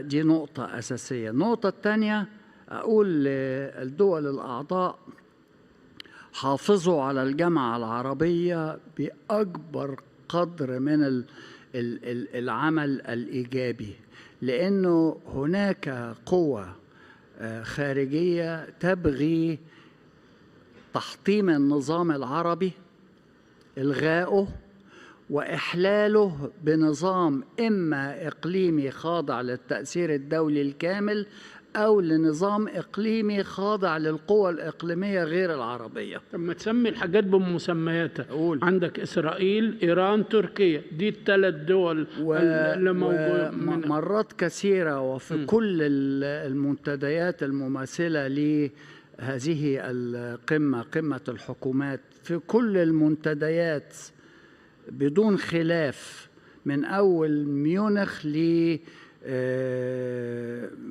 أي منتدى آخر بيعقد على المسرح الأوروبي، دائما نسمع من يأتينا ويقول: ولماذا الجامعة العربية قصر على العرب؟ ولماذا لا توسعون الجامعة ولكي تضموا هذا الطرف أو ذاك؟ ولماذا لا تضمون عضوية الدول الدائمة في مجلس الأمن؟ هذا كله سوف يمثل إضعافا شديدا لوحدة العمل العربي المشترك، وسوف يمكن الآخرين من أن يتدخلوا في الشأن العربي وهم على اطلاع على كل ما يصيب هذا النظام من ضعف أو قوة. بصراحة شديدة سيدي، هل تلمس أن كثير من الدول العربية يفضل أن يتعامل مع الأزمات والصراعات والعلاقات الدولية ليس ككتلة ولكن كطرف واحد وحيد؟ فعلا كده. طيب تماما. لكن كان في نموذج كويس جدا أنا أعجبت به ويمكن كثير من السادة الحضور، الوفد العربي الإسلامي الذي تفاوض ولف جاب العالم كله من أجل دعم القضية الفلسطينية، واستطاع أن يؤثر في كثير من القرارات في قضية فلسطين فقط. في قضية فلسطين، نعم، في قضية فلسطين فقط، لأن القضية دي بيجمع عليها الجميع. هناك أرض فلسطينية سلبت ومحتلة وينبغي العمل على استعادتها. طب ليه ما بنشوفش مثلا أن هناك وساطة عربية في الموضوع اليمني، وساطة عربية في الموضوع السوداني، وساطة عربية في الموضوع الليبي؟ بيحصل بس بدون إعلان. بيحصل بس بدون إعلان لأنه النجاح غير مؤكد والمعوقات أكثر كثيرا من قدرة الوساطة على تحقيق انفراجها، وبالتالي الحذر في الإعلان. لكن دائما في أي جولة يقوم بها الأمين العام أو في أي مقابلة يلتقي فيها بأحد الرؤساء أو أحد المسؤولين الكبار في هذه الدولة أو تلك، دي كلها بتبقى محاولات للوساطة والبحث عن حلول. سيدي سؤالي الأخير، هل أنت قلق على محاولة تحريك الأقليات في العالم العربي من سوريا للسودان لليمن هذا وضع كنا دائما تأتينا تحذيرات من خطورته على وحدة الكثير من الدول التي لا تتمتع بنسيج متكامل، بنسيج موحد. وفعلا هذه الدول تعرضت لهزات كثيرة وما زالت تتعرض، منها العراق، منها سوريا، منها لبنان كان في وضع لا يحسد عليه وما زال هناك صعوباته. لكن بصفة عامة يجب العمل على أن احنا نحافظ على الدولة الوطنية، وأن تفرض سيطرتها على الجميع، وأن تعطي الحقوق للجميع، وأن تكون متساوية ومتكافئة تماما، لا فارق بين هذا أو ذاك. سيدي انتهى وقتنا، شكرا لك على وقتك وعلمك. شكرا.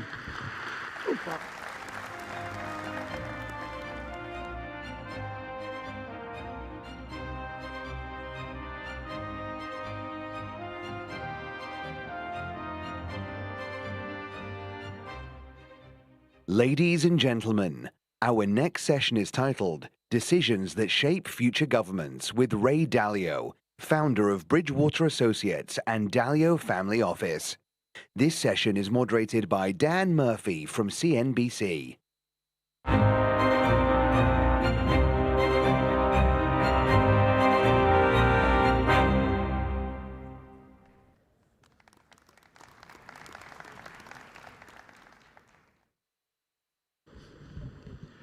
Well, thank you very much for that kind introduction. Your Excellencies, ladies and gentlemen, welcome again to the World Government Summit. I'm Dan Murphy from CNBC, and I'm thrilled to be sitting alongside Ray Dalio for this next conversation as we bring it back to the money and the markets. Ray, welcome again to Dubai. It's great to see you, sir. Thank you. It's always great to be here. So let's talk about what's happening in the markets right now, because you have been a macro investor for the better part of 50 years, Ray. When you look at the market gyrations right now, what are the 5 forces that are ultimately driving what's happening at the moment? Because we've seen a lot of volatility through January and the start of February. Well, thank you for the question. Yes, and the 5 forces. I'll just, one of the things that I learned back in 1971 was that things that surprised me quite often were things that never happened in my lifetime, but happened many times before. Back then, I was a clerk on the floor of the New York Stock Exchange. I just graduated college, and I was about to go to graduate school. And 1971, Richard Nixon, on August 15th, got on the television and said that we're not going to give you your gold, defaulted on the promise to be able to turn money, cash money in for gold. And I walked on the floor of the stock exchange the next day thinking that this was going to be a great crisis. And the stock market went up. I thought it was going to go down, and I studied in history the valuations. That's the first I was through. And I found that in 1933, Roosevelt did the exact same thing for the exact same reason. I understood the mechanics. And I studied the 30s, and because of that, I was able, and Bridgewater was able, to anticipate the 2008 financial crisis, the European debt crisis, and so on. And so I studied history, and I just recently, about 5 years ago, studied the last 500 years of the patterns of history, particularly on reserve currencies breaking down. And I realized that there is a great cycle and 5 big forces. And those 5 big forces are, first, the money, credit, debt, economic machine, that there's a certain way of that machine operating, and I'll explain it in a second. The second force is related to the economics, is the internal political force in which when there's left and the right emerges and there's periods of great conflict. In the first, just to make it very simple, there's a debt cycle, there's a big debt cycle. And the way it works is it's the same for countries as it is for individuals, except countries can print their money.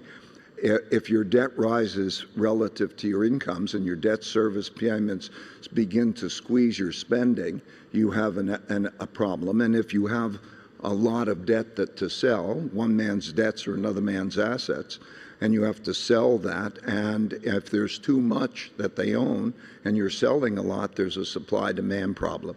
And that's happened repeatedly, and that's what's going on now in a way that didn't happen except for the 30s. So we also have then the political, when the left and the right, there are large wealth and values gaps, and so they become irreconcilable differences. You get populism of the left and populism of the right, and so the economic cycle is very much tied to the political cycles. That's the second fourth. The geopolitical cycle. In other words, by the way, all these cycles started really in 1945. The geopolitical cycle. There's a world order.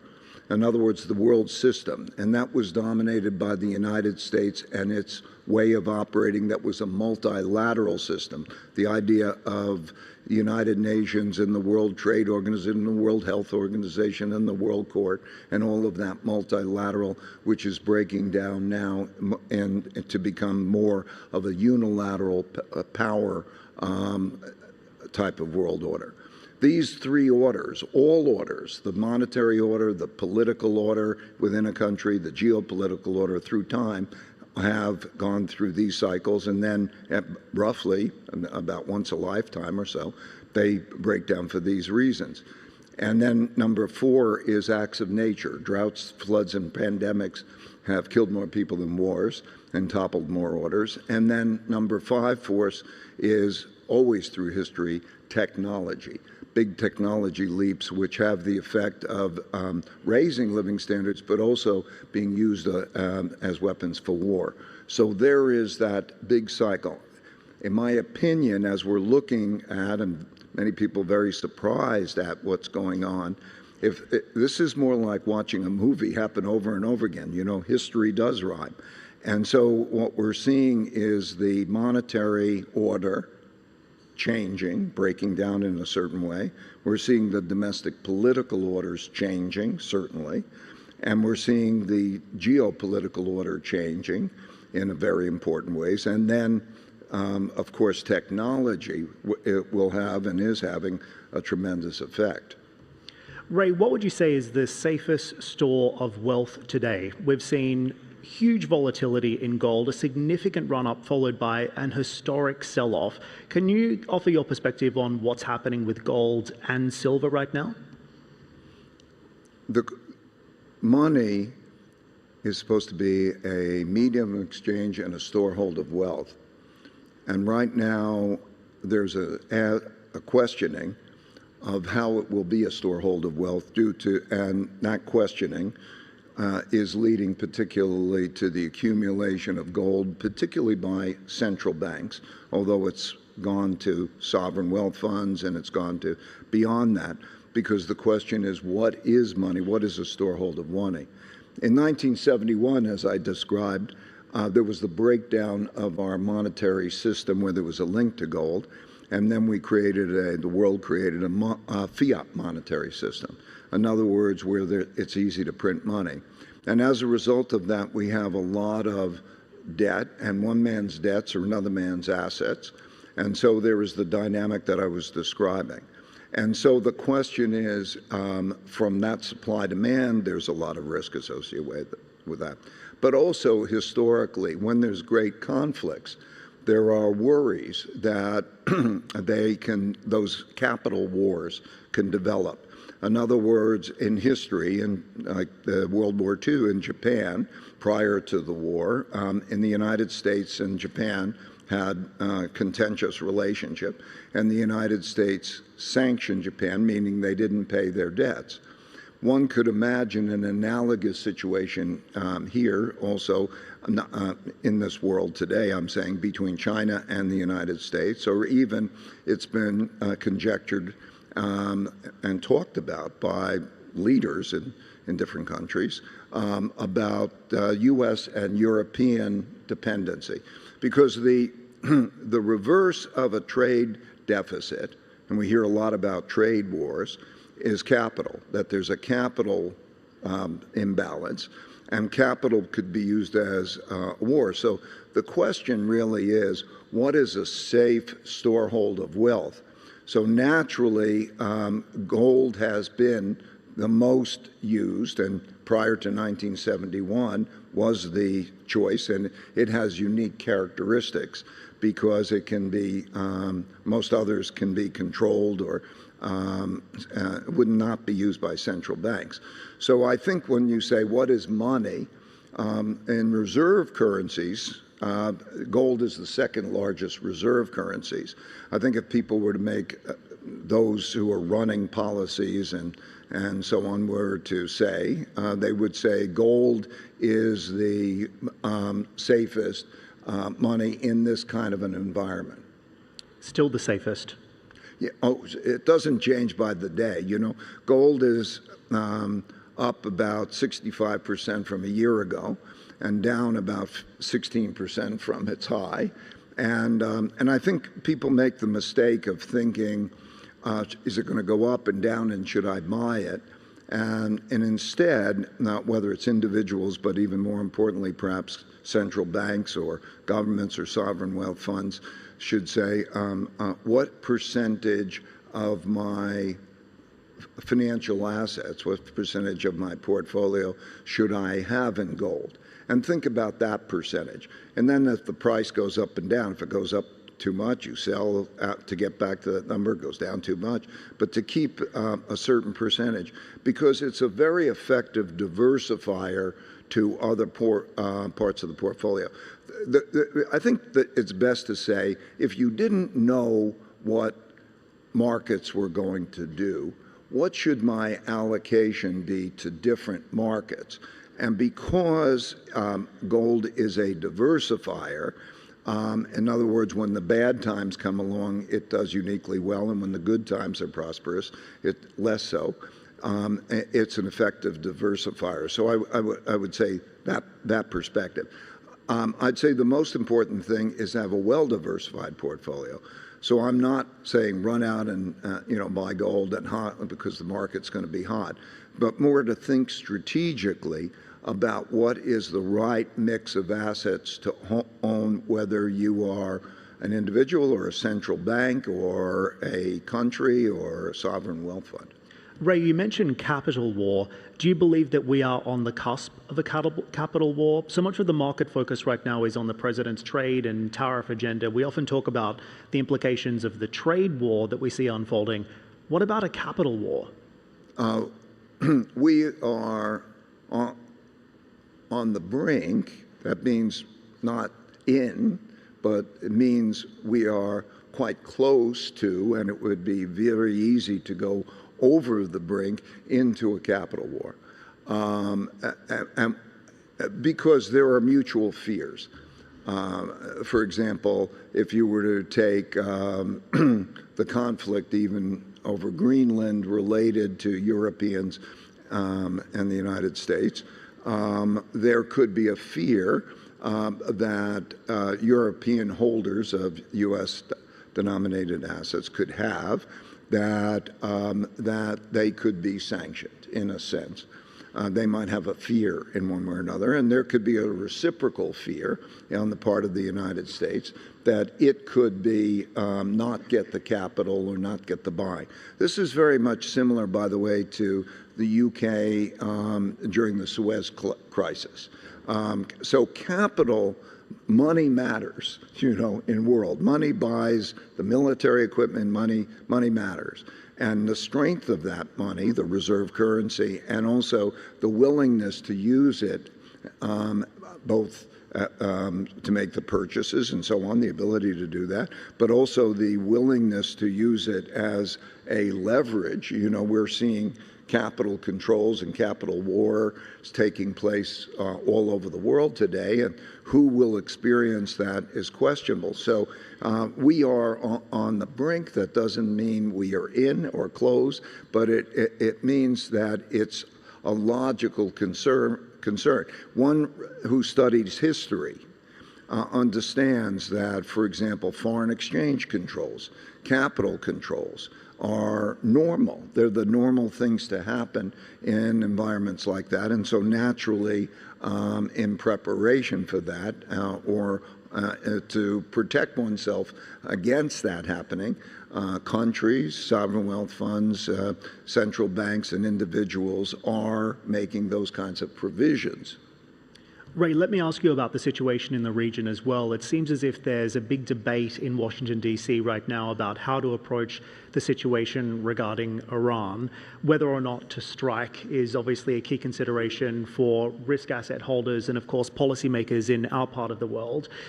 When you look at the situation around Iran, what's your perspective from a macroeconomic lens, and what is the risk of a hot conflict to your mind? Well, I have both this big cycle perspective, meaning I recognize that the world order has changed from one that was a multilateral world order which was an idealistic world order because, there were these organizations and they have all representatives and they're going to vote.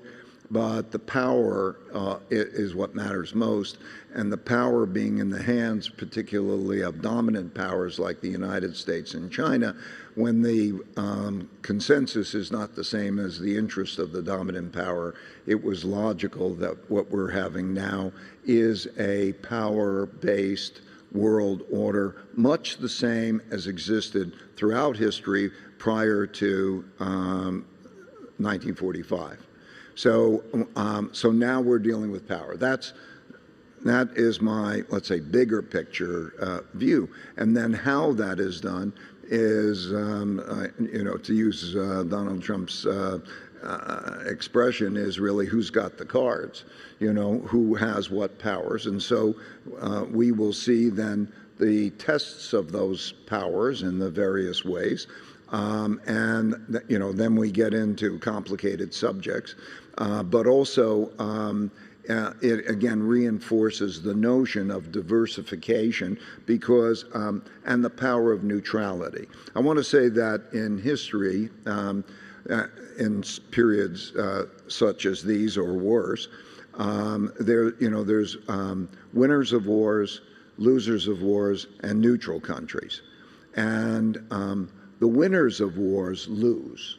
They lose because they get themselves deeply in debt financially, and they have whatever the scars of the conflict are. The British lost, and so on. The United States lost also. But the losers of the wars get wiped out. Everything changes, and they lose control. Those who do the best are the neutral countries. They actually profit from the wars. The United States, for example, in both of the last world wars, entered late and earned a lot of money. And so if you look at so I'm just generally speaking, I think geographic diversification is important. Knowing how to deal with what you don't know is very important in markets, how to diversify well, where there are places. There basically, I would say there are three things that make a country successful. Simple three things, really, through history. That is, first of all, educate your population well, not only in terms of their ability to be productive and earn money, but also civility. If you raise your children that way, we all want to raise our children that way, and you have a community where they come out in that way, and that they can work well to be together to be productive, with laws and whatever that way of being productive is. So number two is come out to a society where there's ability to be productive and not fight as much, and then avoid both internal wars, sort of civil wars, and international wars. If you could do those things, you can have a prosperous country. And so when I'm looking at the UAE and the region, really, in the Gulf, and so on, I think that those are the great capabilities, and one hopes that they stay out of the military wars and they continue to have that kind of prosperity. Then you get down to tactical things, and then you have to react. But diversification for what you don't know is an effective strategy. Just on this, would regime change in Iran make this region more investable? Yes. You think so? Well, I think the region is very investable, and I don't think that there's. I think look at the miracles of what's happened, and so I invested here, and I think it's very investable. But to the extent that there's peace and that there's the dream of being able to have everybody operate in a manner that's productive and has education, these ways that I mentioned that countries operate in. Obviously, the conflict with Iran is a big issue, and all I'm saying is if peace was, whether that's regime change, it would seem to be, but I'm not, again, an expert on the geopolitical, but I would say whatever is bringing about a greater stability and a greater harmony, I don't think it's greatly affected it, but it has affected that perspective. Ray, we really appreciate your insights. We have about a minute left, so I wanted to get this question in because we are, of course, here at the World Government Summit. Ray, what would you say is the biggest challenge or risk facing governments in this part of the world through 2026 and beyond? I would say just keep doing what you're doing. You know, I've been coming to Abu Dhabi since for 32 years, and I saw how it was raised by Sheikh Zayed, and I've seen Dubai. And it's the three main forces that I described to create an environment of civility and vibrance in which people can have the freedom to be creative together. My son, I have a son and daughter-in-law, 3 grandchildren. They go to school here. The schools are good. So it's stay out of the wars, just keep doing what you're doing. We'll leave it on that positive note. Ladies and gentlemen, congratulations on another fabulous event, and please thank Mr. Ray Dalio. Thank you.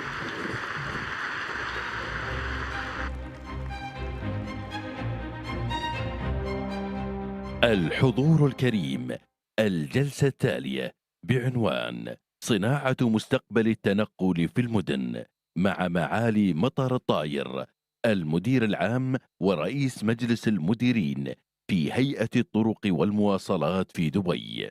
تحاوره مينا العريبي رئيس التحرير ذا ناشونال. فليتفضل معاليه مشكورا. Ladies and gentlemen, our next session is titled Shaping the Future of Mobility in Cities with His Excellency Matar Al-Tayir, Director General and Chairman of the Board of Executive Directors of the Roads and Transport Authority in Dubai. This session is moderated by Mina Al-Uraibi, Editor-in-Chief of The National.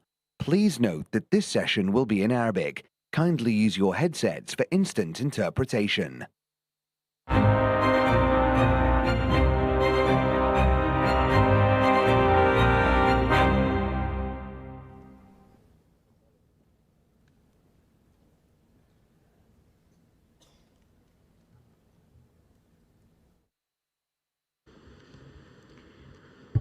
السلام عليكم ومساء الخير. شكرا لانضمامكم لهذه الجلسة. أتشرف أكون مع معالي مطر الطاير اللي هو طبعا أشهر من نار على علم، ونتحدث اليوم عن أهمية طبعا المدن الحديثة العالمية وخير مدينة عالمية هنا في دبي لتستضيفنا اليوم. معاليك، نلتقي اليوم في وقت الحديث يكثر عن التغييرات اللي نشهدها، تكنولوجية، بيئية، غير ذلك. وطبعا سمعنا من معالي محمد القرقاوي أيضا أنه إحنا على وشك عهد جديد للبشرية. وجهة نظركم كيف تكون ملامح المدينة الحديثة الكبيرة في وسط هذه المتغيرات؟ شكرا. أنا في البداية يسعدني ويشرفني التواجد في هذا التجمع العالمي لصناع القرار. إذا أردنا أن نصف المرحلة القادمة التي تمر بها المدن يمكن نصفها بكلمة واحدة، فهي التسارع. وطبعا التسارع في 3 أشياء رئيسية: تسارع في النمو، وتسارع في التكنولوجيا، وفي توقعات الناس. طبعا الكثير يعلم أن أكثر من 55% من سكان العالم الآن يعيشون في المدن. في عام 2050 بيصل العدد هذا إلى 70%. في دبي عندنا معدل نمو السكان يصل إلى 7%، مقارنة عالميا الرقم دائما يكون في حدود 2%. طبعا في دبي يمكن السكان النهاري يتجاوز 6 مليون نسمة، واستقبلنا حوالي 17 مليون سائح في 2025 بزيادة 5% عن العام اللي قبله. معلومات لأول مرة يمكن تطلع في دبي أبغي أشارككم فيها. عدد السيارات الفارهة المسجلة في دبي وصلت إلى 170 ألف سيارة. القيمة التراكمية الأرقام المميزة في دبي خلال آخر 3 سنوات وصل قيمتها إلى 1.7 هذا أكبر دليل أن دبي تستقطب أصحاب الثروات وكبار المستثمرين للعيش فيها. طبعا هذا كله يشكل ضغط كبير على البنية التحتية. إذا نشوف دور الحكومات في المرحلة الجاية شو بيكون الآن، يعني دور الحكومات دور مشقل. المرحلة الجاية بيكون منظم وبيكون ممكن مشان اللي بيقود العمل في المرحلة الجاية هو القطاع الخاص. طبعا في دبي عندنا تحديات كثيرة، والشيء الجميل أن تم إصدار قانون تنظيم الشراكة بين القطاعين العام والخاص، وهذا هو اللي بيحدد الإطار التنظيمي بين الإطار العام والإطار الخاص. طبعا نحن بكل فخر في الRTA خلال 3-4 سنوات اللي طافوا أسسنا 4 شركات الحمد لله ناجحة تقارب قيمتها فوق 80 مليار، اللي هي شركة سالك، شركة باركن، ومدى ميديا، بالإضافة إلى تاكسي دبي. واضح أن الخدمات دائما لما لاحظنا هاي من خلال الخبرة 3-4 سنوات، لما تحولت إلى شركات وإلى قطاع خاص أصبحت الخدمة أفضل من الخدمة اللي كانت تقدمها الRTA، ولأن كل شيء مرتبط بالأداء. من القصص الشركات الناجحة أيضا نحن كنا من أوائل الحكومات اللي وقعنا مع شركة أوبر اتفاقية مشان تنظيم الحجز الإلكتروني. أيضا أنشأنا شركة هلا تاكسي بالشراكة مع كريم، كانت خفضت زمن الرحلة في الانتظار من 25 دقيقة تصوروا إلى 3 دقائق. والآن وقعنا مع 3 شركات عالمية، شراكات عالمية مع جوبي ومع بايدو ومع أوبر. هذه الشركات ساهمت في انتقال دبي من مدينة تعتمد على المركبات إلى مدينة ترتكز على الإنسان. طبعا أنا أسأل كثير من رؤساء الشركات ليش اشمعنى دبي؟ يعني كلهم جاوبوا في 3 أسباب ليش دبي. السبب الأول وضوح الرؤية، السبب الثاني سرعة اتخاذ القرار، والسبب الثالث دعم القيادة. هذا باختصار يمكن يجاوب على السؤال الأول. والله معاليك جاوبتني على أكثر من سؤال، أشكرك ضمن هذا الملخص. مثل ما تفضلت، يعني نحن نحتاج إلى قرار سليم، إلى بيئة تستقطب هذه التكنولوجيات الموجودة. كثير من الحكومات عندها تردد أنه تستثمر في تقنيات مثلا التاكسي الجوي، فكيف فلسفة رؤية دبي في الاستثمار بتقنيات المستقبل؟ نشوف هنا في إقبال، بالعكس إذا كانت حكومة دبي أو حكومة دولة الإمارات العربية المتحدة. نحن نشوف حتى على مستوى اتحادي حكومة دولة الإمارات وحكومة دبي لو تشوفين القرارات اللي طلعت من أوائل الوزراء اللي طلعوا وزير للمستقبل. ما كان في أي حكومة، أول حكومة تسوي وزير للمستقبل لأهمية هذا الموضوع في دولة الإمارات. وثانيا حكومة دبي دائما تركز على المستقبل وفيها مؤسسات تعنى بذلك. خلال 20 سنة اللي طافوا في البنية التحتية فقط استثمرت حكومة دبي تقريبا 175 مليار. طبعا هذا دعم الاقتصاد، هذا دعم كبير للاقتصاد. النقطة الثانية، دبي فقط لا تعتمد على الشيء المادي ولكن تعتمد على 3 عناصر: استثمار جريء، قرار حاسم، وتنفيذ قبل الموعد. دائما تشوفين مشاريعنا 10 سنوات قدام. بشارككم أثر المشاريع اللي نفذت في السنوات اللي طافت. وفرنا ما يقارب من 319 مليار في تكلفة الوقت والوقود. ساهمنا في مبلغ قدر 156 مليار في الناتج الإجمالي المحلي لإمارة دبي. نحو تقريبا 32 مليار في الاستثمار في القطاع وخدمات الدعم اللوجستي والتوزيع. خفضنا الحوادث المرورية من 22 إلى 1.8 لكل 100,000 من السكان خلال السنوات اللي طافت.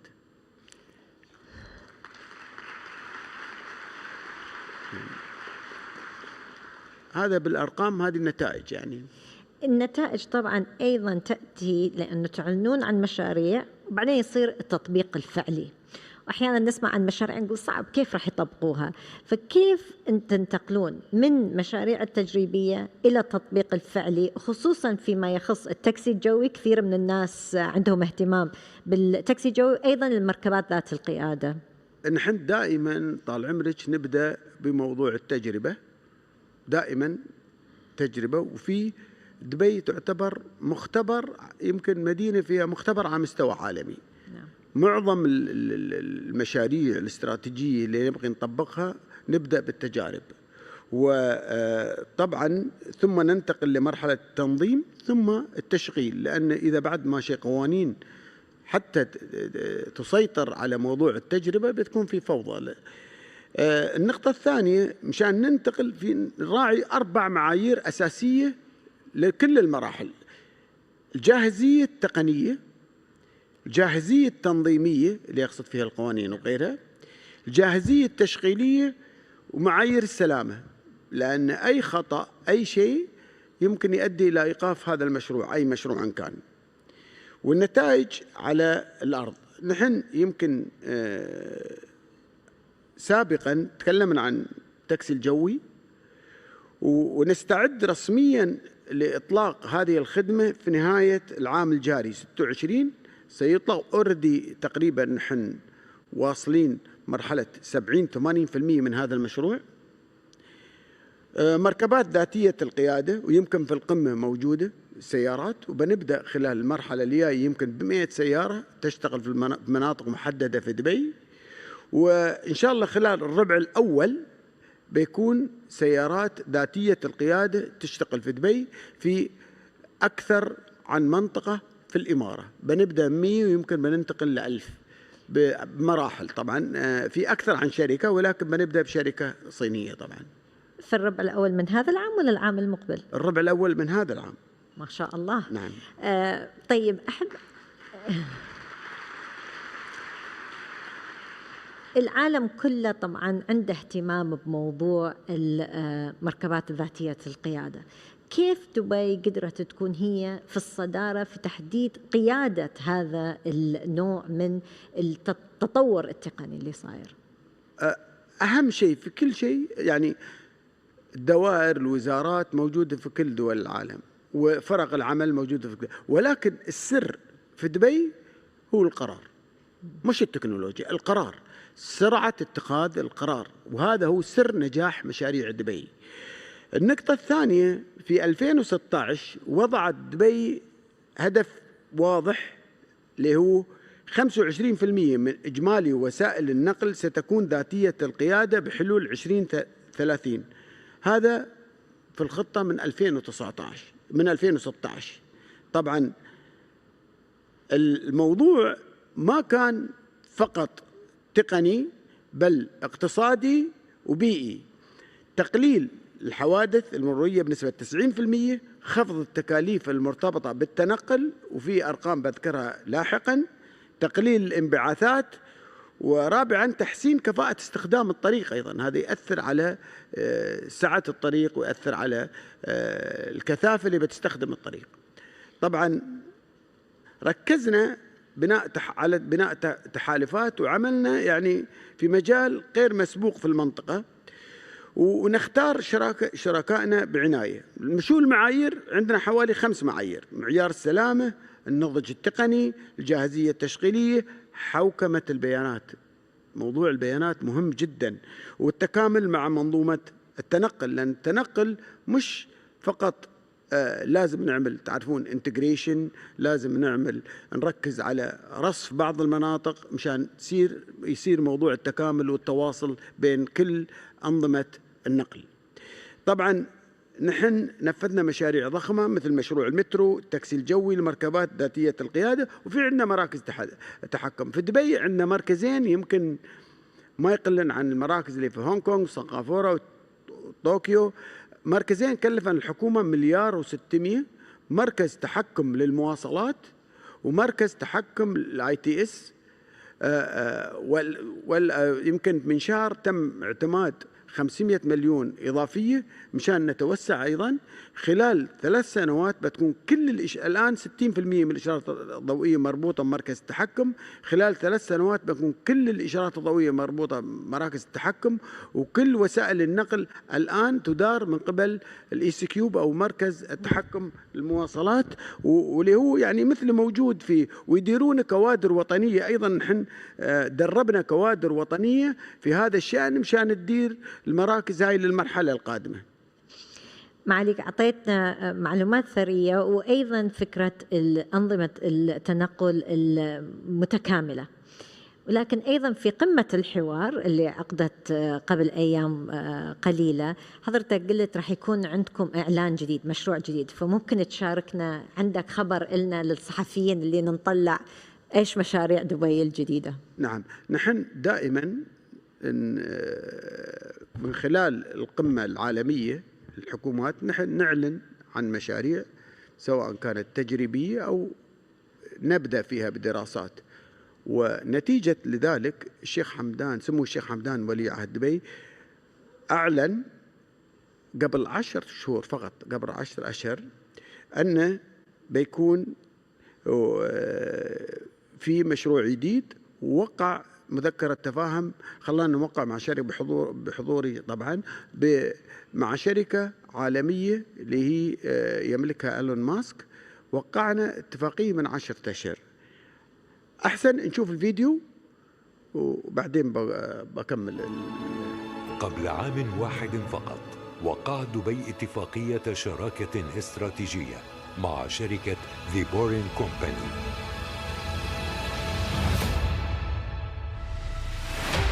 واليوم تفي دبي بوعدها بإطلاق المشروع. دبي لوب، مشروع أيقوني يجسد رؤية دبي للتنقل الذكي، وحل مبتكر ومستدام يعيد تعريف رحلات الميل الأول والأخير.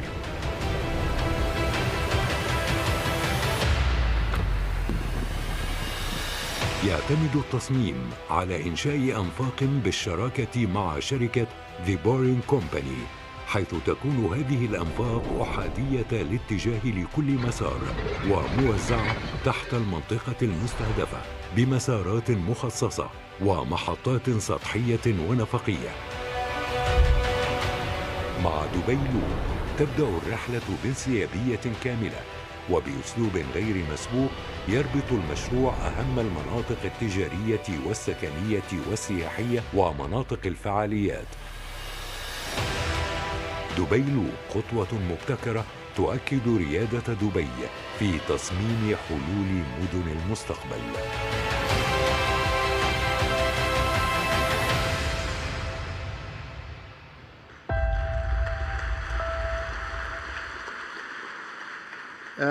أنا ذكرت سابقا أن من خلال القمة العالمية نعلن عن مشاريع.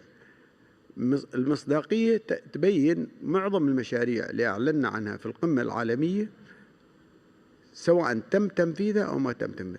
المشروع هذا اليوم أنا صباحا بموافقة حكومة دبي وقعت العقد ويا شركة بورينج التنفيذ، وإن شاء الله التنفيذ بيكون من سنة لسنتين تقريبا.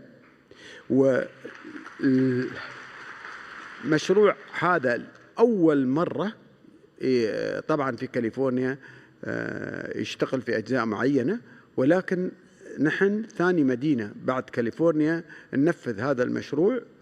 وطبعا المشروع يمكن بيخدم المشروع الكلي بيغطي 24 كيلومتر في دبي،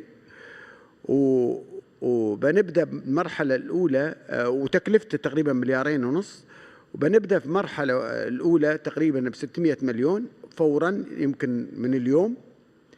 600 مليون درهم أو دولار؟ لا 600 مليون درهم، لأن حوالي تقريبا 6 كيلو. لأن شيء مهم لازم أقوله، التقنية هاي البورينج كومباني يسوون تقنية تختلف عن شركات ثانية. شو الخلاف؟ في الكوست، وبعد في أمور تقنية شيئين يختلفون. أولا التقنية الكيلو بالطريقة حفر الشركة هاي يكلف حوالي 70 مليون درهم. الكيلو اللي يكلف بخطوط الأنفاق تقريبا يكلف 125 مليون تقريبا.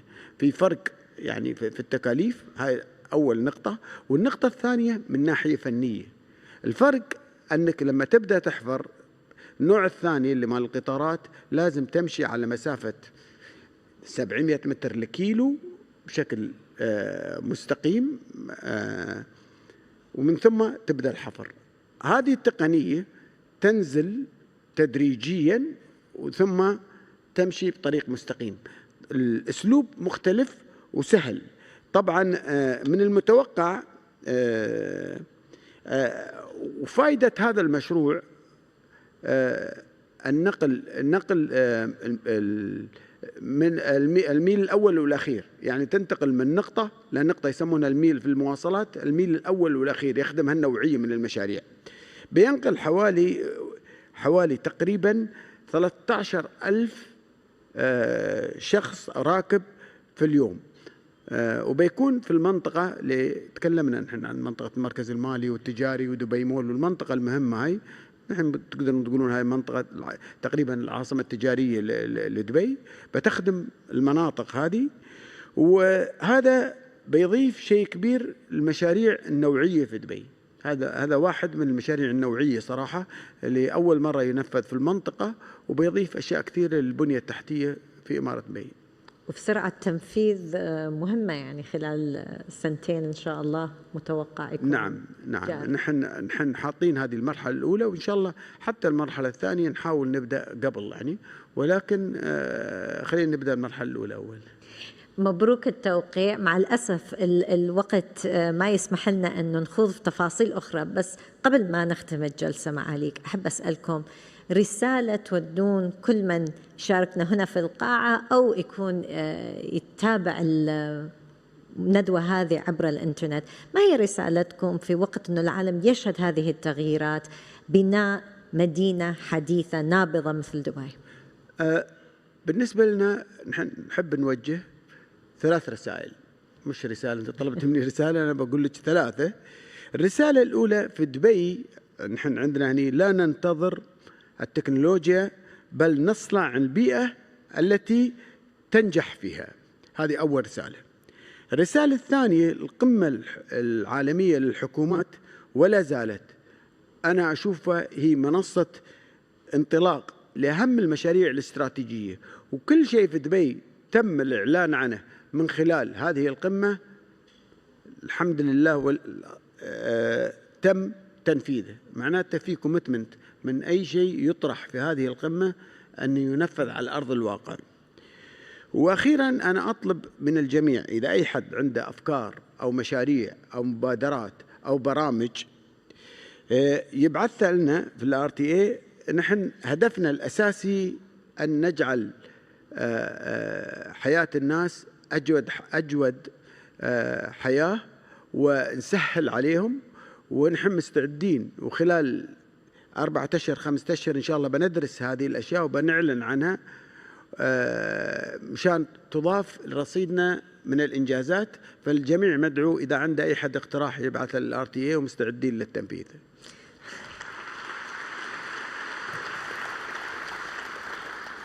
وبهذه الدعوة الكريمة نشكركم على الجلسة معاليكم، وشكرا لكم للاستماع والحضور. شكرا. شكرا.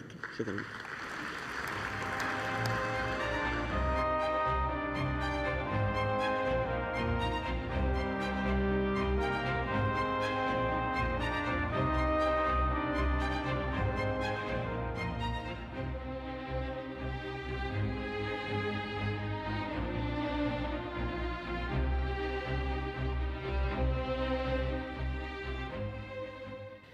Ladies and gentlemen, our next session is titled, What Should Governments Be Optimizing For? With His Excellency Chering Tobgay, Prime Minister of the Kingdom of Bhutan, and John Hope Bryant, Founder, Chairman, and CEO of Operation Hope and Bryant Group Ventures.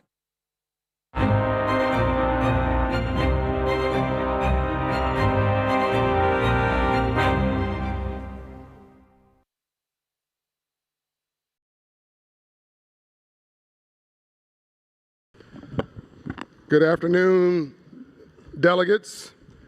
I think that you have a very special treat with this incredible leader from Bhutan.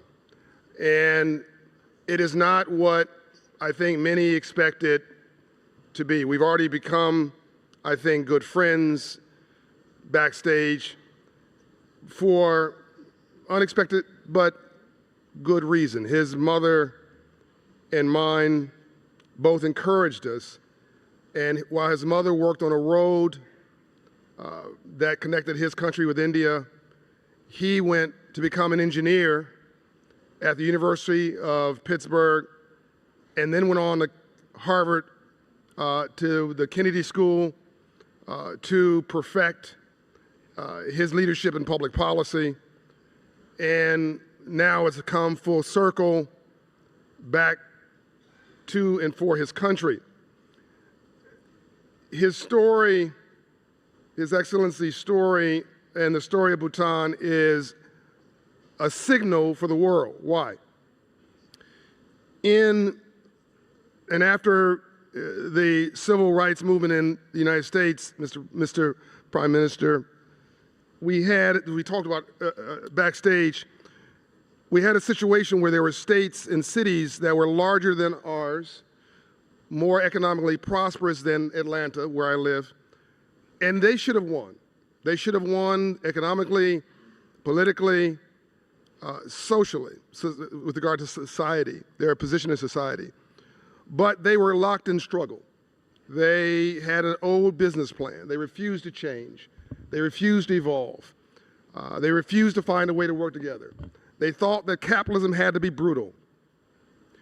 The result of that is, and by the way, one city, literally named after a city in England for Industrial Revolution, should have been where the airport was positioned. Today, Atlanta is the busiest airport in the world.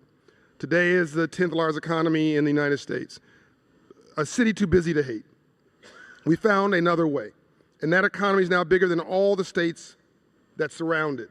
The city economy is bigger than all the states around it. As I think about, Your Excellencies, I think about your opportunity, I think you're a little ahead of your time. And I want to challenge you on this, and I want to ask you what you think about this. Wellness is now a new normal priority for most people. Most leaders here are successful, but without good health, what good is it? And I think that as a market opportunity. Thank you, John. First, I'm delighted to be here. I want to thank the government of the UAE for allowing us to take part in the World Government Summit. This is a very important summit, and more so because of the issues you discuss. And I'm delighted to be with John here on this panel on what is it that governments should focus on. Indeed, what is it that governments should be optimizing? Before we get to wellness, let me, after meeting John, who's a serial entrepreneur who does good, he is obsessed with doing good, and absolutely delightful to meet John. And even while we were speaking, I did some research. And, you know, the world, look at our resources. And if you want to see how governments have functioned, look at how resources are now allocated, because that is a function of what governments optimize. 0.1% of the global population control 14% of the global resources. 1% of the global population control 37% of global resources. And 10% of the global population, they control 75% of global resources, just 10% of the global population, against 75% of global resources. Half the world's population controls just 2% of the global resources, just 2%. And how much is half the world's population? That's 4 billion people control just 2% of the global resources. On the other hand, 0.0001% of the global population control 2% of global resources. So on the one hand, 0.0001% of the world's population, that's 60,000 people, just 60,000 people, control the same amount of resources as half the world's population. The divide between the rich and the poor, the rich countries and the poor countries, and within countries has been growing. So we have to conclude that the world's governments have been optimized for just that, to reward a small fraction of our individual populations in our own countries. We are fortunate in Bhutan. You talked about well-being. In Bhutan, our kings, our enlightened monarchs have always said that if the government cannot create happiness for its people, the government should not exist. And it is our kings who have given us the development philosophy of gross national happiness. Our kings have said that economic growth is important, but it is not the only thing that's important. It's economic growth and social progress, and cultural preservation, and environmental conservation, and good governance. And as a result, we have thrived as a small country. As a resource-wise, we are a poor country, but because we have free access to education and healthcare, and our culture is vibrant, and our environment, we are the only one of the few carbon-negative countries. We are a biodiversity hotspot. We are a vibrant democracy. And all of this is a result of gross national happiness, which we believe promotes the well-being and happiness of our people. You rank right up there with Norway with regard to happiness as a context for others understanding what you've achieved there. And of course, they are one of the best performing in the world economically. Well, it depends how you define happiness. Norway's happiness is quite different from our happiness. Of course. We have to remember that we are from the global south. We are one of the poorest countries in the world. Norway is one of the richest countries in the world. And the type of happiness we measure is different. In our case, we take measurements very seriously. It's very technical. We don't measure happiness per se, we measure gross national happiness. And we want to see where we are as a society, as a government, in terms of gross national happiness. And that measurement is very serious business. We look at living standard, health, education, environment, governance, but we also look at community, culture, psychological well-being, time use at a national level, and this is how we measure gross national happiness. What I want the audience to hear, and now you're pivoting to that, is it's not just, I mean, to me, one of the great achievements you have is you've maintained your spiritual base, your humanity. At the same time, you're raising standards of living. At the same time, you're environmentally responsible. At the same time, you're, I think, raising the vibration, if you will, the frequency for your people and your surrounding environments. These things are not mutually exclusive. They can be done at the same time. What I want this audience to understand is these are potentially investors and partners. People watching are investors and partners. Is that what I understand from talking to you and looking at the data and seeing that you're already leading in financial literacy. You're already leading in environmental neutrality with regard to the negatives, stopping the negatives and promoting the positives.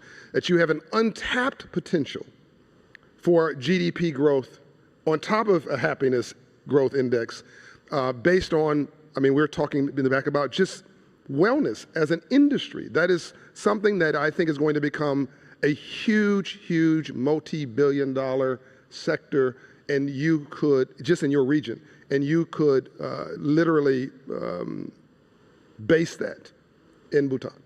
And I think that there have the artificial intelligence, technology, really empowering. You and I share this vision of unleashing untapped human potential at scale. That's what I see happening in Bhutan, and that's what you're already increasing standard of living, you're already increasing GDP. I think the next 10 years you could become one of 10 models for responsible growth and what I call good capitalism in the world. What do you say to that? His Majesty the King has said that gross national happiness is more important than GDP. Yes. And that should summarize everything that you just mentioned. And gross national happiness emphasizes that the happiness and well-being of the people must occupy the center, front and center of the development agenda. And so we've made some successes. But we are also, we have to admit, that we are in a world that obsesses with optimizing GDP growth, economic growth, yes. and sometimes mindlessly. Yes. What is the objective of such fast-paced and enormous economic growth? You need to ask ourselves that question if we want governments to optimize their services. And so in Bhutan, His Majesty the King has now taken GNH, gross national happiness, to another level. He's established a special administrative region called the Gelifu Mindfulness City, GMC. So the GMC is a 2,600 square kilometer area located along a border with India.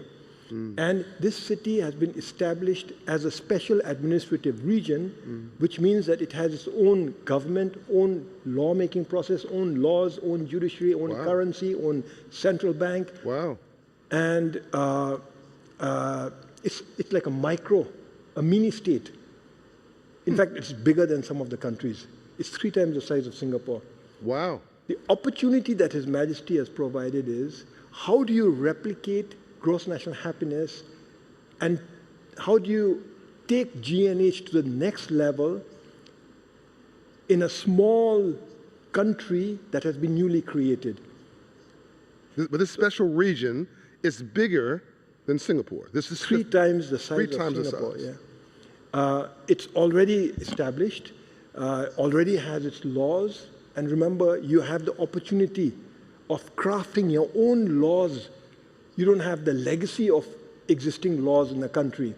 Yeah. It is really the creation of a special, not just a special administrative region, definitely not a special economic zone, but literally a separate country. It's one country, 2 systems. And the focus there is going to be on sustainability and mindfulness, spirituality, conservation, but also on business, the right type of business, capitalism, the right type of capitalism, finance, technology, clean energy. And we are very excited.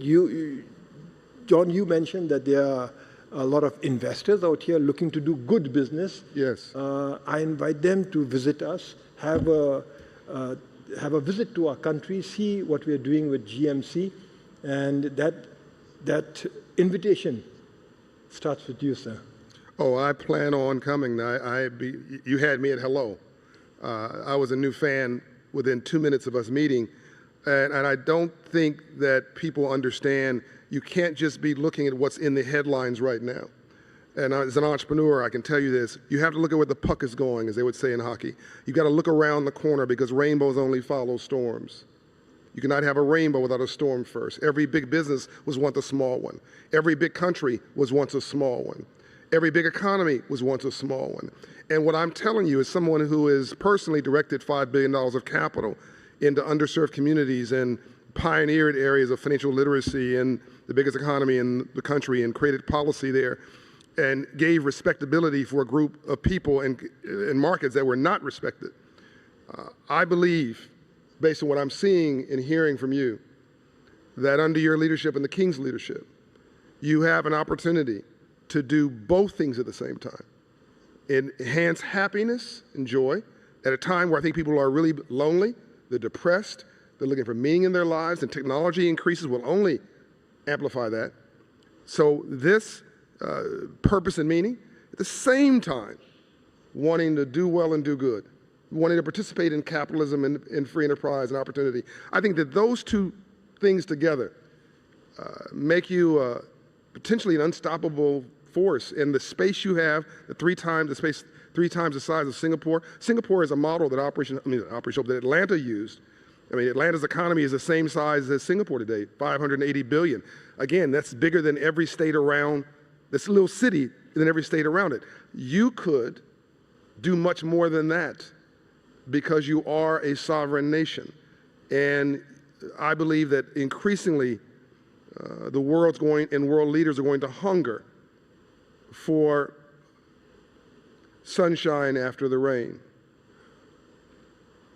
Well, as an entrepreneur and as a successful entrepreneur, manifold, what I can say is come and visit us and see what we're doing, especially at the GMC, the Galefu Mindfulness City. And you will see that the puck is going in the right direction. Yes.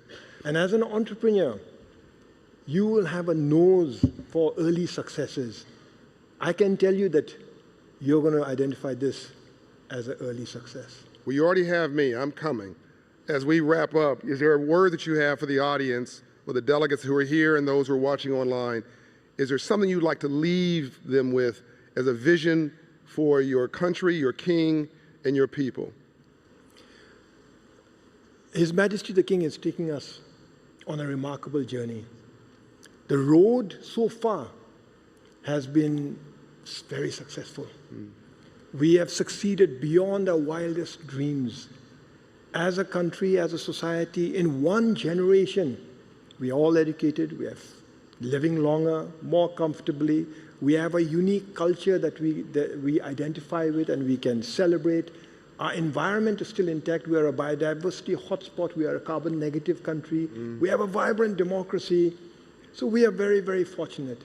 But we know that things are going to change and change fast. There are going to be rain. There are going to be storms ahead. And we've got to be prepared. And part of preparations, His Majesty the King has outlined and given us his royal vision of the Galefu Mindfulness City.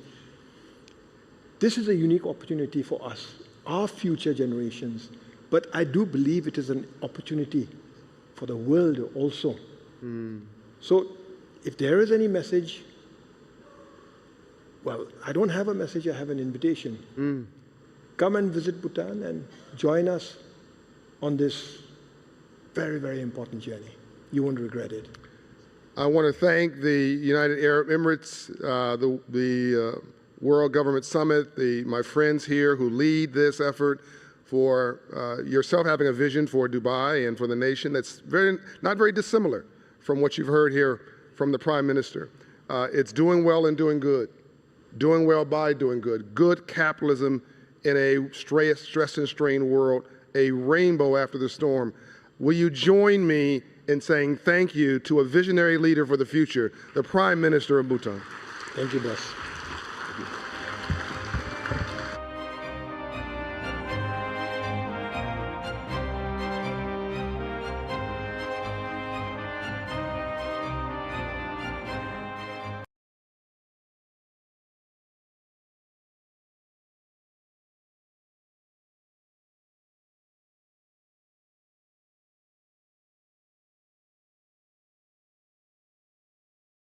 Thank you very much, Your Excellency. A powerful discussion, I think, on the importance of innovation, resilience in the world today. We're going to continue exploring some of those topics with our next guest, who, of course, has experience running one of the largest economies in the world.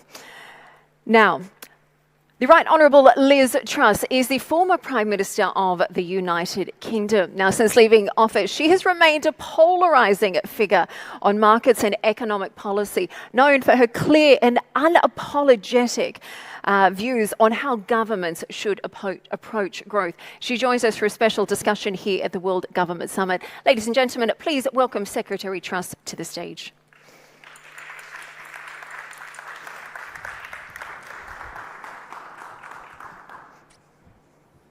Thank you very much for joining us. Now, I know you've flown in this morning, so thank you very much. What a pleasure to welcome you here at the World Government Summit. Now, lots of things to ask you today about where the world is sitting, but for a moment, let us quickly address the elephant in the room, because, of course, your leadership was, of course, defined by the rather disastrous mini-budget of 2022. We saw markets react not very well to that. So, as we gather here today, and we have policymakers, government figures, leading CEOs in the room today, tell me, Secretary Truss, why do you feel... First of all, it's not Secretary. Okay. But the line that you are repeating is essentially a false narrative about what happened. And what actually happened was Britain's pension market had been very badly regulated. We had a lot of pension funds that were exposed to rises in interest rates. What was happening in 2022, as well as very high energy prices, we also had interest rates rising across the world, including in America, including Japan, and including in Europe. The reason that there was a spike in gilts in 2022, and the Bank of England later confirmed this in a report they issued in 2024, was because of the LDI crisis. And the night before we announced the mini-budget, which was a package of measures to get growth going in the British economy, the Bank of England announced the sale of £40 billion worth of gilts, which kind of set off a chain reaction. And what has happened subsequently, and in fact, the Wall Street Journal produced a documentary about this called The Prime Minister versus the Blob, and in which they described the British press as incurious and unserious. And I think we have a serious problem in Britain that our economic institutions have failed the country for the last 30 years. We've had economic stagnation, we've had quantitative easing, which led to a huge rise in asset prices. It's pushed young people out of the housing market, but the economic establishment does not want to acknowledge their failings. So they like to point the finger at me, but you can look at all the evidence about what's caused Britain's stagnation. The real reasons: high taxes, high regulations, some of the highest energy prices in the world thanks to not using our oil and gas reserves and instead pursuing net zero policies that have turned out to be economically suicidal. And you can conduct a comparison with the United States of America. So in the year 2000, British GDP per capita was almost the same as the United States of America. By the year 2025, their GDP is 50% higher per capita. Why is that? Well, their energy prices are a quarter what they are in the UK. So that doesn't just benefit traditional manufacturing industries, it also benefits industries like AI, like crypto, that are very energy intensive. So we have had a failing economic policy for a long time. I tried to change that in 2022 by getting rid of the windfall tax on oil and gas, by getting on with fracking, by not raising corporation tax. And one of the reasons there are so many British people in Dubai now is because our taxes are so high. And if you look at what has happened, and we've had the counterfactual of what has happened since the mini-budget wasn't implemented, and it wasn't implemented because there was essentially rebellion by the British economic institutions, every single metric has got worse. Well, so gilt prices have been worse under this Labour government. Debt is higher, unemployment is higher, growth is lower. It's pretty hard to see what has improved as a result of implementing more of the same policies. And I want to ask you your thoughts on net zero and the UK as a whole in just a moment. But first, let's talk a little bit about where we are in the world today. Start of 2026, as we come here together, of course, there's a number of geopolitical crises around the world. The war in Ukraine is still continuing. The crisis in Gaza still remains to be seen. And against the backdrop of this, we're also seeing tensions between the US and Iran, and the fact that governments are continuing to roll over large amounts of debt at high interest rates. We're seeing Japan, who's got snap elections later this week. So with your understanding of the world economy today, where would you say is the greatest economic risk that governments are still underestimating today?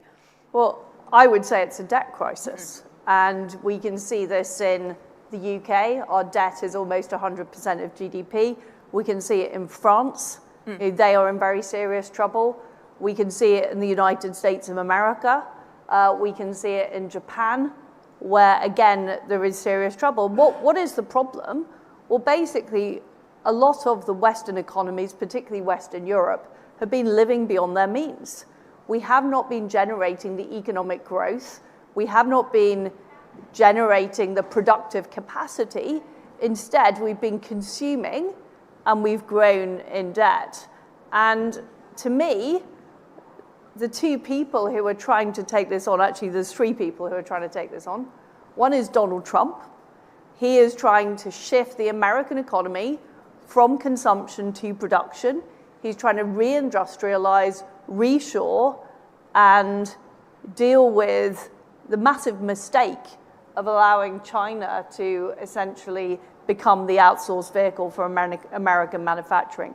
Javier Milei is again trying to outrun these factors in Argentina by radically cutting the size of the state and deregulating.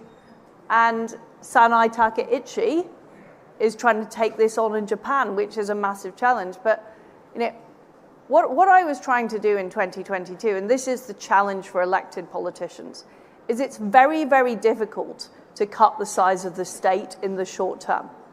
First of all, because of the political pressure. And we can see the struggles Labour has had to deal with the welfare budget. It's also difficult to cut the size of government in the short term because you have to pay redundancy, you have to restructure. Anybody who runs a corporation understands that this is a process that takes time. So therefore, what you have to do is you have to try and ensure that the private sector is growing faster than the public sector. You essentially have to outrun the debt. And what do you need to do that? Well, you need growth to be higher. That's why things like reducing energy costs are so important. It's why low taxes are so important. It's why deregulating is so important. And the story of Britain and France is that we have done none of those things. That's the story. And I want to ask you about energy in just a moment. But first, I want to pick up on what you were saying. I know you're a big proponent on your podcast of a Trump-style economic reset for the UK. But I have to say, when we look at America, you mentioned the growing debt. Of course, federal debt there is past $38 trillion. Consumer confidence is at its lowest level in the States for 10 years. Growth is slowing around 1.5%. There's policy uncertainty that's rattling markets as well. And of course, we've had the problems with tariffs as well, increasing the cost of goods for everyday people. Germany this week has spoken the fact about it feels that its alliances with trusted alliances like the US is also crumbling as well. Why should then countries copy an economic model that brings a lot of this chaos? Well, what we've had up to now in the West is managed decline. It's a kind of acceptance that over time, the Western economies will be eclipsed by economies like China, which I think is the #1 strategic threat to Western civilization. Trump is shaking that up. And in shaking that up, he is taking on the international institutions who have backed managed decline, who've backed Keynesian economics, who've backed things like DEI, and net zero, which have actually damaged economic competitiveness. That's the reality. I mean, China is building coal-fired power stations. A lot of the agreements that have been reached have damaged Western economies. They've not damaged our competitors. So Trump is taking that head on. And of course, that creates what you describe as, disruption, because he is trying to take on a failing economic system that is not working. And it's not just not working for Western economies as a whole, it's particularly not working for the working class and middle classes in our countries. If you look at the industrial decline that there is in states like Pennsylvania, which voted for Donald Trump as a result of Clinton allowing China to join the World Trade Organization on developing country terms and essentially outsourcing those jobs. So yes, any change is painful, and there's a hell of a load of vested interests in the current economic system. The central banks, the major banks, the financial system, and we've seen a financialization as well of the British economy and the US economy at the expense of areas like manufacturing. So of course those people are going to squeal. Of course they're going to call their friends at Bloomberg and complain about it. That's not a surprise, but was the policy really working? And I do challenge the growth numbers you've just quoted. I think the latest American growth numbers are more like 3 or 4%. I don't think they're 1%. I think you might be thinking about Western Europe. And British growth, I think the last one was 0.1%. And sometimes it's minus 0.1 and sometimes it's plus 0.1. But what we are seeing, Western Europe as a whole has declined relative to America, but also relative to economies that are growing around the world. And I include the United Arab Emirates on that list. And we've got to look seriously about what we've been doing wrong. Well, let me pick up on what you were saying about China, because that's something you talk a lot about, very hawkish on China. You talk a lot about it in your podcast as well. We know Keir Starmer was in Beijing just days ago, calling him desperate, saying he is pulling at straws. But we know that British businesses are very tightly engaged with China. Of course, China responsible for around 1/5 of global manufacturing. So in a world where China is this embedded in the global economy, is an economic decoupling, is that really realistic? What do you see as the real solution instead? So I don't support economic decoupling. I think trade with China is important.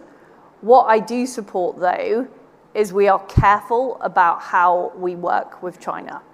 And we don't take their promises and blandishments at face value. And that was what was particularly ludicrous about the Keir Starmer visit.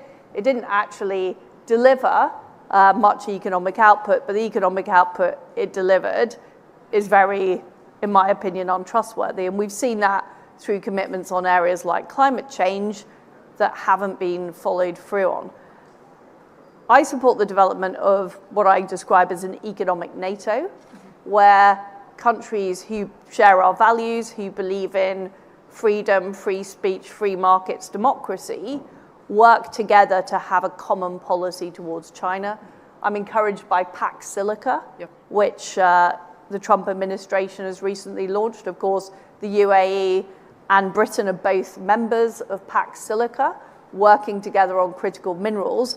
That is more the sort of approach I would like to see of those countries who do not want to see a world dominated by China and the Chinese Belt and Road Initiative and Chinese control of critical minerals work together. Because there's been quite a different strategy here in the UAE, isn't it? I know you feel that global trade bodies like the WTO matter less now, that we are moving more towards these smaller blocks you mentioned earlier. But of course, here in the UAE, it's been a very different strategy. It's continued to sign trade agreements all over the world, and it's clearly paying off. Recently, we heard the UAE's non-oil trade has passed $1 trillion. So tell me, why do you feel that narrowing trade relationships can actually give a country more leverage when economies like the UAE appear to be thriving by staying open and connected? Well, I think I'm the government minister that signed more trade deals than anybody else in Britain's history. I signed over 60 trade deals post-Brexit to get Britain back on track, and many of those deals were actually better than the deals that the EU did. And I kicked off the trade deal with the GCC, for example, kicked off the trade deal with the CPTPP. So now Britain is part of the Pacific Trade Agreement. I support doing trade deals where it makes sense for Britain, just like Donald Trump supports doing trade deals where it makes sense for America. What we are moving away from is the universalist approach where everybody can have access to low tariffs regardless of their behavior. And what we've seen from China is we've seen state-owned industries using subsidies to undermine industries like the steel industry, for example. We've seen intellectual property theft. We've seen all kinds of bad industrial behavior. That is not true of countries that are in the CPTPP. It's not true of the Gulf states. So what I'm talking about is a trade strategy that is realistic about the geopolitical implications as well as the economic implications. And what is very, very dangerous is for countries to become dependent on China. And we saw how China behaved with Australia when Scott Morrison criticized their actions during COVID. There was a trade embargo placed. That is the kind of response you can expect if you do a trade deal with China. Well, let me pivot slightly. Let's talk a little bit about net zero. This is something you've mentioned a few times. It's something you speak a lot about. I know you've called it an economic mistake. You feel the UK has really harmed itself by trying to target net zero when you say it contributes only about 1% of global emissions. I think its historically cumulative effect is a little bit higher than that. But on the flip side, we're feeling the effects of climate change already. We're seeing higher food prices, higher insurance rates. We're seeing natural climate change disasters all over the world. So I think there's a concern that if every country says our emissions are too small to matter and prioritizes domestic growth first, how do we shape a credible global approach to climate risk?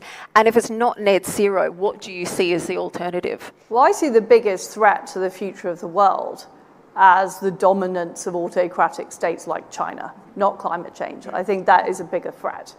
And that is what our policies should be more closely focused on. Britain has put more strict climate change legislation in place than virtually any other country in the world. What's been the result of that? The result of that is more goods are being produced in countries that don't follow those rules. So all we've done is outsourced carbon production. Meanwhile, industries like the car industry, industries like the steel industry in Britain are on their knees. The towns and cities that they support are in serious economic difficulty. And it's essentially been so that British politicians can go to international summits and boast that they're showing leadership. Well, wake up. Nobody is following. Donald Trump isn't following. China isn't following. India isn't following. And we are sitting in Britain on huge depositories of oil and gas, which we are not using. Meanwhile, we've got the highest energy prices in the developed world. And that is just not an economically sustainable strategy for Britain. I'm afraid the leadership of Britain over a series of governments, and I trace this right back to the Blair government in the 1990s, have preferred to worry about how they are perceived internationally than the condition and livelihood of British people who vote for them. And we're now in a situation where Keir Starmer is the most unpopular Prime Minister in British history. The entire political system is shaking up in Britain because people are so frustrated that they want to vote for a better life. They want to have a better job. They want to be able to afford things. And yet we've had economic stagnation for 30 years, which has been imposed by a political elite. That is the situation in Britain, and it's very, very desperate. We're almost out of time. Let's turn to the future. A couple of minutes left. When we look at the future, I think there's, by 2030, we're expected to see 170 million new jobs created globally as a result of the AI revolution. About 92 million jobs also going to be displaced as well. And it's fascinating to look at how concentrated that shift is. We're seeing companies like NVIDIA worth $2 trillion. We've seen Netflix. They have a billion subscriber base with only a workforce of about 15,000. So where do you see the biggest economic opportunities being created next? And politically, how do governments manage that transition if growth no longer automatically means jobs? Well, I think there is a huge opportunity. And despite all I've said, I'm optimistic about Britain, because I think we are now getting to the point where people are having a real discussion about why things have gone wrong, why the country's stagnated, what we need to do to fix it. We do have massive reserves of energy we could use. We can invest in nuclear as well as oil and gas.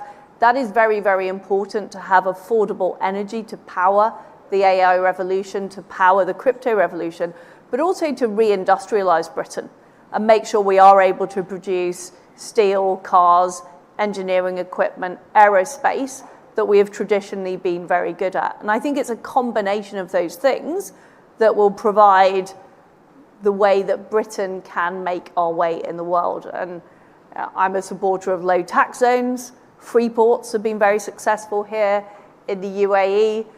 Those are the types of bold policies we need to create a new business environment in Britain, because we have the fastest rate of millionaires leaving Britain of any country in the world. I pointed out that many of them are here in Dubai. I seem to meet more Brits here in Dubai sometimes than I do in Britain. And they are also moving to other parts of Europe. They're moving to America. We need to do something bold to attract those people back, to attract the businesses, and to make our country great and economically successful again. Well, fascinating discussion. Thank you so much for joining us this afternoon, keeping us on our toes. Ladies and gentlemen, please let's give Ms. Truss a very big round of applause. Thank you. Thank you so much. Thank you. Thank you very much. A real pleasure. Thank you.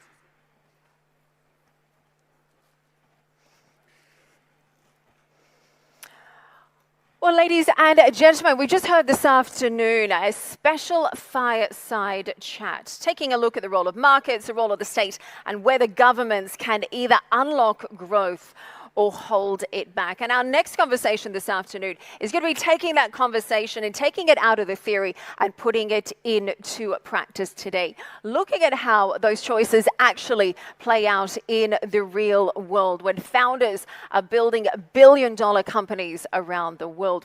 So our question we're going to be exploring this afternoon is, how can governments turn ideas into unicorns? Can they do that by picking winners or by creating the conditions that allow founders to scale without friction?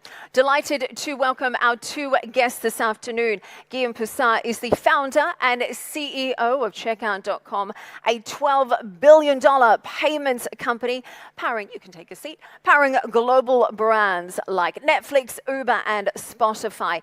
It's built right across the US, Europe, Asia Pacific, and the Middle East in some of the world's most challenging regulatory environments.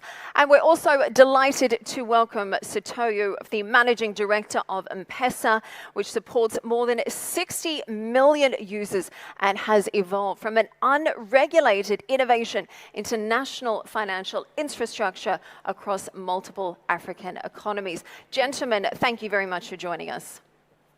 Let's give them a round of applause, shall we? Thank you both for joining us this afternoon. Guillaume, I'm going to start with you because I think your story is a particularly interesting one. Now, you started out originally as an engineer. You were studying. You dropped out of university. You had about $15,000, spent some time surfing, and then you went on to build one of the most successful fintech companies in the world. Now, these days, Checkout.com powers payments for organizations like Netflix, Netflix, Uber, or Kareem and Talabat that we know in this part of the world. Now, what's been interesting is that you've built checkout.com all over the world, and at a time when fintech regulation across Europe and the US in particular really is tightening. Now, tell me, you say that entrepreneurs have a responsibility to help governments drive economic transformation. So tell us a little bit about your journey and what that partnership looks like when it really works. Yeah, absolutely. So starting first on the just Liz Truss comment that I heard before, I believe in net zero. I think that if you have a high EBITDA margin, as an entrepreneur, it's important to give back in a certain way. And I'm completely pursuing a net zero in my company because we're profitable, fast growing, and I think entrepreneurs have a role to play in society. And if you can give back through a net zero strategy, everyone should do a little part. So I have an opportunity here to say this. And then I think clearly you mentioned the word like regulations tightening. We are the result of regulations happening more than tightening. I mean, historically, we came to life because the European Union deregulated the world of payments and gave the opportunity to entrepreneurs to go into straight to Visa, MasterCard, disintermediate the banks, and become a pure player in e-commerce. This happened to us, happened to Revolut. It created a landscape of new fintechs who created value for consumers, created value for shareholders, created, I like to believe, value in the ecosystem at large because HSBC and Barclays ended up having competition and you end up creating just a better environment for the ecosystem at large, just not the fintechs themselves. The UAE, came a bit later in that journey, but they, I think agreed with this principle. We had the, retail payment services license here. We support the Tabbies of the world, the Talabats, the Tap Send, a lot of people who help in money remittance. But fundamentally, our infrastructures help the economy. They create jobs. We have hundreds of jobs here, more obviously opening every year.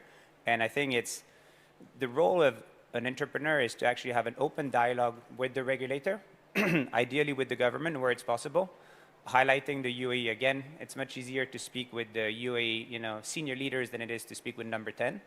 And just explain that a level playing field, competition is good for the economy and good for ultimately the people who use our services. So I recognize that I started in Europe, but now it's a global business because most countries are actually agreeing with this principle that competition is good for the landscape. And it was in the news just recently. We got a bank charter in the US who's also opening us new opportunities. And I think we're going to pursue this, licensing regimes that support our business, and I think are just, good for us and our customers. Very interesting.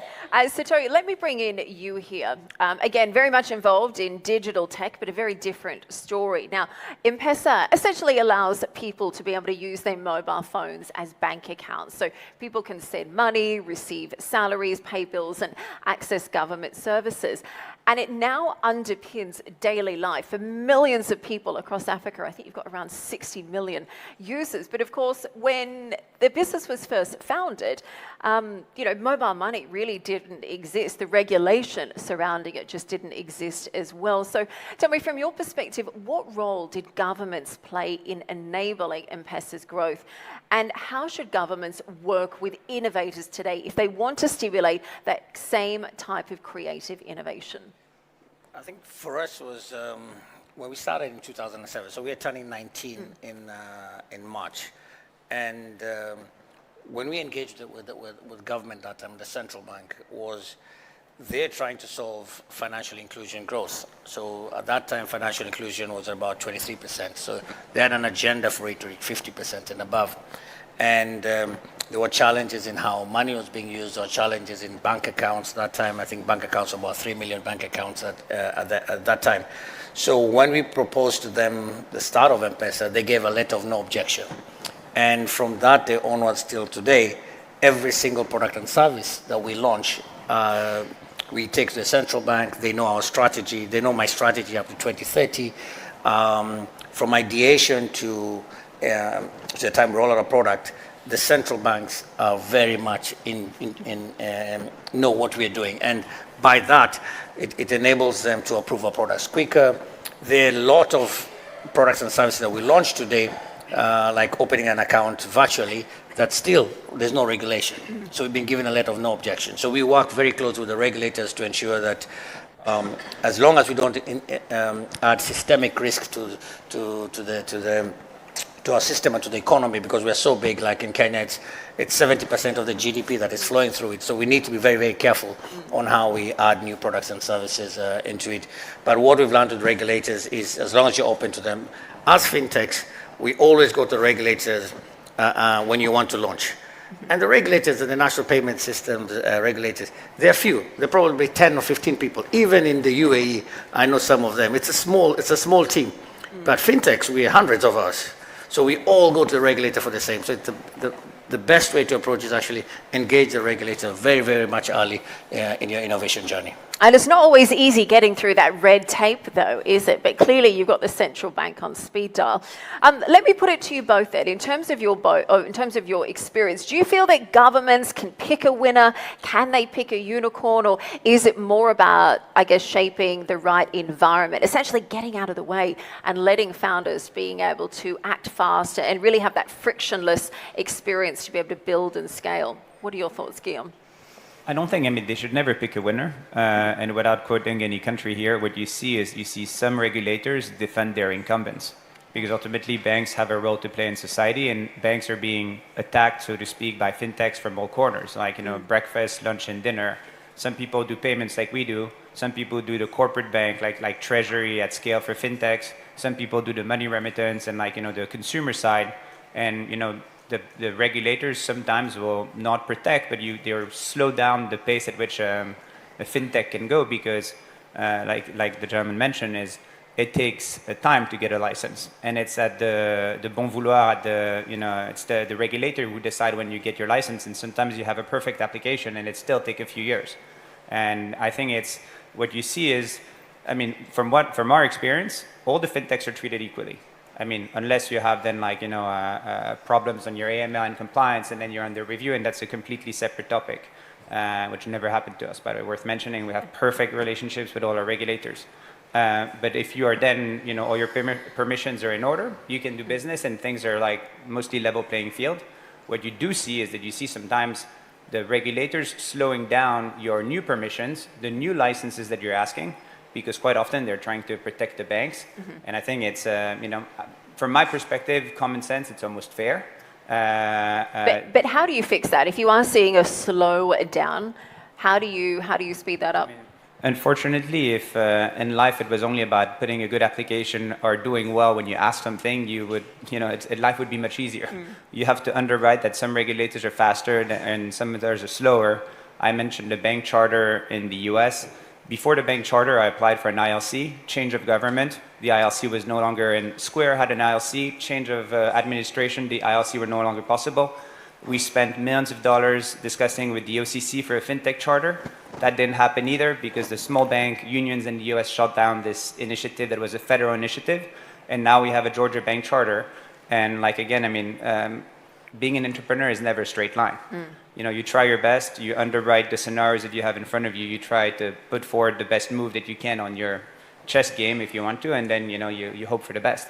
But there's a lot of things you don't control, and regulatory approval is certainly one where all you can do is prepare the best application, show your experience.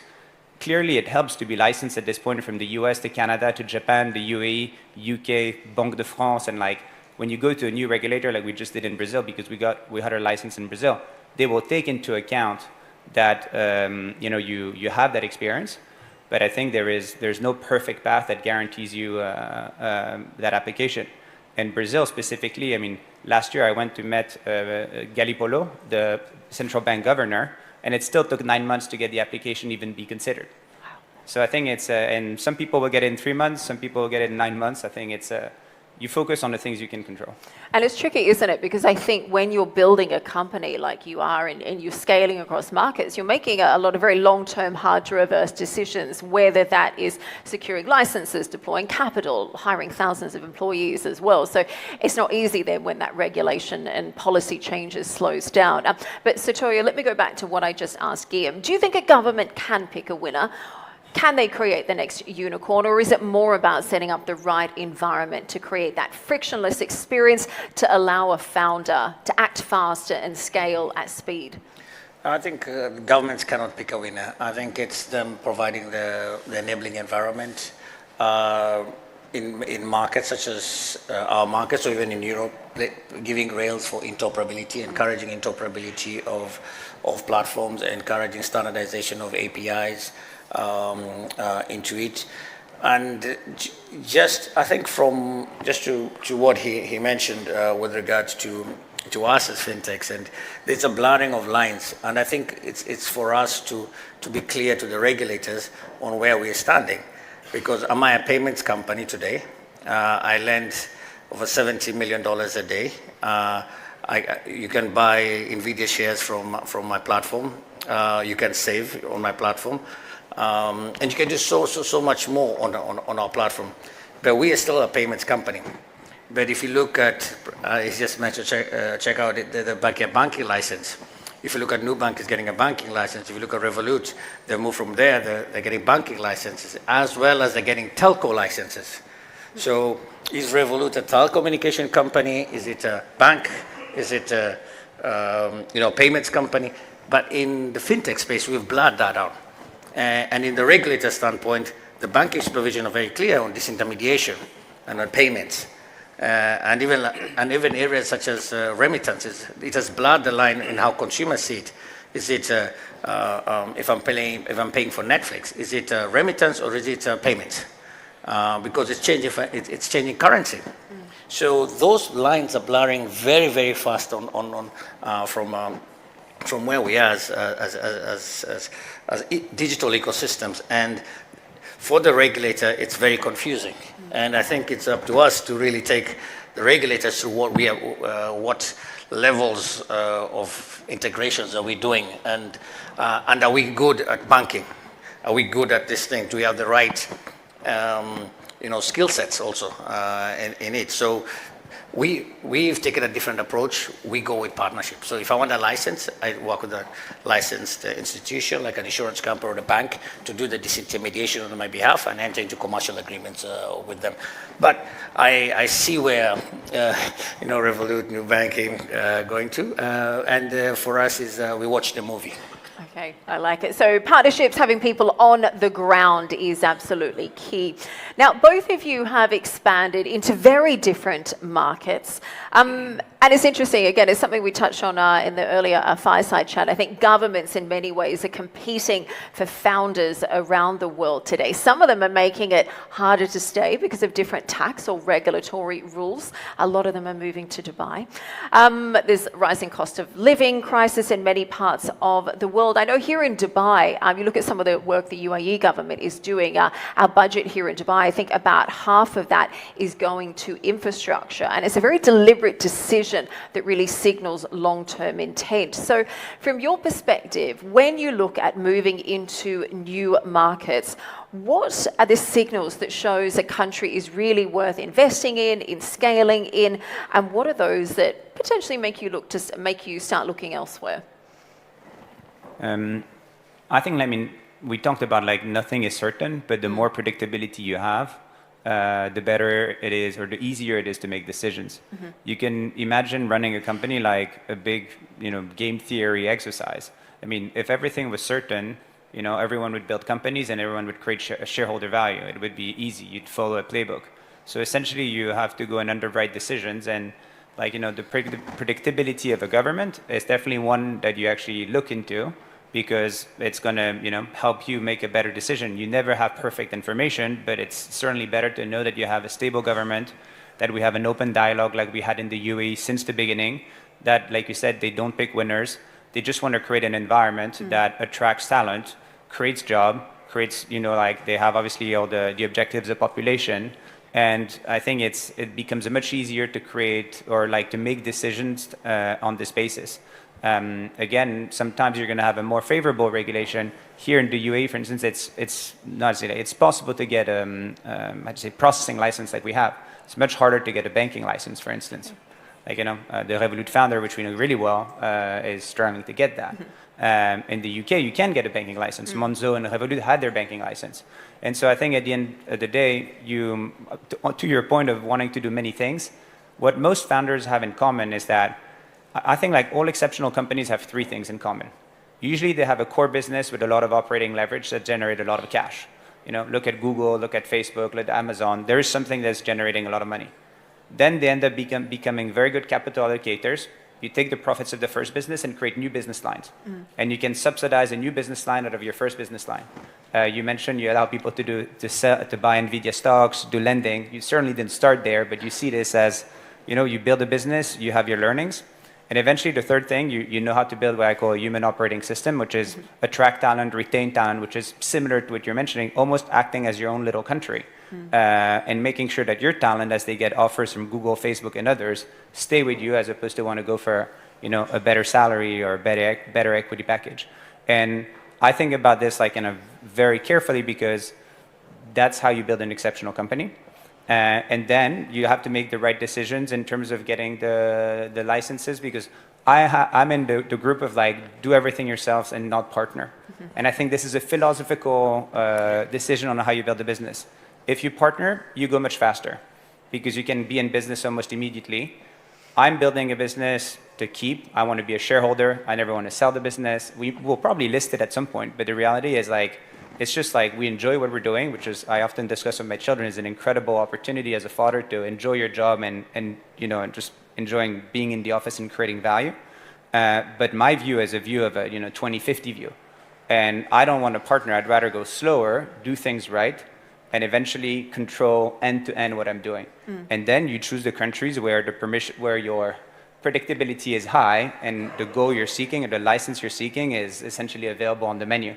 Because you know that some licenses are not available on the menu in certain countries. And when we started this business more than 10 years ago, most countries were not allowing the license that we have today. So being fundamentally positive, I think that the discussion we're having today, many countries are realizing this. They have to be attractive, and they're going to open their financial services sector because it's good for the country, it's good for the end users, the people, the merchants, the consumers who use those services every day.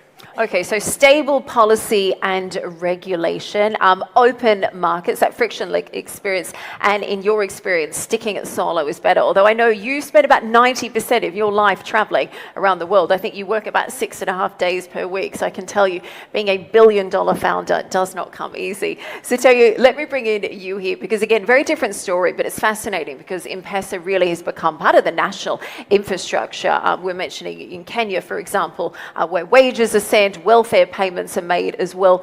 What are the signals that you and the team at M-Pesa look for in a country when looking to scale or expand there? I think it's quite similar. First, especially like in Africa, it's two ways. Is it a bank-led or is it a telco-led model? Is it a free model? West Africa is more bank-led models.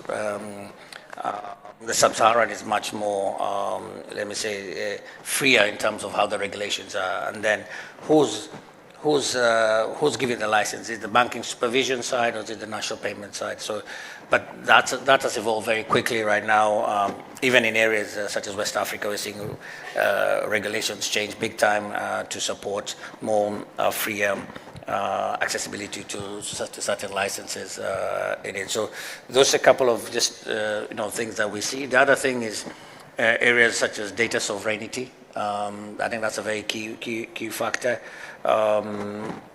That at times puts us as a local, as an African company, at a much more disadvantageous position as my friend here, because for us we have to have a primary and secondary data centers in country. But when it comes to the big tech, they have no primary or secondary data center operating on cloud. So while it costs me $30-40 million to go into a country, if I was on cloud services, it could cost me $3 to $4 million. So it's a big difference, a disadvantage for local countries, companies within the continent on how we operate, because they see it as a systemic risk into it. So I think those kind of things will play a big role. I think in future, especially since the signing of the Genius Act, the biggest issues now on stablecoin and cryptocurrencies and what's going to happen in it, and we're getting a lot of inquiries on what to do. But again, here we work with the UAE. We're looking at what the UAE is doing. I think they're also looking at how to protect the economy. For us in the continent is to ensure that we don't dollarize the market.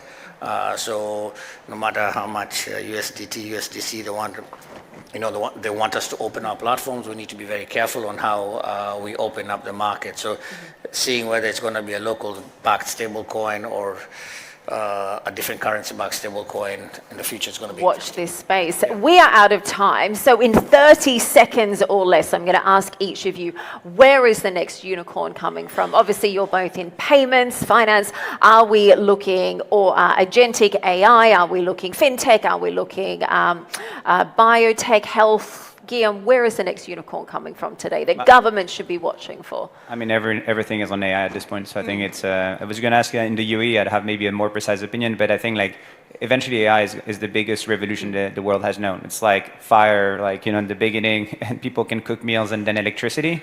And I think, I just had a 6-hour ET meeting this morning. Everyone is in the UAE, as a matter of fact, all my leadership team, and all we talk about is like, how do we transform the business? And we're not going fast enough, and this is like, pivotal moment for us. And the AI native companies are doing extraordinary things at this point. So I think it's all about AI for me. Okay, I love it. Sitoyo, final thoughts with you. I think agentic AI, as well as digital currencies, will play a big role in the future. Okay, well, ladies and gentlemen, let's give our panelists a big round of applause. Thank you so much, Guillaume and Sitoyo. A real pleasure. Thank you so much. Thank you very much. Well, our conversations are continuing, so make sure you don't go anywhere. So our next session this afternoon is going to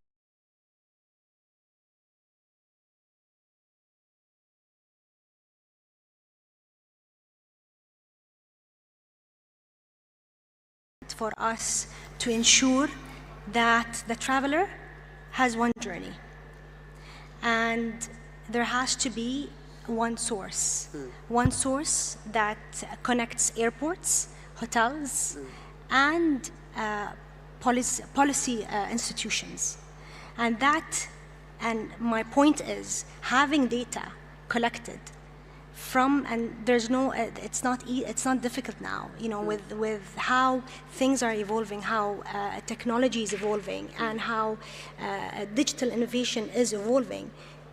Data is key for us to ensure that, number one, the traveler feels safe to travel, the traveler gets the right experience through this data, because I think I come from hospitality background. I've been in hotels all my life, and it's very important for us that the customer or the traveler leaves with an unforgettable experience. And this is what matters, because that's what's going to stay with the traveler, is number one, the impression and the reputation. That sort of narrative is baked into the DNA of the Four Seasons. There is absolutely no doubt about that. I share your love of the brand, Sheikha, as well. Rainy, you have said that the future of travel depends on cross-sector alignment. And when you talk about that cross-sector alignment, I'm assuming you're talking about airports, airlines, hotels, destinations. What do you think is the weakest link at this point? And how to Sheikha's point, how do we address this? You're putting me on the spot with the weakest link, but thank you for having me. Great pleasure to be here. I truly don't know that is one link that's missing. I think we ultimately know there are certain systems, and I think a lot of those are coming along, and we see nice progress in the enablers that are necessary to formulate that path along that Sheikh is expressing, and that safety element is essential, right? Coming back to your question, volatility aside, whether individuals clearly want to travel. And to that extent, I'm very optimistic, and I'm very positive that we will continue to see strength in that sector. And I would say individuals like to travel despite all the hurdles that we often put in their way. And when we speak of an ecosystem, there clearly are a number of links that we need to strengthen to make access a lot easier with the right safety in mind, to ensure that once you arrive in a destination, you truly feel welcomed. And I think in the context, we often speak about technology that's necessary, but ultimately, and perhaps back to your question, we need to make sure that public sector and private sector truly find a forum to actively exchange how to move forward in integrating these different aspects that make it happen. Yeah, what does that look like? We're there for it. The UN Tourism is a convener. So we have access to 160 member states and decision makers across 5 different regions. So this is, so going back, and I'd like to take this opportunity and maybe and let Rainer know more about what our plans are for in terms of collaboration. Collaboration is one of the priorities I have outlined from at the beginning of my mandate, and particularly because of the access we have to decision makers and ministers. We can advocate for the right policies, but we cannot do that without the private sector. We need to find ways to create the right synergies between the private and the public sector. And that can be done with the UN Tourism. What do you think? I would certainly agree, and yet I think we're all aware of the complexity. We had an earlier conversation. It's all about how we bring these pieces together, and I think individually we all have the answers. Again, much of the technology is coming along. Ultimately, though, we do need that leadership, and that's on us in the private sector most certainly as well the case. We need the necessary investments in order to move that forward, but we know what's necessary. We need to get it done.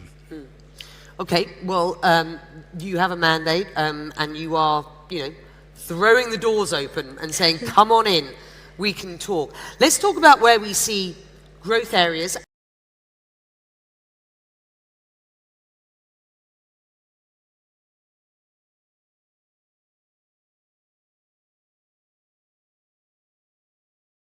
Why?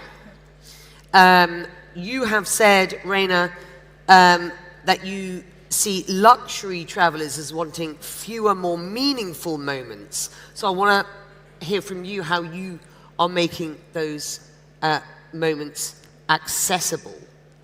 And on the wider sort of story, I do want to understand how technology, which we see embedded increasingly in systems, will ultimately enhance the traveler experience while ensuring that this human-to-human sort of relationship that we all expect when we travel continues. Let's start with growth.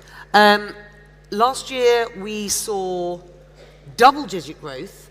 Sheikha in Brazil up 37%, Egypt 20%, Morocco 14%, Seychelles 13%. The GCC certainly a growth region in 2026. With Asia, you spent a lot of time there yourself. What separates, to both of you, the winners from the rest at this point? We've talked about how it's important that the private and public sector work better together. I'm thinking about connectivity and visas and marketing. It's clear that those are great shapers for success for some of these countries that we've seen listed here. Is it something, though, deeper than that? I just want to get to where you see the real sort of opportunities at this point. I think it's proper planning, Becky. Planning is what those countries have. Planning is key for them to advance their tourism sectors in their respective destinations. They have to plan, and they have to plan right. They have resources, and they have access to different organizations. Let's say UN Tourism, OECD, they have ICAO, they have IATA. All those are key international organizations that have a lot of data and that have a lot of the right best practices and benchmarks that that are there for them, and those are tools for them to find the right fit wherever relevant to their destinations and see how they can, go from there. Okay, and that I understand, and leaning into those tools Yes. may quite possibly be the key differentiator for these countries listed as real success stories in 2026. But it's more than that, isn't it? I would differentiate motivation of travel and enablement of travel. Good point. Because you were kind of going in both directions. And when you look at a growth and success story, certainly in 2025, but for a good number of years now, I would add Japan. And I think on the motivation for travel, clearly it's the authenticity, it's the understanding of real experiences, it's the understanding of immersion in a completely different culture. It's that we speak of a value mindset rather than just a volume driver. And that certainly when you look at growth in that sector, we've in recent years seen that the luxury, ultra-luxury segment has grown more, I think, for these particular reasons. When you look at the enablement, then we come back again to safety. How easy is it for me to arrive? And if I may say, at times I'm still surprised that you have countries with tourism bureaus, offices that spend millions and millions, and then you arrive in the country and you're not necessarily being welcomed, but rather questioned as to why you would travel. And I always feel, let's make sure that as a traveler you feel welcomed to a country, appreciated for having that interest to going somewhere and to integrating yourself into what that country has to offer. Let's talk about experiences, meaningful moments. I mean, it's to a degree easier for an organisation like yours, luxury. To a degree, there are certain expectations, and you know that. Although clearly, you've got to execute on those expectations. Give me some tangible examples of what you're doing with Four Seasons that ensures that you are absolutely delivering those meaningful moments. What do they look like? What's the feedback from the traveller? What do they look like in 26 and beyond? We clearly see that increasingly, going back to my earlier point, is key motivation for travel and certainly for guests coming to Four Seasons. It takes a wide range depending on where you are, but I would reference farms that you can really engage with, be it in a couple of our resorts in Mexico and even in Mauritius. It goes to harvesting in a rice field that's part of our resort in Chiang Mai in Thailand. But then there's the educational element, really, with curated tours to get to know locals, to understand a little bit more the environment that we operate in. We haven't spoken yet about the element of sustainability, and for us to really, in a meaningful way, bring this across where the traveler also feels they understand a little bit more about the country. They see that our products are locally sourced. They see our efforts to reduce waste that easily is avoided. Let's talk very specifically about Four Seasons, expanding, for example, across the Red Sea, Amala, Neom, and into yachting. How do you grow in fragile environments without overdeveloping them? What does that? Sustainability can mean a lot of things, and it's kind of thrown out there. So what does it really mean in the DNA of Four Seasons? And for example, this area very specifically with such a fragile environment? So Four Seasons, and let me reiterate, we're a private company. We grow, but we don't grow at all cost. I firmly believe we're quite thoughtful about this process and look very specifically at every individual property in its respective market. We've seen over the years, again, using different examples of coming to Nevis and really becoming the key employer of the island and transforming and to some extent humbly helping to put the island on the map. I remember when we early on, not so far from here, went into Cairo and Egypt and Sharm el-Sheikh, where certainly in Sharm we yet again had an impact. And there when we opened Koh Samui in Thailand, we had a similar effect there. And so we're being very thoughtful as to how do we bring in young people that are locally recruited? How do we call it 4 Seasons for Good, where we've particularly been focused on cancer research now for well over 50 years, and where we engage with local hospitals, where we do make sure we work with vendors and individuals in that respective location. And again, we make sure that this is to an appropriate extent known to the traveler and to the visitors to that resort or even an urban location. This issue of sustainability is going to be absolutely sort of front and center for you in the role that you now have, Sheikha. Are we seeing enough public-private collaboration to truly redesign tourism for sustainability? I mean, we've just heard good examples, tangible examples of what can be done. I think if you have the right policies, you can advocate for them. And this all goes back to the needs and the requirements of the destinations and how well aware are they of what's needed and how can it be implemented and at what cost. So I believe if they see the right results, the right outcomes out of those initiatives, they will be more than happy to implement. But this is exactly going back to my point about collaboration. And as I start my mandate, private and public sector collaboration is key. And we cannot do it alone. We just can't. I'm very interested specifically in sustainability, given that we have seen this year many European countries protesting against mass tourism. Okay. How worried are you about that? I'm not, because you know what? I just came back from Brussels and I was invited by the European Commissioner for Travel and Transport, and we discussed exactly that topic.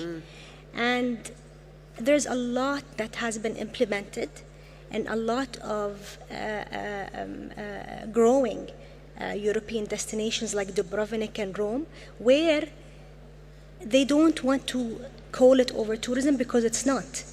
It's how you handle tourism flows. And you have the right tools, again, through the right technology. I'll give you an example, Becky, for Dubrovnik, because I think they have done it amazingly. They have something called the Dubrovnik Pass. And particularly in destinations that attract a lot of tourists because of one of them TV shows, I think Game of Thrones was filmed there. So they have implemented the right tools to monitor closely flows, tourists that come in through this website where you cannot enter without buying a pass. But this pass allows you to enter several attractions in that destinations. But it kind of has real-time data to know how much of the flows are in destination A, for example, and knowing how much of them will buy or have bought tickets to go in. This allows them to manage the destination in a very seamless manner. And it's proven to be very successful, because not only did it ensure that the traveler would have the best experience, but also the communities living in Dubrovnik are happy with it. Well, I mean, if that's a model, then it's so one this that is something through maybe us we want to see how we can grab on those opportunities and those technologies and see how we can properly scale them up where and when relevant. You're talking about technology here playing a real role as a game changer in the business across the board, and it is increasingly shaping travel. We know apps, data, personalization. How do you balance efficiency, Raina, with the human touch that really does define luxury travel? 100%. We see that technology entirely as an enabler rather than a replacer of certain... Yeah, I don't want to see robots doing everything in my Four Seasons hotel going forward. I'm happy that it might be going on behind the scenes, but don't tell me they're going to welcome me anytime soon. I'm relieved to know your expectations, and we certainly share those. And in fact, we see where technology, again, enables what we do, allows us to actually really focus on the guest. And Four Seasons, we're all about a very guest-centric approach, and the more we provide our team members with the right tools, the better they'll be in their job, and the more time they'll actually have to focus on the guest. We know that particularly with their technology, generally, and I say generally because a guest that arrives at 3 a.m. after a 12-hour flight probably doesn't want to talk necessarily to a human, or at least not for very much.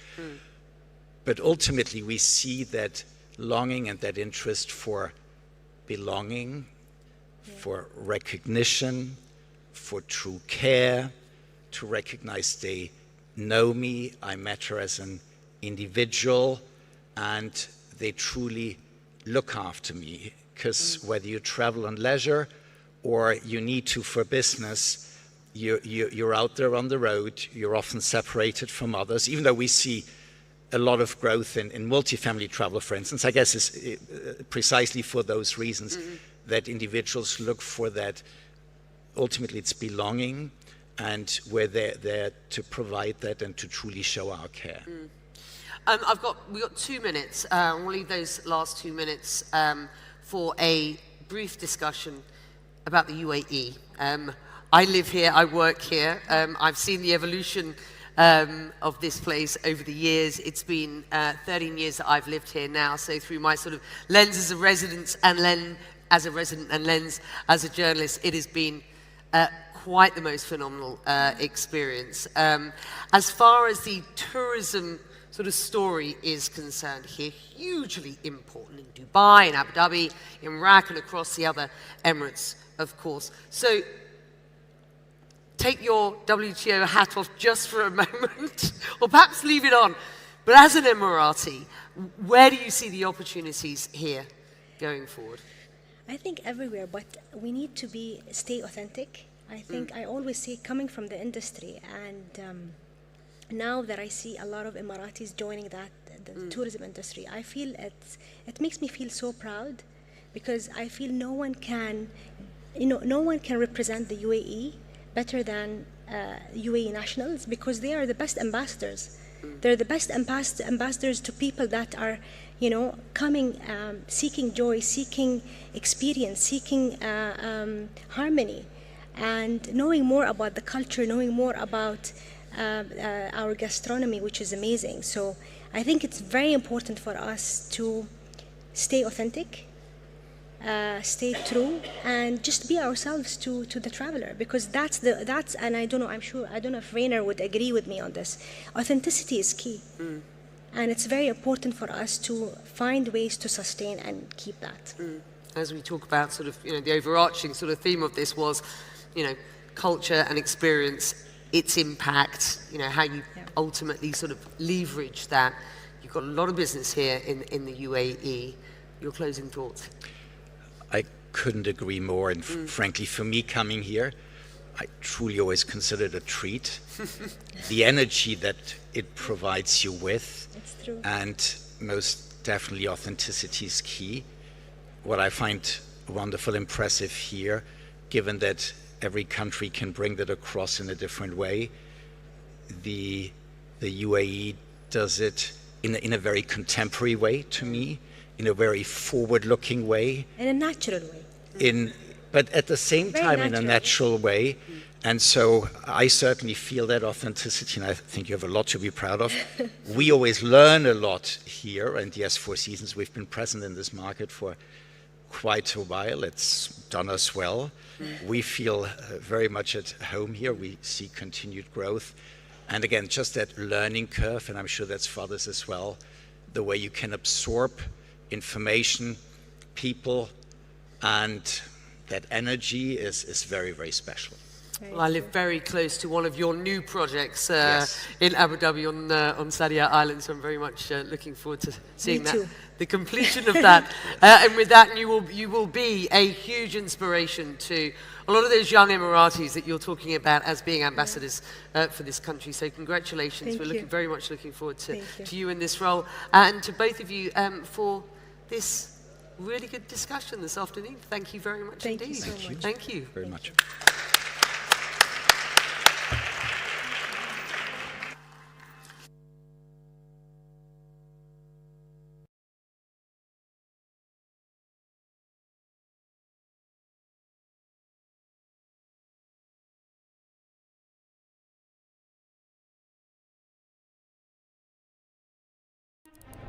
في الماضي صنعت الكلمات والأفعال أعظم لحظات التاريخ، فألهمت الشعوب ورسمت مسارها. As long as you live another day, you have an opportunity to create. كلمة واحدة قد تتحول إلى قرارات. In a world in which everything is global, we need global responses. جملة واحدة قادرة على تشكيل الآراء. To me, development delayed is development denied, and we have to change this. والخطاب الصحيح يمكن أن يغير مجرى التاريخ. If we fail to act now, we will see a climate crisis that is unimaginable. غير أن الصوت الواحد مهما كان مؤثراً لا يكفي وحده. We're going through a time warp. It's going to be shockingly different. هذه تحديات معقدة يصعب على الدول والحكومات مواجهتها منفردة. Shift to artificial intelligence is going to be like a tsunami hitting the labor market. نحن بحاجة إلى منصة تجمع القادة والخبراء والمفكرين، منصة تطرح فيها أصعب الأسئلة وتصاغ فيها الحلول بجهد مشترك. I'm an optimist by nature. If you're not optimistic and passionate, you'll not get anything done. القمة العالمية للحكومات، حيث تلتقي العقول وتتولد الأفكار ويستشرف المستقبل.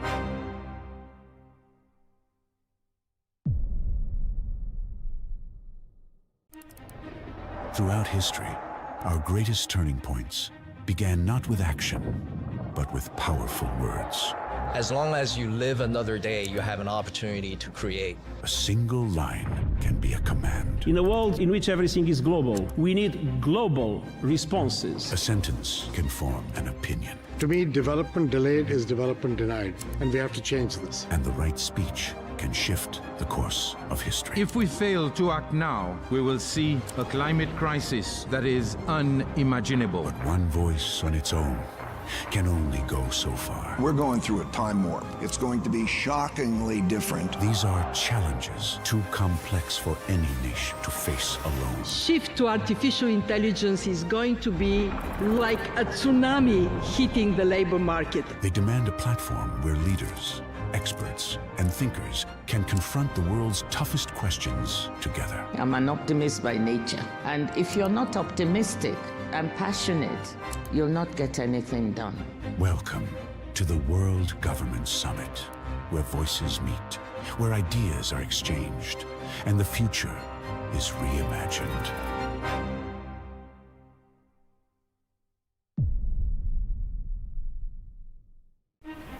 We're going through a time warp. It's going to be shockingly different.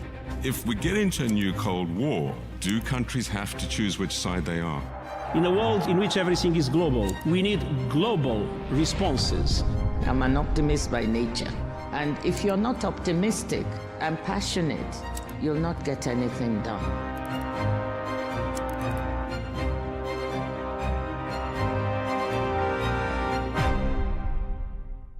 Think of genes as life software. Genetic medicine is the ability to rewrite that code.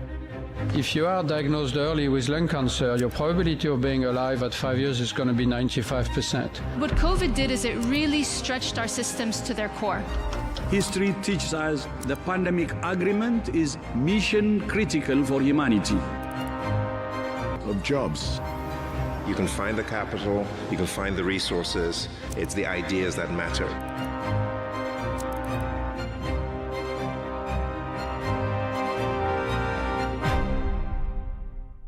To me, development delayed is development denied, and we have to change this.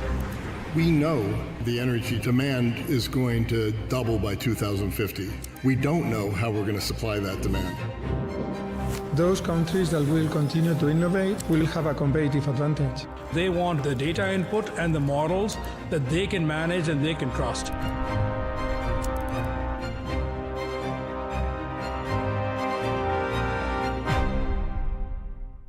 The one-day work week will likely be here by 2040.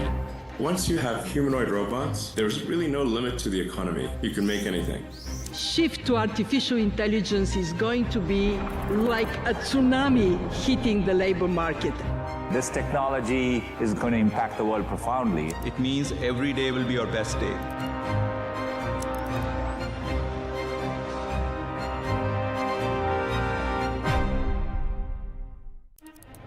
في الماضي صنعت الكلمات والأفعال أعظم لحظات التاريخ، فألهمت الشعوب ورسمت مسارها. As long as you live another day, you have an opportunity to create.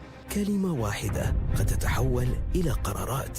In a world in which everything is global, we need global responses. جملة واحدة قادرة على تشكيل الآراء. To me, development delayed is development denied, and we have to change this. والخطاب الصحيح يمكن أن نغير مجرى التاريخ. If we fail to act now, we will see a climate crisis that is unimaginable. غير أن الصوت الواحد مهما كان مؤثراً لا يكفي وحده. We're going through a time warp. It's going to be shockingly different. هذه تحديات معقدة يصعب على الدول والحكومات مواجهتها منفردة. Shift to artificial intelligence is going to be like a tsunami hitting the labor market. نحن بحاجة إلى منصة تجمع القادة والخبراء والمفكرين، منصة تطرح فيها أصعب الأسئلة وتصاغ فيها الحلول بجهد مشترك. I'm an optimist by nature. If you're not optimistic and passionate, you'll not get anything done. القمة العالمية للحكومات، حيث تلتقي العقول وتتولد الأفكار ويستشرف المستقبل.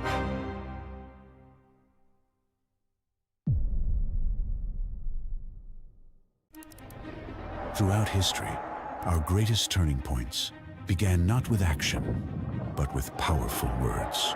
As long as you live another day, you have an opportunity to create. A single line can be a command. In a world in which everything is global, we need global responses. A sentence can form an opinion. To me, development delayed is development denied, and we have to change this. And the right speech can shift the course of history. If we fail to act now, we will see a climate crisis that is unimaginable. But one voice on its own can only go so far. We're going through a time warp. It's going to be shockingly different. These are challenges too complex for any nation to face alone. Shift to artificial intelligence is going to be like a tsunami hitting the labor market. They demand a platform where leaders, experts, and thinkers can confront the world's toughest questions together. I'm an optimist by nature. And if you're not optimistic and passionate, you'll not get anything done.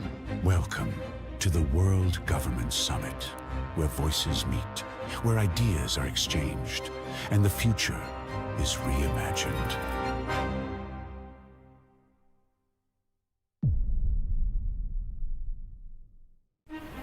We're going through a time warp. It's going to be shockingly different. If we get into a new Cold War, do countries have to choose which side they are? In a world in which everything is global, we need global responses. I'm an optimist by nature. And if you're not optimistic and passionate, you'll not get anything done.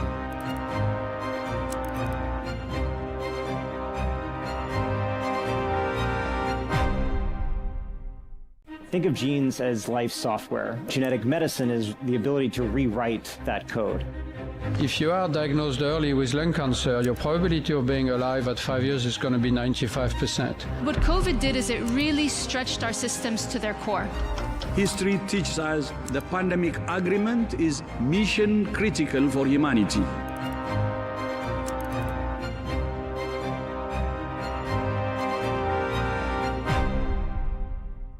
What drives economic development is innovation. Innovation cannot be planned. You just don't know when and where innovation comes. Creative arts as an industry is a generator not only of wealth, but of jobs. You can find the capital, you can find the resources. It's the ideas that matter.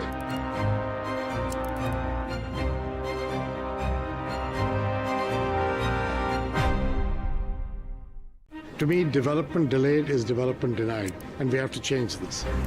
We know the energy demand is going to double by 2050. We don't know how we're going to supply that demand. Those countries that will continue to innovate will have a competitive advantage. They want the data input and the models that they can manage and they can trust.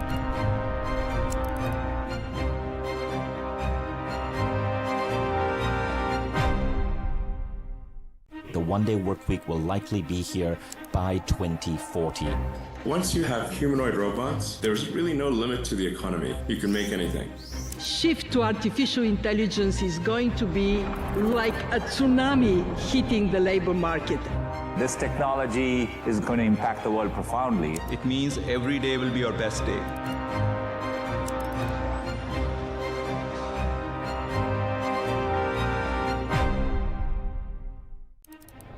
في الماضي صنعت الكلمات والأفعال أعظم لحظات التاريخ، فألهمت الشعوب ورسمت مسارها. As long as you live another day, you have an opportunity to create. كلمة واحدة قد تتحول إلى قرارات. In a world in which everything is global, we need global responses. جملة واحدة قادرة على تشكيل الآراء. To me, development delayed is development denied, and we have to change this. والخطاب الصحيح يمكن أن يغير مجرى التاريخ. If we fail to act now, we will see a climate crisis that is unimaginable. غير أن الصوت الواحد مهما كان مؤثراً لا يكفي وحده. We're going through a time warp.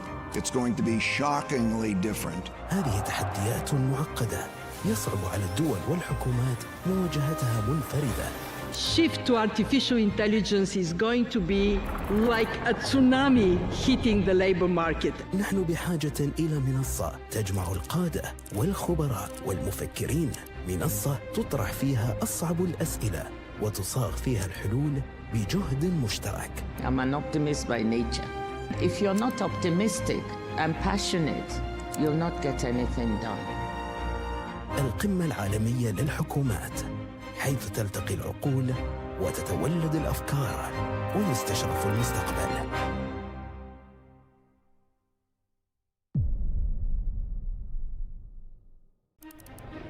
Throughout history, our greatest turning points began not with action, but with powerful words. As long as you live another day, you have an opportunity to create. A single line can be a command. In a world in which everything is global, we need global responses. A sentence can form an opinion. To me, development delayed is development denied, and we have to change this. And the right speech can shift the course of history. If we fail to act now, we will see a climate crisis that is unimaginable. But one voice on its own can only go so far. We're going through a time warp. It's going to be shockingly different. These are challenges too complex for any nation to face alone. Shift to artificial intelligence is going to be like a tsunami hitting the labor market. They demand a platform where leaders, experts, and thinkers can confront the world's toughest questions together. I'm an optimist by nature. And if you're not optimistic and passionate, you'll not get anything done. Welcome to the World Government Summit, where voices meet, where ideas are exchanged, and the future is reimagined.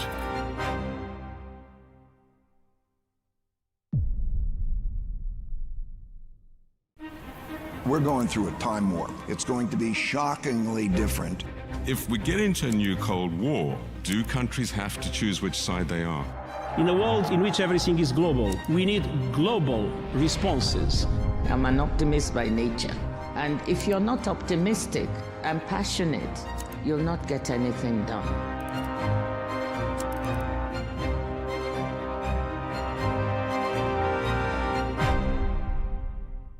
Think of genes as life software. Genetic medicine is the ability to rewrite that code.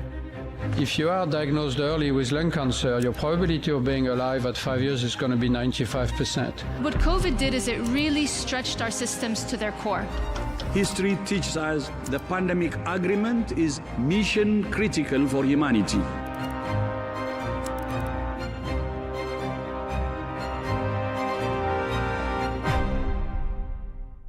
What drives economic development is innovation. Innovation cannot be planned. You just don't know when and where innovation comes. Creative arts as an industry is a generator not only of wealth, but of jobs. You can find the capital, you can find the resources. It's the ideas that matter.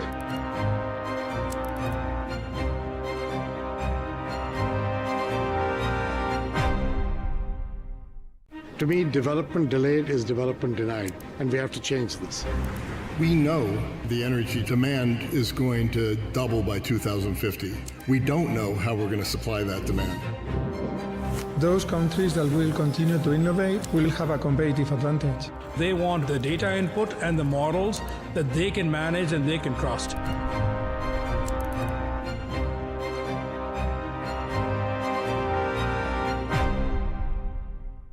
The one-day work week will likely be here by 2040.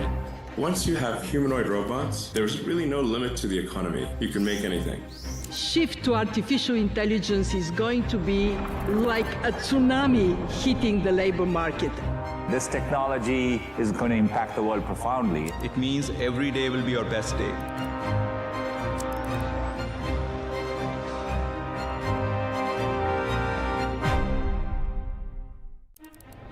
في الماضي صنعت الكلمات والأفعال أعظم لحظات التاريخ، فألهمت الشعوب ورسمت مسارها.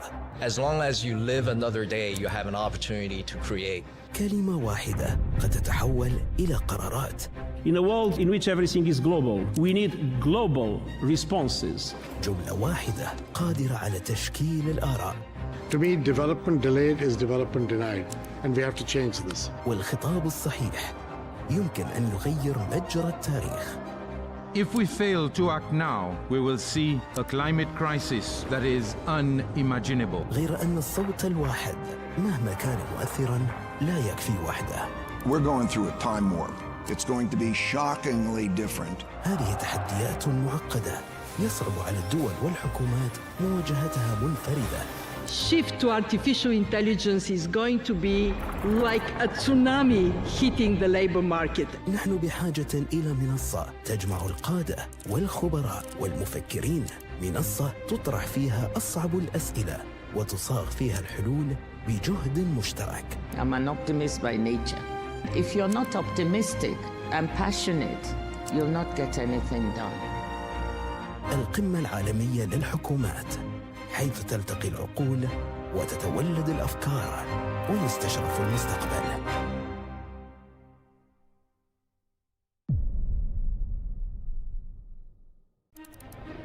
Throughout history, our greatest turning points began not with action, but with powerful words.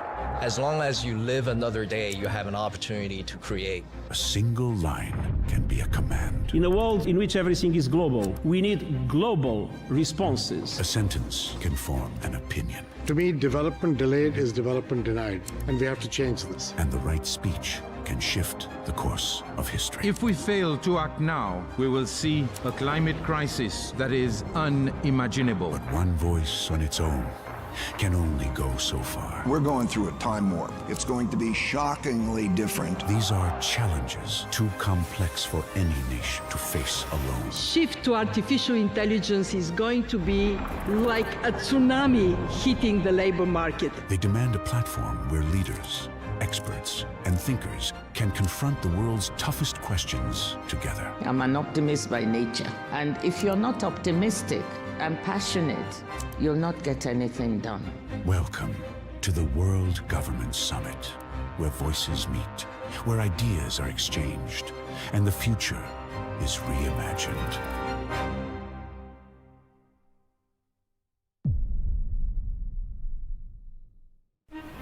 We're going through a time warp. It's going to be shockingly different. If we get into a new Cold War, do countries have to choose which side they are? In a world in which everything is global, we need global responses. I'm an optimist by nature.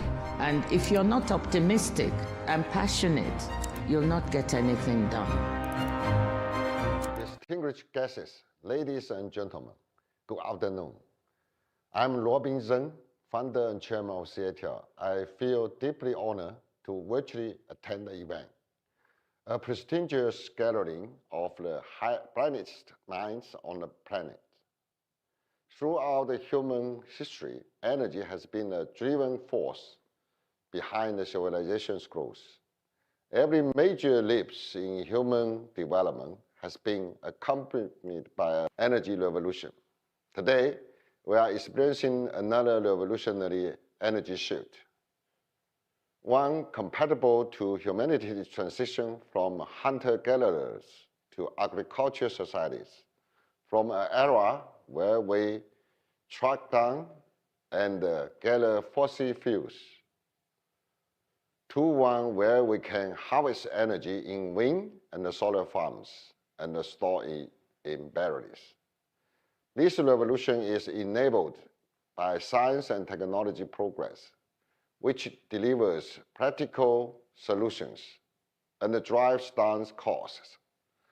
According to the IEA and the BNEF, over the past decade, the cost of LFP battery and the solar battery has fallen by about 80%. Sustainable energy solutions have evolved from being technologically feasible to becoming an economically compelling choice. CATL is enabling renewable energy to achieve true economic competitiveness across a range of applications. In the mining sector, solar plus storage system powered by CATL has been deployed in Chile and the Democratic Republic of Congo, supplying electricity to remote operations at about 1/4 the cost of the diesel generators. A similar transformation is underway in industrial applications. In Pakistan, the rapid growth of distributed solar combined with CATL's energy storage solutions is providing reliable power to local cement plants, cutting electricity costs by half. In California, we see what future power system will look like at a grid scale. As storage capacity expands, the dark curve created by high renewable penetration has been significantly eased in 2025.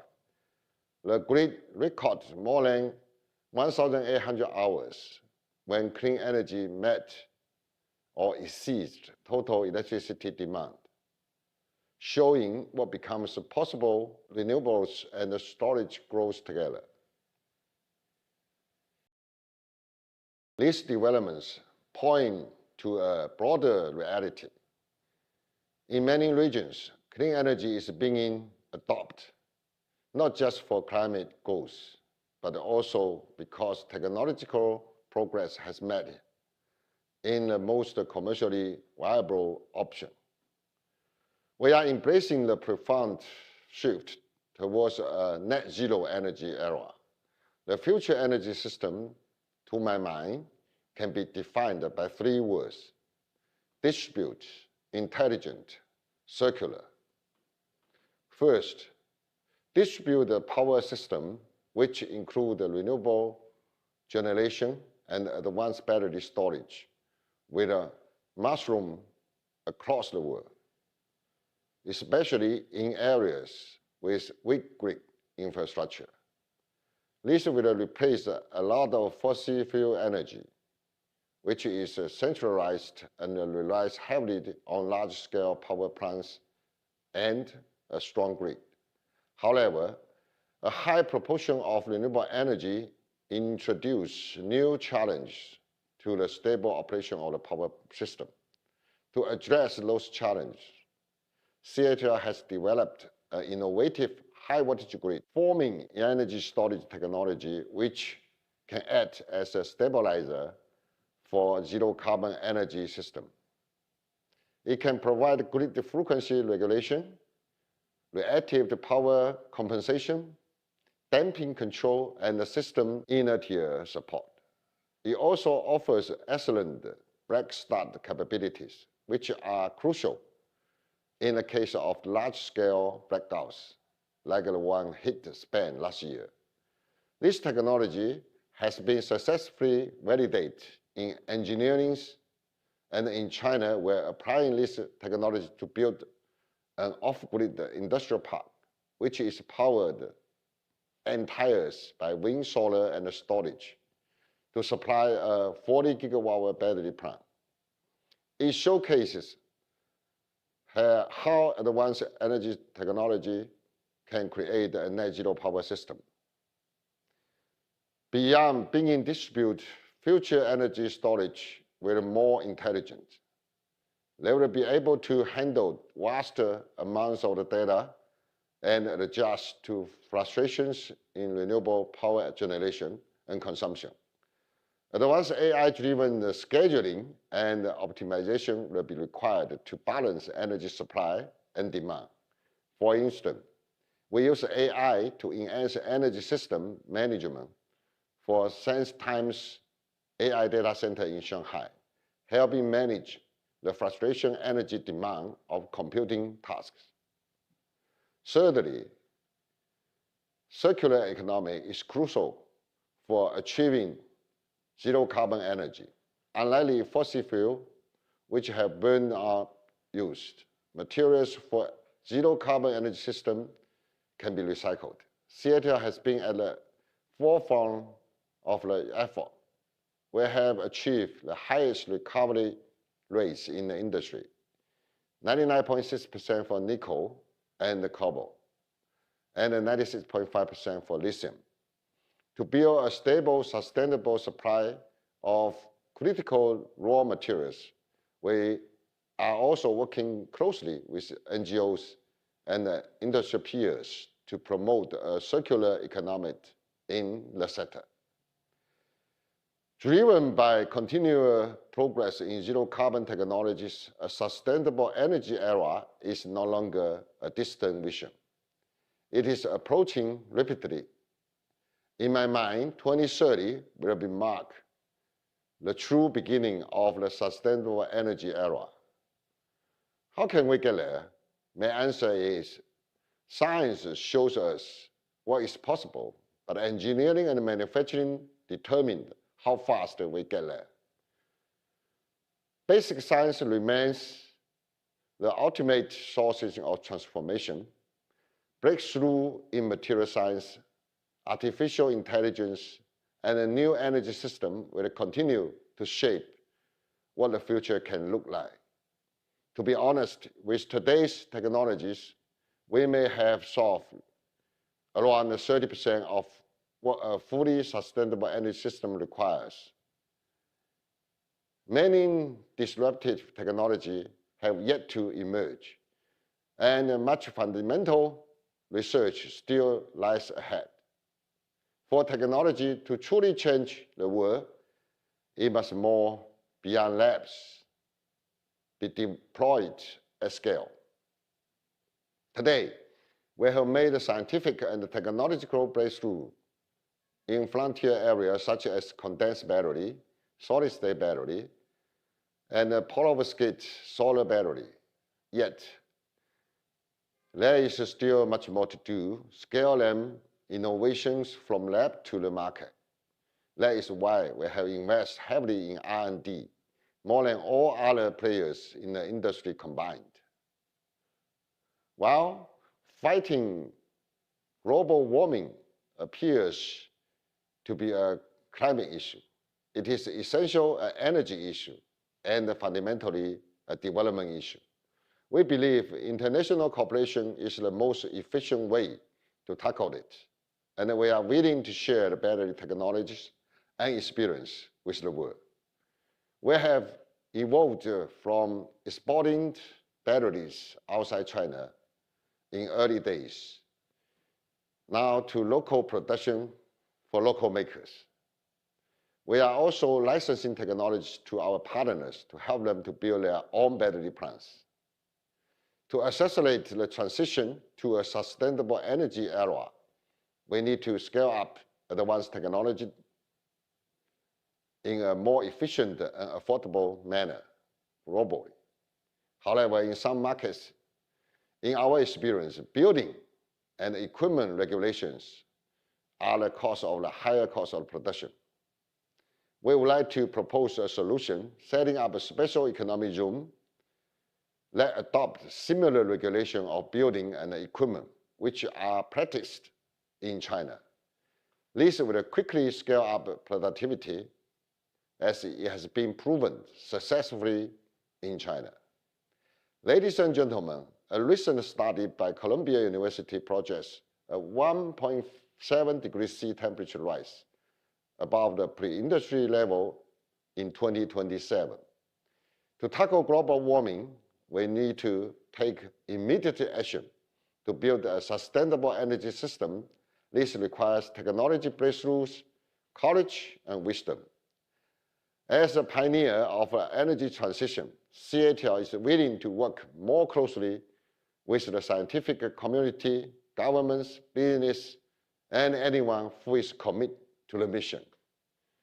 In closing, let's work together towards a net zero energy future and leave a healthy, green earth for future generations. Ladies and gentlemen, our next session is a keynote by Professor Stephen Chu, Nobel laureate in physics 1997, professor of physics, of molecular and cellular physiology, and of energy science and engineering at Stanford University.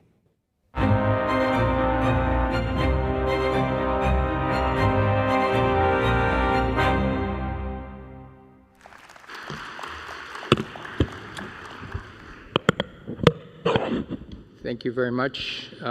It's a pleasure to be following Robin Zhang, who gave a very optimistic report of the technical progress. I wish to follow that by giving a little nuance and what some of the other challenges are. So let me begin by, I'm using these as my notes, and okay. First, let me remind you how much progress we've made. If you look over the last 10 years or so, the levelized cost of solar electricity has dropped from roughly 45 cents per kilowatt hour to 3 cents, and in the Middle East and in Australia, it's 1.5 cents. So we're looking at up to a 30x reduction in only 10, 15 years. Wind has dropped four times in that same price. The full cost of these renewables goes increasingly more as it becomes a larger fraction. And so I want to tell you a little bit more about what those full costs will be. First, let me talk about energy storage. In 2015, most of the energy storage, 95% in the world, was pumped hydro storage. It's water lifted at higher places, you let it down, you generate electricity, you want to store it, you pump it back up. And so let's do an exercise. So I did this and said, for the United States, suppose the United States needs to, wants to have 80% renewable energy, mostly solar, but also significant parts of wind. What would the energy and power requirements be? So power is in watts, and roughly estimated between 100 to 200 billion watts, gigawatts of power would be needed, and about 1 terawatt hour of energy would be needed. Now, the cost and utility scale costs are about $200, $100 per kilowatt hour. So let's take a low-end compromise, $125 per kilowatt hour. A 1 terawatt system will cost about $125 trillion. So let me say it again. To get 80% renewable energy in the United States, which has abundant land and we can supply that, we would have to be spending about $125 trillion in just batteries alone. The other thing that Robin Zhang knows full well is that you need batteries that can survive in an un-air-conditioned environment. Today's batteries, they have to be air-conditioned. If you're in the Middle East, they would not survive. The chemistry decomposes. There are batteries that do this. There are sodium-ion batteries that can work up to 60 degrees centigrade down to minus 30, but they're about factor 3 more expensive than today's lithium iron phosphate batteries. Robin Zhang talked about grid stability, and this is a big deal. In usual, if you have big generators that have big spinning turbines, there's, according to laws of physics, you have mechanical inertia and you have a thing called Lenz's law. So if there's any change in current, the magnetic fields themselves generate a back current to compensate for that. It gives us real stability. When we have solar, for example, there's none of this stability, and you have to build in very fast electronics, very high-powered electronics, and connected. And that's what he was talking about when he was mentioning you need an entire system of very fast power electronics, a sensing system that had to be coordinated. Now, at the scale of a country like the United States and China, this is a considerable challenge. I'm not saying it's impossible, but it can be done, but it is still an issue. In terms of materials resources, there's not enough nickel and cobalt, even for EV batteries. The world has transitioned to iron phosphate. And the question is there enough lithium? The good answer is we've now learned how to extract lithium from salty water. There's lots of lithium in salt water, not only ocean water, but just you dig underground, you get lots of salty water. And so at least for 100 years or so, maybe 200, we won't have a lithium shortage. Same time scale, we're facing a copper shortage. And so we should start thinking now about getting something, a carbon-based conductor, to replace the copper. Another great dream that we all have is, could you send large amounts of electrical power underwater? Why would you want to do that? Well, if you're in Southeast Asia, for example, if you're in Singapore, Thailand, Vietnam, Cambodia, there's a dream you can link up that with Australia, which has abundant land and terrific sun. What's the problem? You don't have dielectric materials that can withstand more than about 500, 550 kilovolts.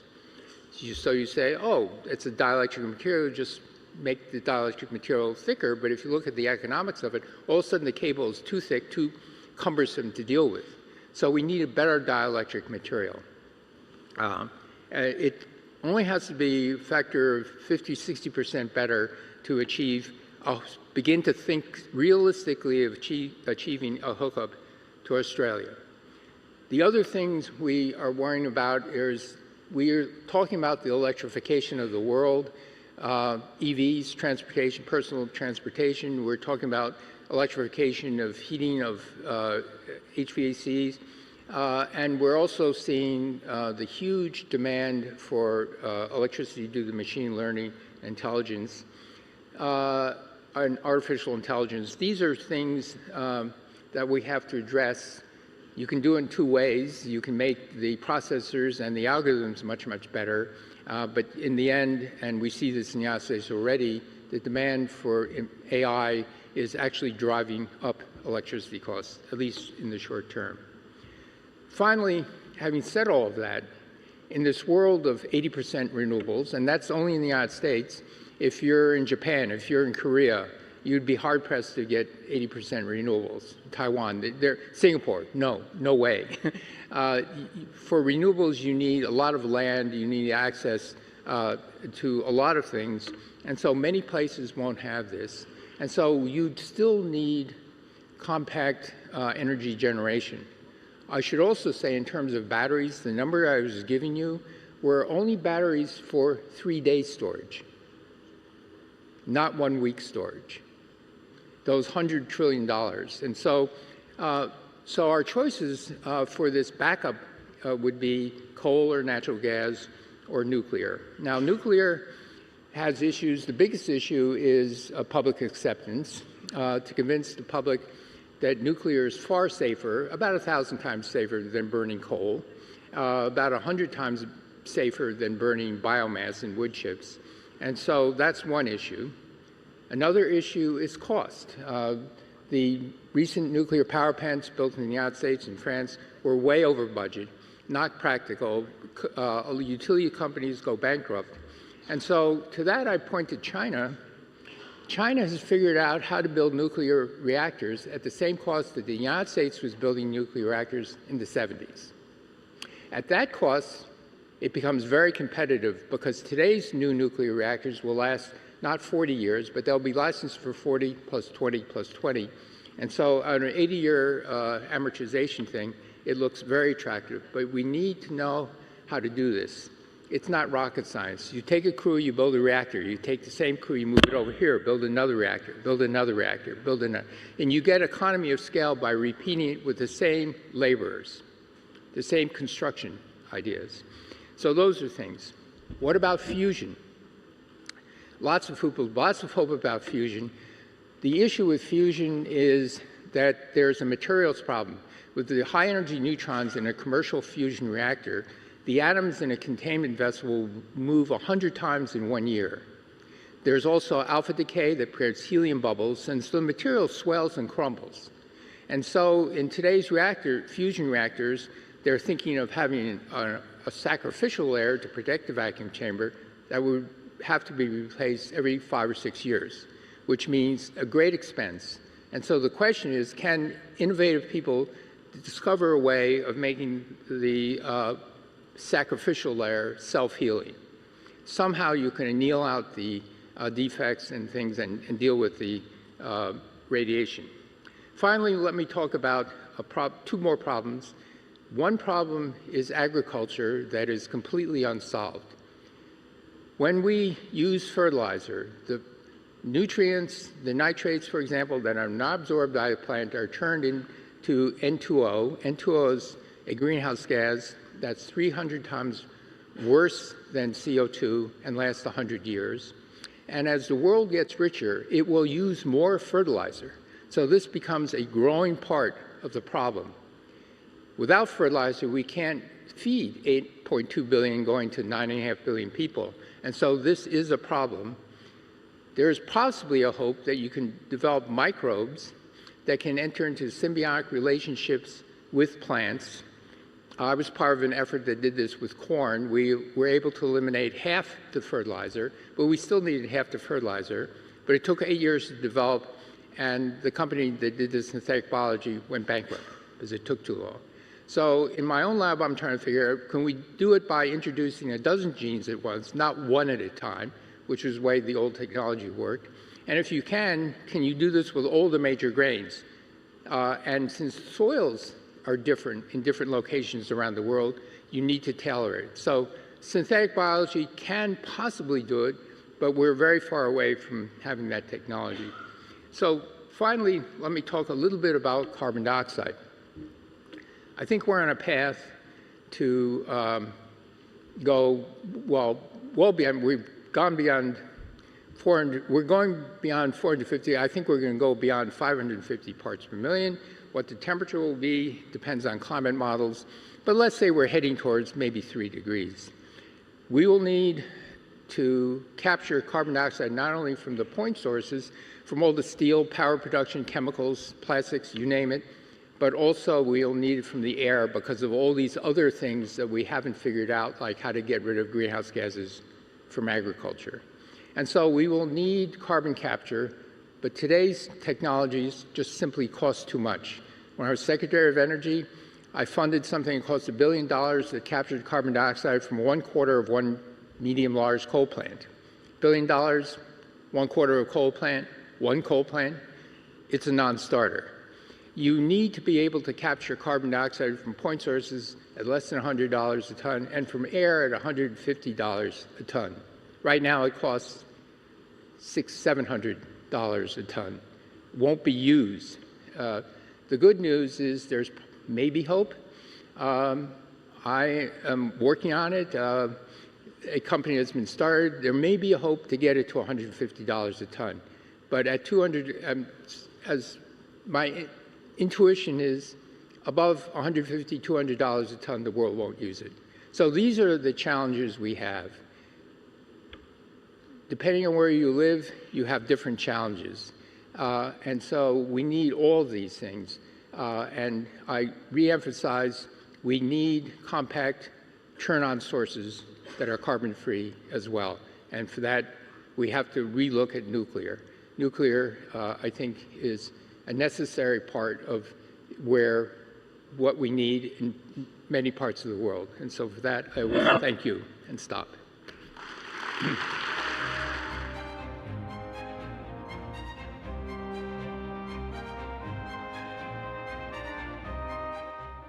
Ladies and gentlemen, our next session is a special announcement by the World Laureates Association. Please join me in welcoming Professor Roger Kornberg, Chairman of World Laureates Association, Nobel Laureate in Chemistry 2006.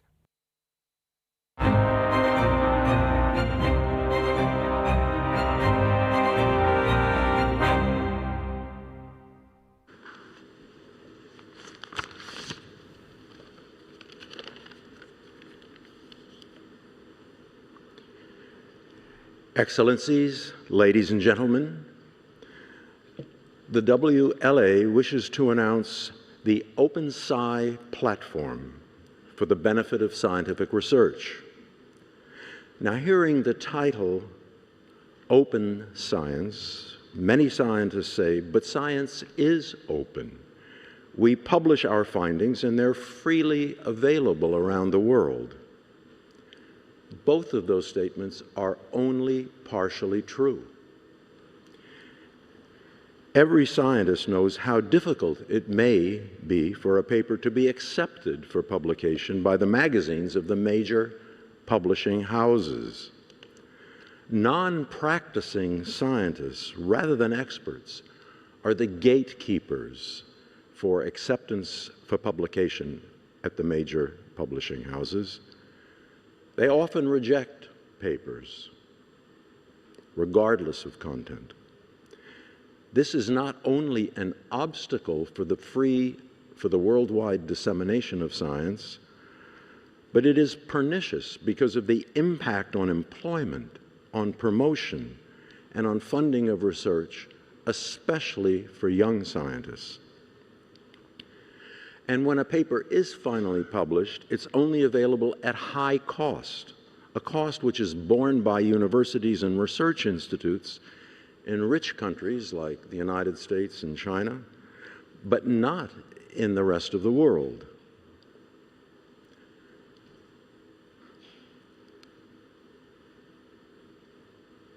A second challenge, listed here as the funding gap, is also a major concern of scientists. This challenge is the ever-present shortage of funds for the support of research, to pay the costs of performing research. It is always insufficient, and even more so now with the debt burdens of many countries, and also a widespread lack of appreciation of the importance of the most fundamental research, what we call basic research. The Open Science platform, in addition, offers a pathway for the use of AI for scientific discovery.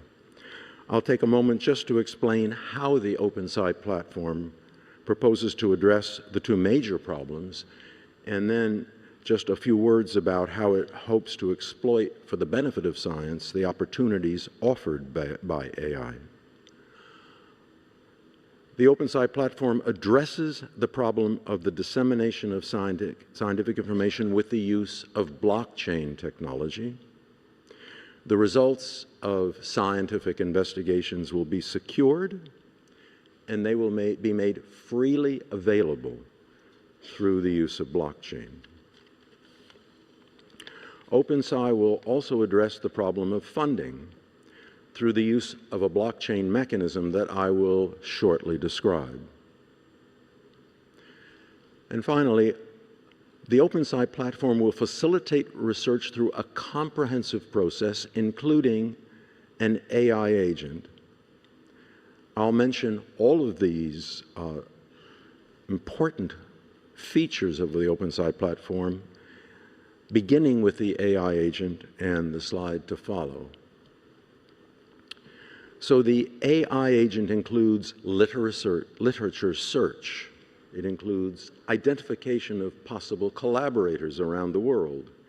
It includes data analysis and much more. Finally, in regard to the funding mechanism, the OpenSci platform entails a novel and powerful idea: the creation of a science token secured through intellectual property, through which a contribution can be made for a specific project or for the entire portfolio of scientific activities. I will conclude with a video made by the OpenSci team to summarize the entire process.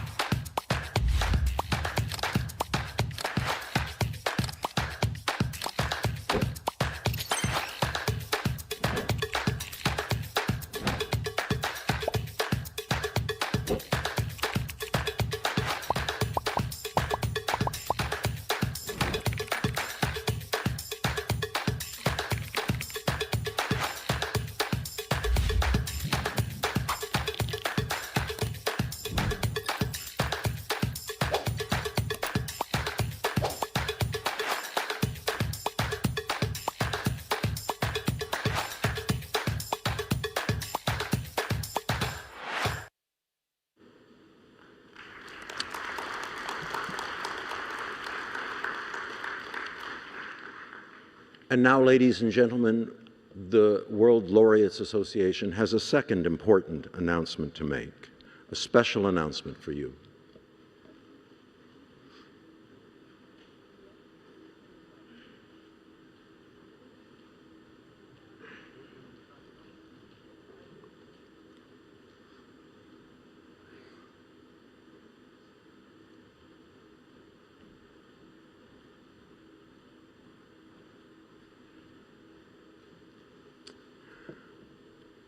I'm pleased to invite to the stage His Excellency Omar Sultan Al Olama and Mr. Wang Ho to make the announcement of the establishment of the World Laureates Association, Dubai.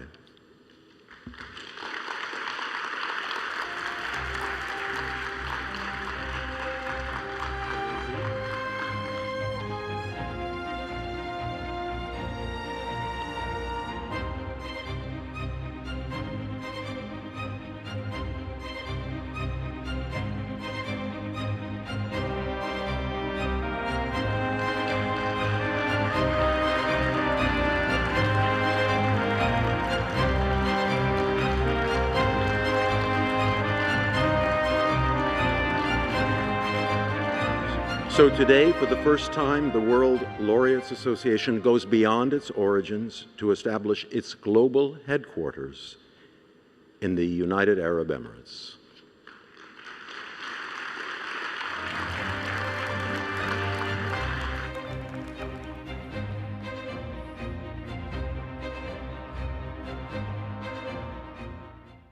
Ladies and gentlemen, our next panel discussion is titled, Can Science Save the Earth?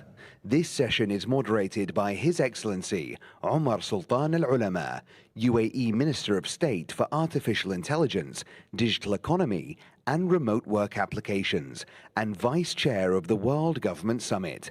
Please join me in welcoming our distinguished panel.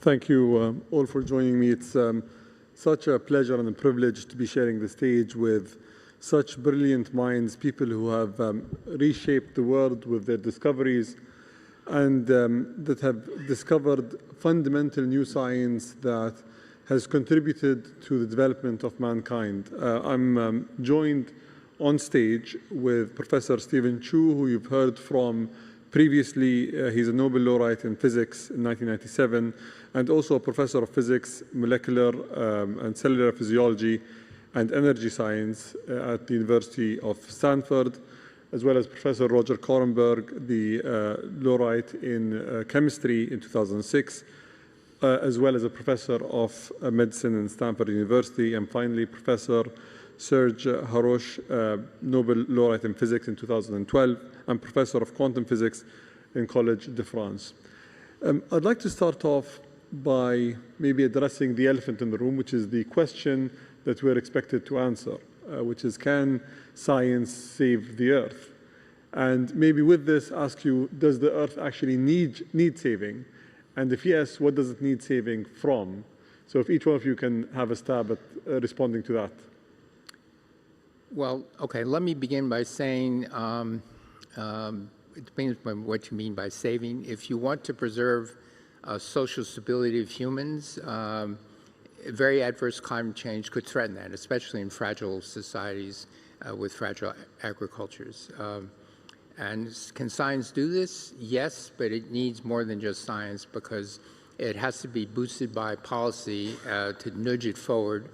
At the beginning of any new technology, it's always going to be more expensive, and so you need that. Some of the technologies are getting better, cheaper, so you don't need it as much, but there are others, I mentioned a few, that really need a little kick. And so I think you need both the science, but also the policy commitment and the recognition that you better do it because it's going to take a very long time. And now's the time to start in earnest. So Steve has spoken eloquently about the challenge with respect to energy and an allied challenge, agriculture. I would like to echo a remark that Professor Haroche made in his lecture earlier in the day. It is also important that science can make a key contribution to human health, especially that of an aging population, which will be a growing problem in the world, with dire consequences for the world economy, and then downstream from that, of course, difficulty in solving other pressing problems. Yeah, I think there is no question that we need to save or to protect the Earth, but I think the basic issue is education. Even before science, we have to have a population which is aware of the problems, which can think in a rational way, to which we can explain what's happening without raising irrational fears. And this is one of the big issues. So I think education, starting with young children, all over the education cycle, is very important to make citizens in all countries understand that there is a problem and there's a rational way to solve the problem. I like the breadth of answers and the different domains in which the problem needs to be stated and then the answers are to be made. I was having a conversation this morning with a member of the audience, who's His Excellency Daniel Noboa, the President of Ecuador. And we were talking about all of the species that were extinct on the Galapagos Islands because of, whether it's human intervention or climate change or other reasons. And the point was that science is the only answer to trying to stop the extinction of creatures or to do something about it. So governments are becoming a lot more receptive to not just allow scientists in, but use scientists as key advisors or leaders within the government itself. Professor Chu, you were actually in the seat of a government official. What can we do as governments to ensure that science is not just allowed, but let's say accelerated in terms of government use of science and the ability of scientists to do more within the different governments of the world? Well, I think the first thing is the scientists have to be at the adult table. In the United States, the adult table are members of the cabinet. If you're 1 or 2 levels below that and it has to percolate up, it's not the same.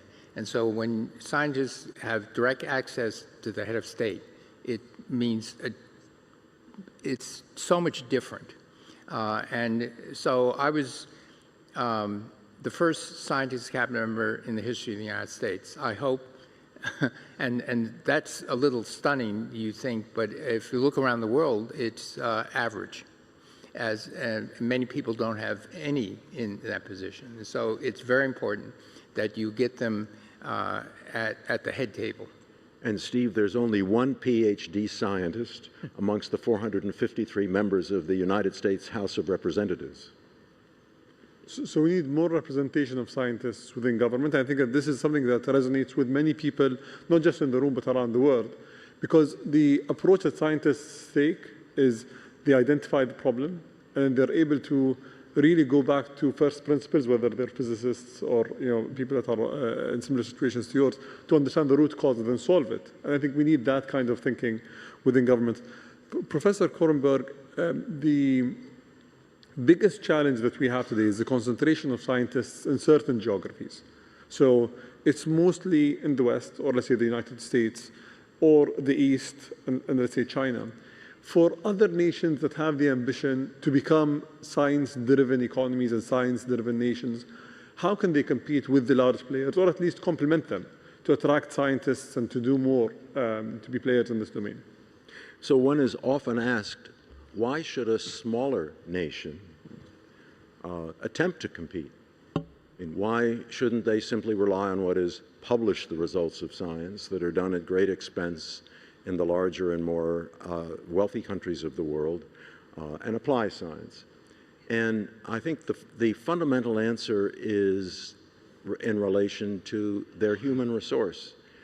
If they don't offer opportunities to the best and the brightest in their countries to pursue knowledge in the way that my colleagues here and we as the scientists, the participants in the World Laureate Summit have all done, then they will migrate to other countries.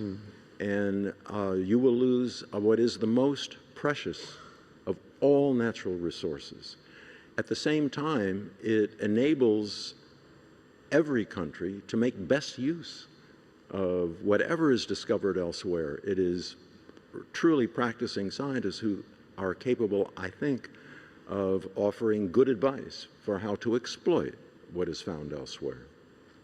The UAE was historically a crossroads for commerce, for goods, for logistics.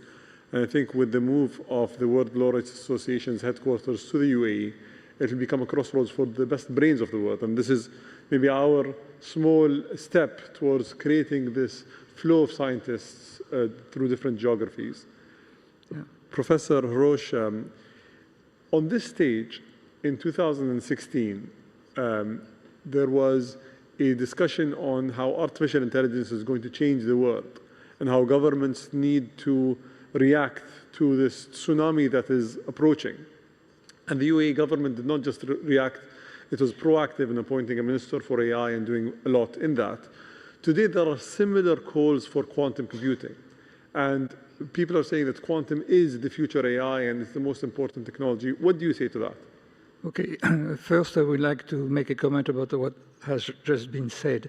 You compared the United States with China, and I think in the middle you have Europe, and I am the only European here, and I can tell you that middle-sized countries have a very good way to do science, which is to unite, to have common programs to the different countries. The ERC, for example, the European Research Council, was very helpful for that, and I think this could be an example for countries in the Middle East to have a common effort, a common program in science, and for countries in the extreme East, Japan, Korea, Singapore, Hong Kong. I see that they don't work enough together, and they could take example on Europe to do that. Now, about quantum technologies, this is still a field which is building up and at the border between basic science and technology, and it is still largely basic science. Everybody is talking about the quantum computer. this is a kind of dream. In the future, it does not exist. And if you think about the next 10 or 15 years, the quantum computer will not contribute at all. On the other hand, you have other quantum technologies which are more mature. For example, now you have probes which are able to measure extremely small changes in the gravitational field of the Earth. And this is a kind of probe which could be used to monitor the level of water or the level of ice, which is an important part of the research about climate change, to monitor and to keep data and to update the data all the time. Another aspect of quantum technologies is called quantum simulation. What you can do is to build up one by one artificial system which mimic what happens in real matter. And in this way, you can try to synthesize material which do not exist yet, but which could be useful. Everybody is talking about superconductivity at room temperature. If we had this kind of device, of course, it would solve part of the energy problem because the transportation of energy has a lot of losses due to losses in cables. You could also think of quantum technologies to synthesize new molecules which could be useful for health, human or animal health. So there is a lot of domains in which you can see that one day this quantum technology will be helpful.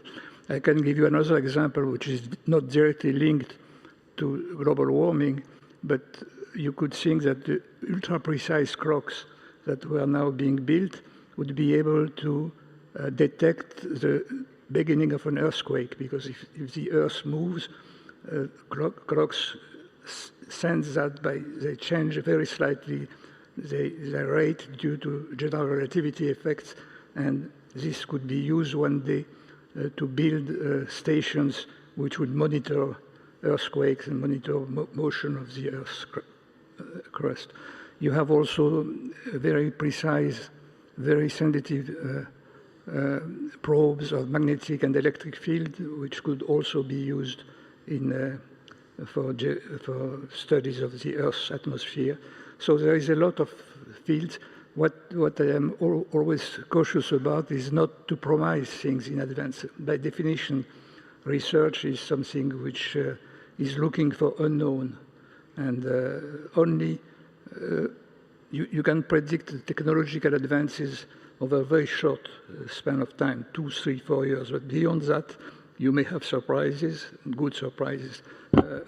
Steve alluded to fusion, which, of course, if we had the energy coming from fusion, it would solve a lot of problems. But there are still a huge technical problems that Steve alluded to. And this is also something which is quantum. After all, to understand how fusion works, you need quantum physics. So it's and also the research on nuclear, on fission power plants, it also requires a lot of research, especially if you want to build small power plants and have a more scattered network, which would require artificial intelligence to be able to manage it. So all fields of science and physics collaborate together to solve these problems. I think Professor Chu, he threw me off. I was going to ask you another question, but if you'll allow me to ask you 2 questions, which you can answer rapidly. The first is, what's your prediction on fusion? When do you think we're going to be able to achieve stable commercial fusion that can, change and revolutionize energy around the world? Just if you can give us like a quick prediction on that. But the second, which is more important, the US is at the forefront of artificial intelligence. And there was an experiment that was done in a research paper that was published on whether or not AI can actually achieve discovery of science. So not just help you in the process, but do the scientific discovery itself. And the answer was no, that at this point it can't, maybe it can in the future. Do you think it will ever be possible?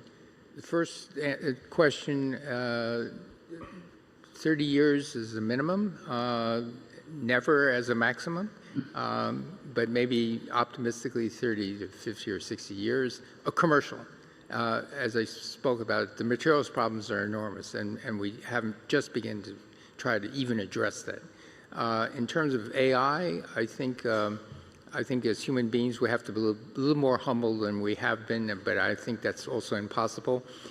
We always try to define ourselves as being different from anything else, as being smarter than any machine, starting with the Turner test and on through. And so now the last bastion is, well, can there be as creative as an Einstein?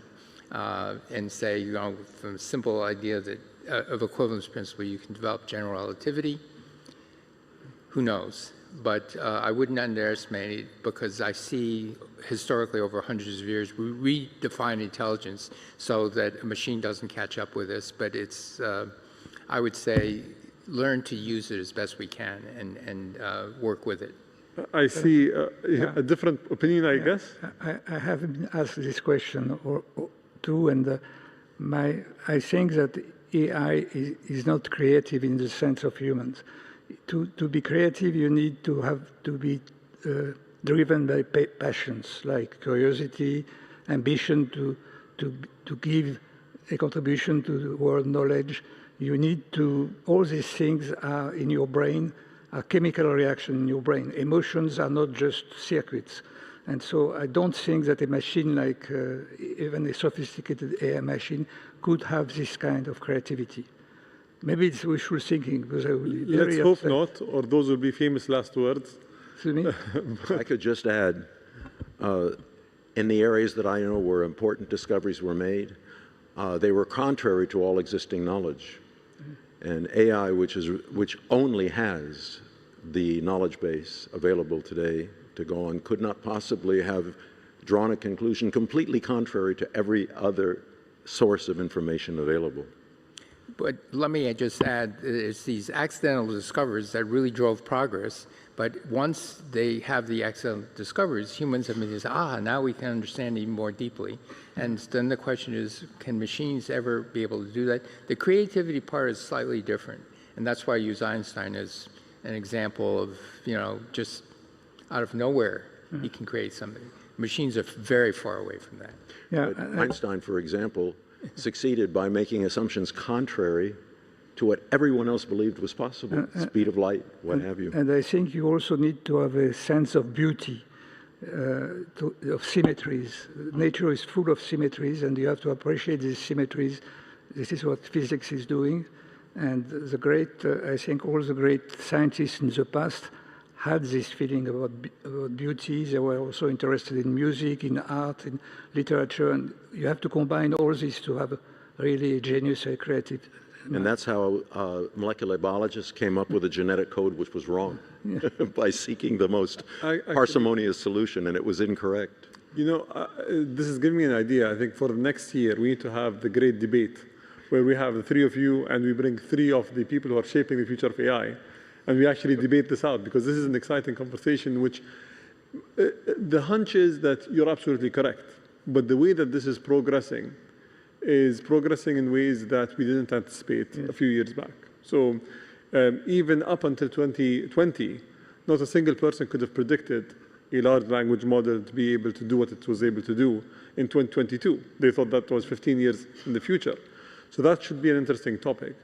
I'd like to conclude maybe with a question relating to the thing that you guys have been busy with the past couple of days. So we've convened some of the leading scientists of the world. We've had 2 very productive days. What are the most important outcomes that you think came out of the World Laureate Summit? What can people expect to be the impact that will change their lives from the discussions that you've had? Whether it's new knowledge, new insights, or at least something that government officials can take forward to implement after your discussions. Your Excellency, if I may, having sat through that entire period and listened, what struck me was how many of the presenters spoke as requested about their own science, but then took trouble to call attention independently to what is the most important message we as scientists wish to deliver to the policymakers of the World Government Summit. The importance of what we call basic science, which is untargeted research, which is the source of all discovery. It's difficult to explain both what is basic science and why it matters.